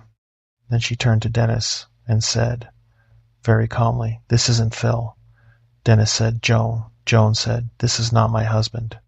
I don't know what this is, but it's not Phil. His skin is wrong. It's too smooth. Phil had a scar on his right cheek from a winch handle in '87. This man doesn't have it." Phil, or the thing wearing Phil's face, looked at Joan, and the smile came back. The symmetrical, mechanical, wrong smile. And he said, in Phil's voice, with Phil's cadence, "Joni, I'm home." Joan stepped back. She kept stepping back until she hit the edge of the dock. She said, "Where's his scar?" The thing that looked like Phil raised its hand and touched its right cheek, slowly, deliberately, like it was checking. And I swear, on everything I know to be true, I watched a line appear on its skin. A faint, pinkish line in the exact location Joan had described. A scar that materialized in real time, drawn onto the face by whatever engine was running underneath. Joan saw it too. She made a sound I've never heard another human being make. Then she turned and walked off the dock and got in her car and drove away. She filed for a protective order the next day. The Coast Guard held Phil and Adam for 72 hours under maritime authority. During that time, both men were examined, interviewed, and documented. I don't know the results. I wasn't privy to the investigation. What I know came from Dennis, who was present for parts of it and heard second-hand accounts of the rest. What Dennis told me was this. The examiner noted that both men's fingerprints matched the records on file for Phil Carver and Adam Stokes, matched perfectly. Identical ridge patterns, identical whorls, identical minutia points. But the skin that bore the fingerprints was wrong. The texture was too uniform. The pores were too evenly spaced. The temperature of the skin was 93.6 degrees, 3 degrees below normal human body temperature, and it did not fluctuate. Not with exertion, not with stress, not with ambient temperature change. 93.6, constant, as if regulated by something other than a circulatory system. After 72 hours, both men were released. The legal basis for holding them had expired, and the investigation had not produced evidence of a crime. There was nothing to charge them with. Being dead and then not dead isn't a crime. Having skin that's the wrong temperature isn't a crime. Smiling symmetrically isn't a crime. Whatever they were, the law had no framework for them, and so the law let them go. Phil returned to Joan's house. Joan was not there. She'd moved to her sister's in Brookings the day she filed the protective order. Phil sat on the porch of his own home and stayed there. Neighbors reported seeing him on the porch at all hours, day and night. Sitting in the same chair, same position, not reading, not eating, not sleeping, just sitting, watching the street. The neighbor directly across the road, a retired school teacher named Carol Voigt, told me she started closing her curtains because every time she looked out her front window, Phil was looking back. Not at the street, at her window, at her specifically, as if he knew which window she looked through and when she looked through it, and he was there, waiting, every time. Carol said the worst part was the rain. Gold Beach gets heavy rain in February and March. Phil sat on the porch in the rain, without moving, without flinching, without pulling up a hood or going inside. The rain hit his face and ran down his jacket and pooled on the chair, and he sat there with water streaming off his features and the same empty expression, and the rain never bothered him. She said she watched him sit through a 48-hour storm without going inside once. When the rain stopped, his clothes were dry within an hour, not drying, dry, as if the water had never touched them, or as if whatever was underneath the clothes had absorbed it. Adam went to his apartment in Gold Beach. His landlord, a man named Pete, said Adam paid his rent on time and never caused problems. The checks were written in Adam's handwriting. Correct amount, correct routing number. But Pete said the signature was too perfect. He'd seen Adam sign things before. Adam had a loose, careless signature, the kind of scrawl you develop when you've been signing your name in a hurry your whole life. The signatures on the rent checks after February were different. Every letter formed perfectly. Every stroke identical from check to check. The same signature, reproduced exactly the way a machine would reproduce it. Pete stopped going near the apartment after the second week because he could hear Adam inside at 3 a.m, talking. Not on the phone. Talking to himself, or talking to something. The same sentences, over and over.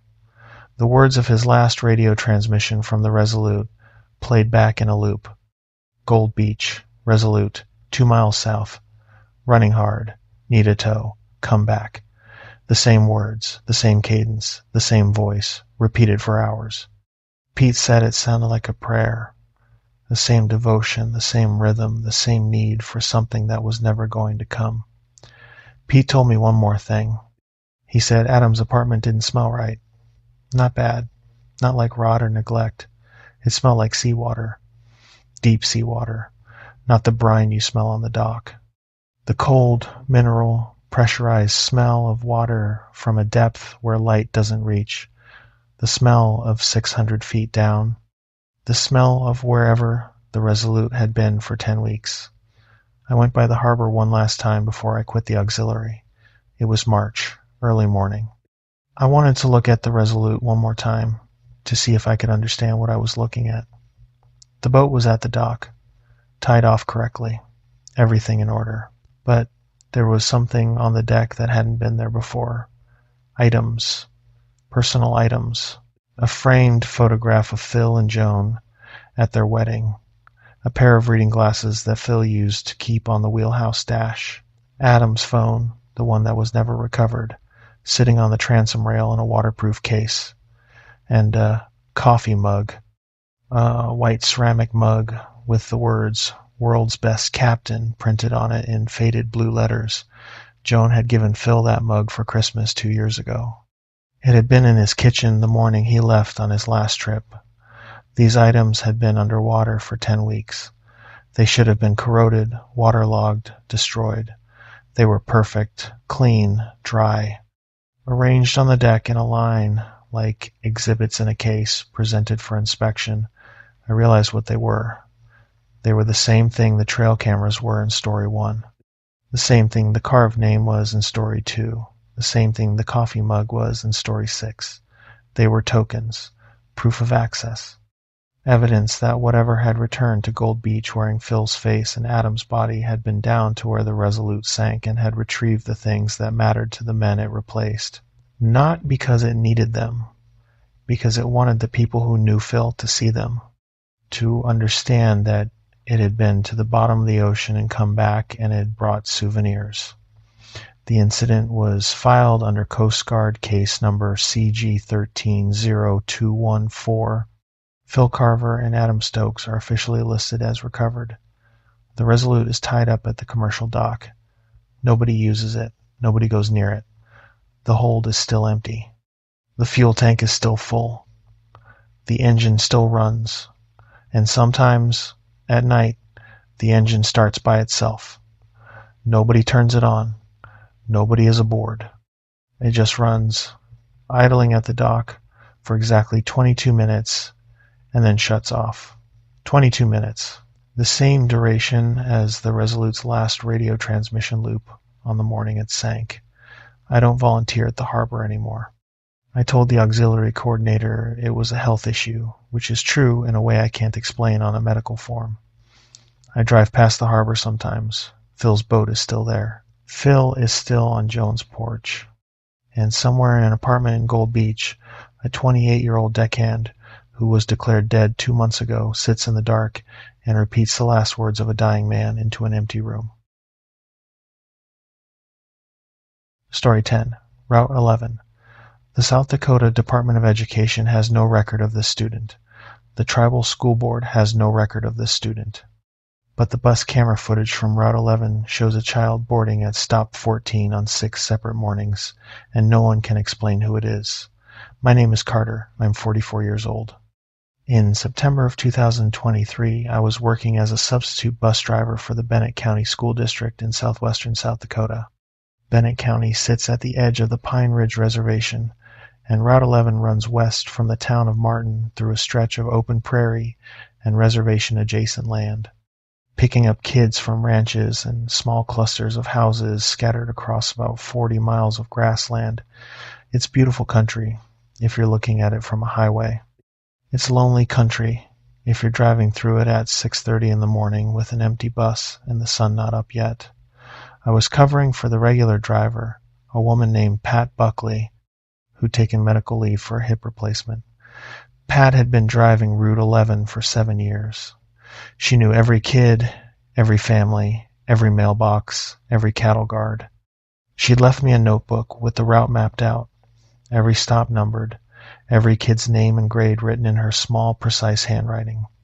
23 stops, 41 students, pickup times ranging from 6:20 to 7:45, with the bus arriving at the elementary school in Martin by 8. Stop 14 was listed as inactive. Pat had crossed it out with a single line and written, "Hendricks family moved May" in the margin. The Hendricks family had 3 kids, and they'd relocated to Rapid City in the spring. The stop was a gravel pull-off next to a county road intersection about 22 miles west of Martin, near an abandoned ranch house that sat about a quarter-mile back from the road behind a windbreak of cottonwood trees. The house was empty. The windows were boarded. The driveway was grown over with prairie grass. There was a mailbox at the road, the flag down, the name Hendricks still visible in faded sticker letters. On my 3rd morning driving the route, September 7th, I approached Stop 14 at approximately 6:51 a.m. The sun was just coming up. The light was flat and gray. the way it gets on the plains when the dawn hasn't committed yet and everything looks washed out and temporary. I wasn't planning to stop. Stop 14 was crossed out. Nobody lived there. A child was standing at the mailbox. A girl, maybe 8 or 9 years old, dark hair, pulled back, wearing a red jacket and jeans and sneakers, backpack on, standing at the end of the driveway where the gravel met the county road, looking at the bus as it approached, the way kids stand when they're waiting for the bus, patient, expectant, ready. I stopped. That's what you do. A child is standing at a bus stop, you stop. You don't drive past a kid on a county road in the middle of nowhere because the paperwork says they don't exist. I opened the door. The girl climbed the steps. She looked at me and said, "Good morning." Her voice was clear, polite, normal, a child's voice. She walked down the aisle and sat in the fourth row on the left side, put her backpack on the seat beside her, and folded her hands in her lap. I checked my mirror. Normal kid, normal posture. Nothing obviously wrong. I closed the door and kept driving. At the next stop, 2 boys got on. Brothers, 7th and 5th grade. They walked past the girl without reacting. At the stop after that, a 1st grader got on with her older sister. They sat in the 2nd row and didn't look back. Nobody acknowledged the girl. Nobody said hello to her, sat near her, or seemed to notice she was there, which is unusual on a rural school bus where all the kids know each other. But kids are kids. They're tired in the morning. They zone out. I didn't think much of it. When we arrived at the school, the kids filed off. The girl stood up, put on her backpack, and walked off the bus with the rest of them. She walked toward the front entrance. I watched her go. She looked like every other student, walked like every other student, disappeared through the front doors with the crowd. I made a mental note to check with Pat about the girl. Maybe a new family had moved into the Hendricks place, and Pat's notebook was out of date. It happens. Rural areas, families come and go. Kids show up mid-year. I just add her to the roster. That afternoon, I asked the school secretary, a woman named Louise, if she had a new student who'd been added to Route 11. I described the girl. Dark hair, red jacket, maybe 3rd grade. Boards at stop 14. Louise checked the enrollment records.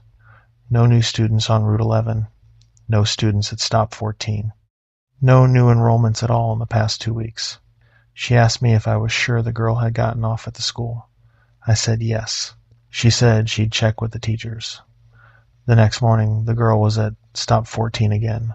Same position, same clothes, same red jacket, same backpack, same sneakers. She boarded the bus, said good morning, sat in the 4th row, folded her hands, same seat, same posture, same polite, quiet behavior. I said, "Hey, what's your name, sweetheart?" She looked at me. She said, "Hannah." I said, "Hannah, do you live in that house back there?" She said, "Yes." I looked in the mirror at the house behind the cottonwoods. Boarded windows, grown-over driveway, empty. Nobody lived there. But a child was telling me she did, and she was clean and dressed and had a backpack and was ready for school at 6:51 in the morning. I drove the route. At the school, I watched Hannah get off the bus and walk toward the entrance. I parked the bus and went inside. I found the principal, a man named Terrence Holt, and described the girl. He listened. He checked the enrollment database. No Hannah, no new students, no record. He said, "Could she be from the reservation school? Sometimes kids board the wrong bus." I called the tribal school board. No student named Hannah enrolled in any program. No student matching the description. I went back to the bus and checked the camera footage.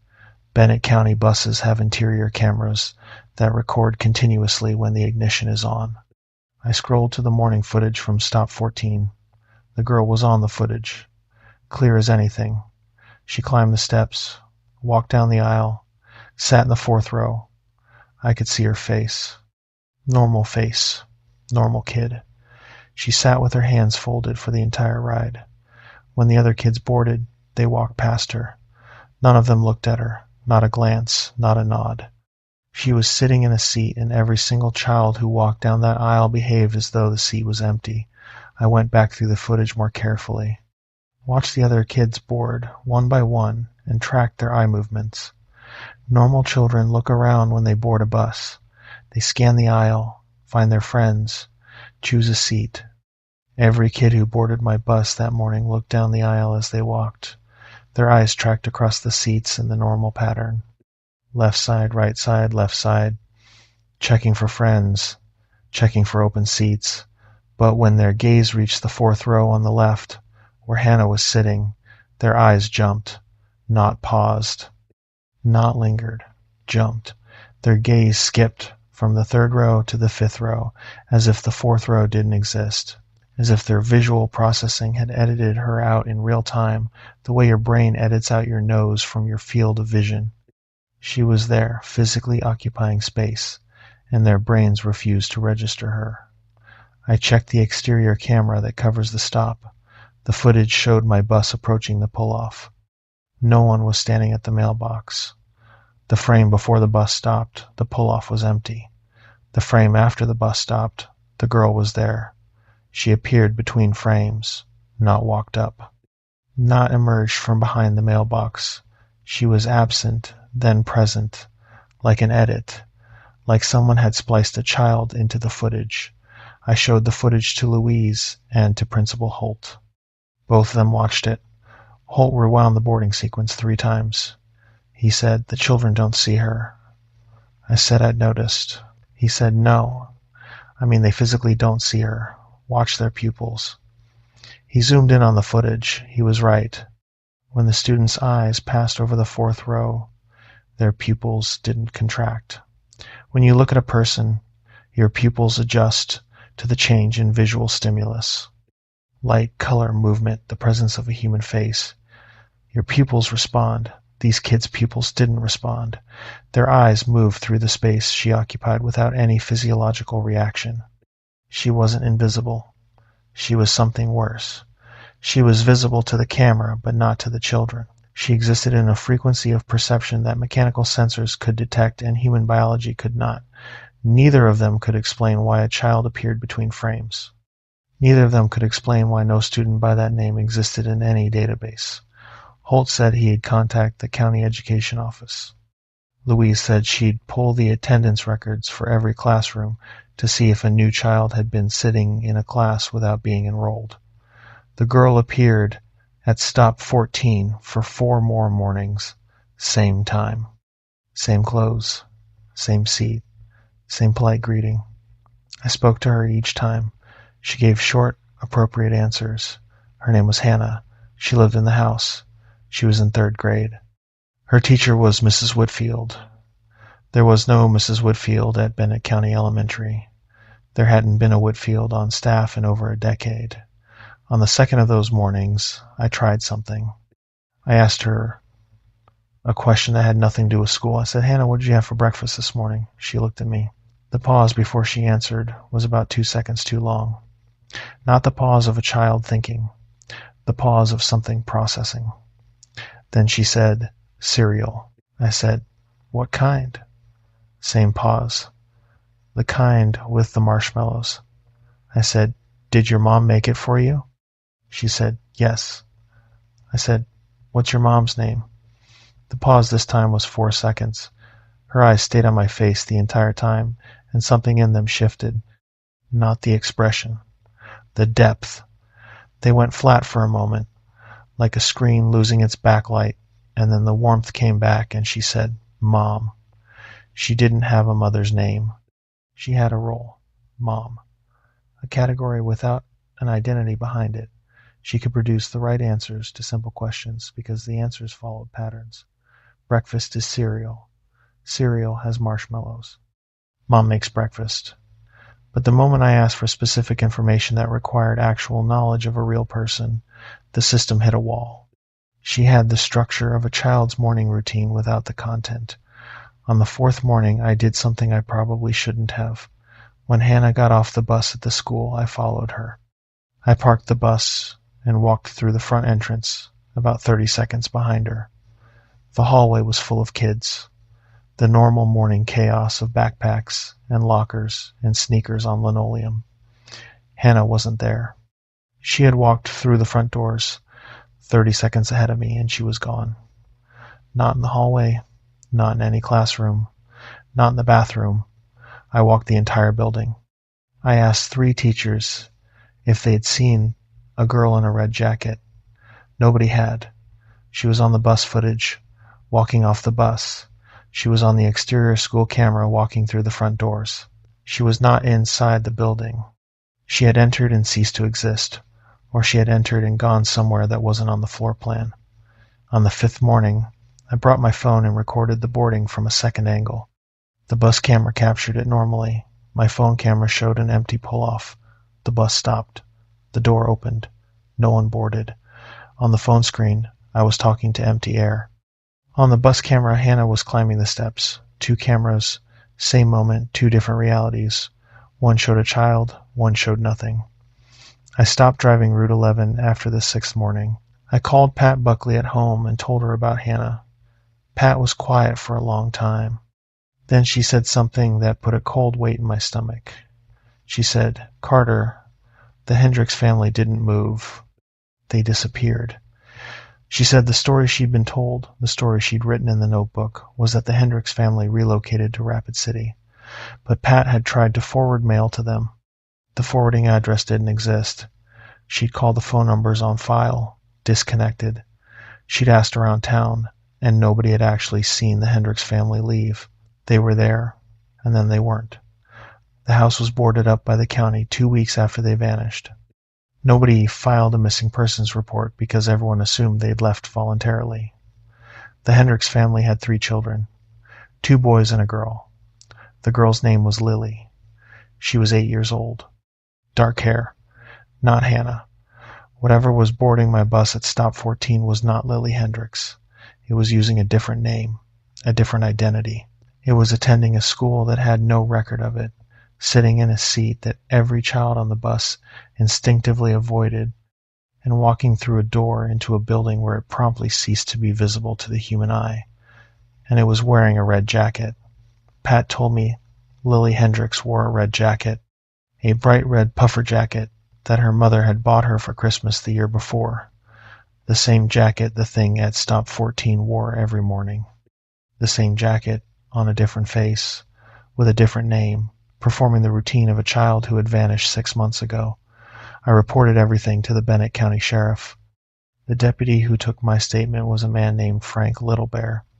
He was tribal, worked the overlap jurisdiction between the county and the reservation. He was a big man, calm the way people who've seen a lot of things get calm, with the particular steadiness of someone who has long since stopped being surprised. He listened to everything. He watched the camera footage on my phone. He watched the bus camera footage on the school's computer. He looked at my phone video showing the empty pull-off. He watched it twice. Then he sat back and said, "You're not the first driver." He said Pat had reported the same thing. Not Hannah, a different child, a boy, appearing at stop 14 in 2021. Different name, different clothes. Same behavior, same pattern. Boarded the bus, sat in the same seat, got off at the school, disappeared inside the building. Pat reported it, the school investigated, no record, no enrollment, no explanation. The boy appeared for 8 days and then stopped. Pat didn't talk about it. She crossed out stop 14 in her notebook and kept driving. Frank said the child had appeared before Pat, too. The driver before Pat, a man named Howard Gaines, reported a girl at stop 14 in 2019. Same pattern, different name, same seat, same red jacket, same red jacket. 3 different children, 3 different drivers. Same jacket. Lily Hendricks' jacket, worn by something that changed its face but kept the costume, because the jacket was the signal. The jacket was the marker. A bright red jacket at the end of a gravel driveway that told every bus driver who saw it the same thing. There's a child here, and you need to stop. I asked Frank why no one had investigated the Hendricks property. He said they had. He pulled a file from the back of the sheriff's station, a manila folder with a red flag sticker on the tab, and he laid it on the desk and opened it. The Hendricks family. Owen and Michelle Hendricks. 3 children, twins Ryan and Connor, age 11, and Lily, age 8, moved to the property in 2017. Owen worked remote for a tech company. Michelle homeschooled the twins, and Lily attended Bennett County Elementary. Normal family, normal life, until May of 2022, when they stopped appearing. No forwarding address. No moving truck. No goodbye to the neighbors, though the nearest neighbor was 2 miles away and contact was infrequent. The mail piled up. The school didn't receive a transfer request. Michelle's mother in Omaha called the sheriff in June because Michelle hadn't returned calls in 3 weeks. Frank drove out to the property. The house was boarded. Every window covered with plywood, screwed in from the outside with deck screws. The front door was locked. The back door was locked. The side door was locked. Frank said he knocked and announced himself and got no response. He got authorization to enter and remove the plywood from the kitchen window. Inside, the house was intact. Not tossed, not ransacked, not abandoned in a hurry. The kitchen table had 4 place settings: plates, glasses, silverware. The food on the plates was desiccated but identifiable. Mashed potatoes, green beans, some kind of meat, a meal, served, never eaten. The glasses had liquid in them, dried to residue. Orange juice, based on the color. The family had sat down to dinner and never taken a bite. The food was on the plates, the drinks were poured, and then something happened that made them stop. Something that happened between dinner is served and pick up your fork. A gap of seconds. And in that gap, the Hendricks family ceased to be.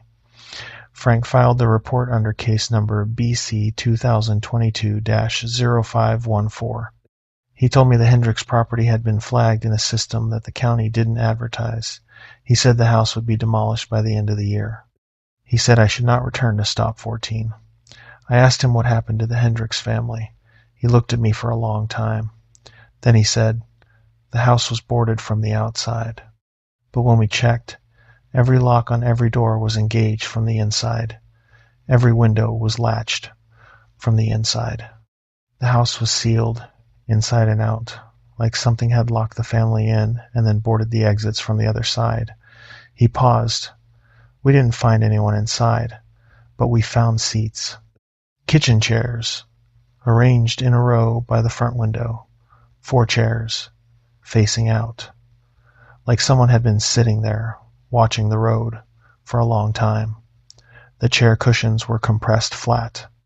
The carpet under them was worn through to the pad. However long those chairs were occupied, it was longer than a few days. He paused again. The food on the table was from May. We entered the house in June, but the wear on the carpet under those chairs was consistent with months, maybe years. Like something had been sitting in those chairs, facing the road, watching for the bus, long before the Hendricks family disappeared, long before they even moved in. I let that settle. Something had been in that house, sitting in kitchen chairs, watching the road through the front window, for years, watching the school bus come and go, learning the schedule, learning the routine, learning which stop was number 14 and what time the bus arrived and what a child looked like standing in a mailbox with a backpack and a red jacket. And then the Hendricks family moved in, and it had a real family to study. Real children, real names, a real jacket. And when it was done studying, the family sat down to dinner and never picked up their forks, and something boarded the windows from the outside and locked the doors from the inside, and the chairs went back to the window, and the watching resumed. He didn't say anything else. I didn't ask. I don't drive buses anymore. I don't drive past Stop 14. I don't think about the girl in the red jacket who said her name was Hannah and folded her hands and sat in the 4th row and walked through a door into nowhere, except I do. I think about her every morning at 6:51, when the light is flat and gray and the day hasn't committed yet, and I wonder if the bus that replaced mine stops at 14 now. And I wonder what name she's using this year. And I wonder if the driver checks the notebook and sees the crossed out line and stops anyway because there's a child at the mailbox and you don't drive past a child. That's what it counts on. That's the whole game. A red jacket at the end of a driveway, and the human instinct to stop. If you're new to the channel, welcome to the family. I appreciate you being here tonight. If you've been listening for a while, you already know how much your support means. A like, a subscribe, even just letting the video play while you drift off, all of that helps this channel grow and keeps these stories coming. Now I want to hear from you. Drop a comment and tell me, what's the scariest place you've ever driven through alone at night? I'm always looking for new settings for these stories, and some of the best ones come straight from you. Stay safe out there. I'll see you in the next one.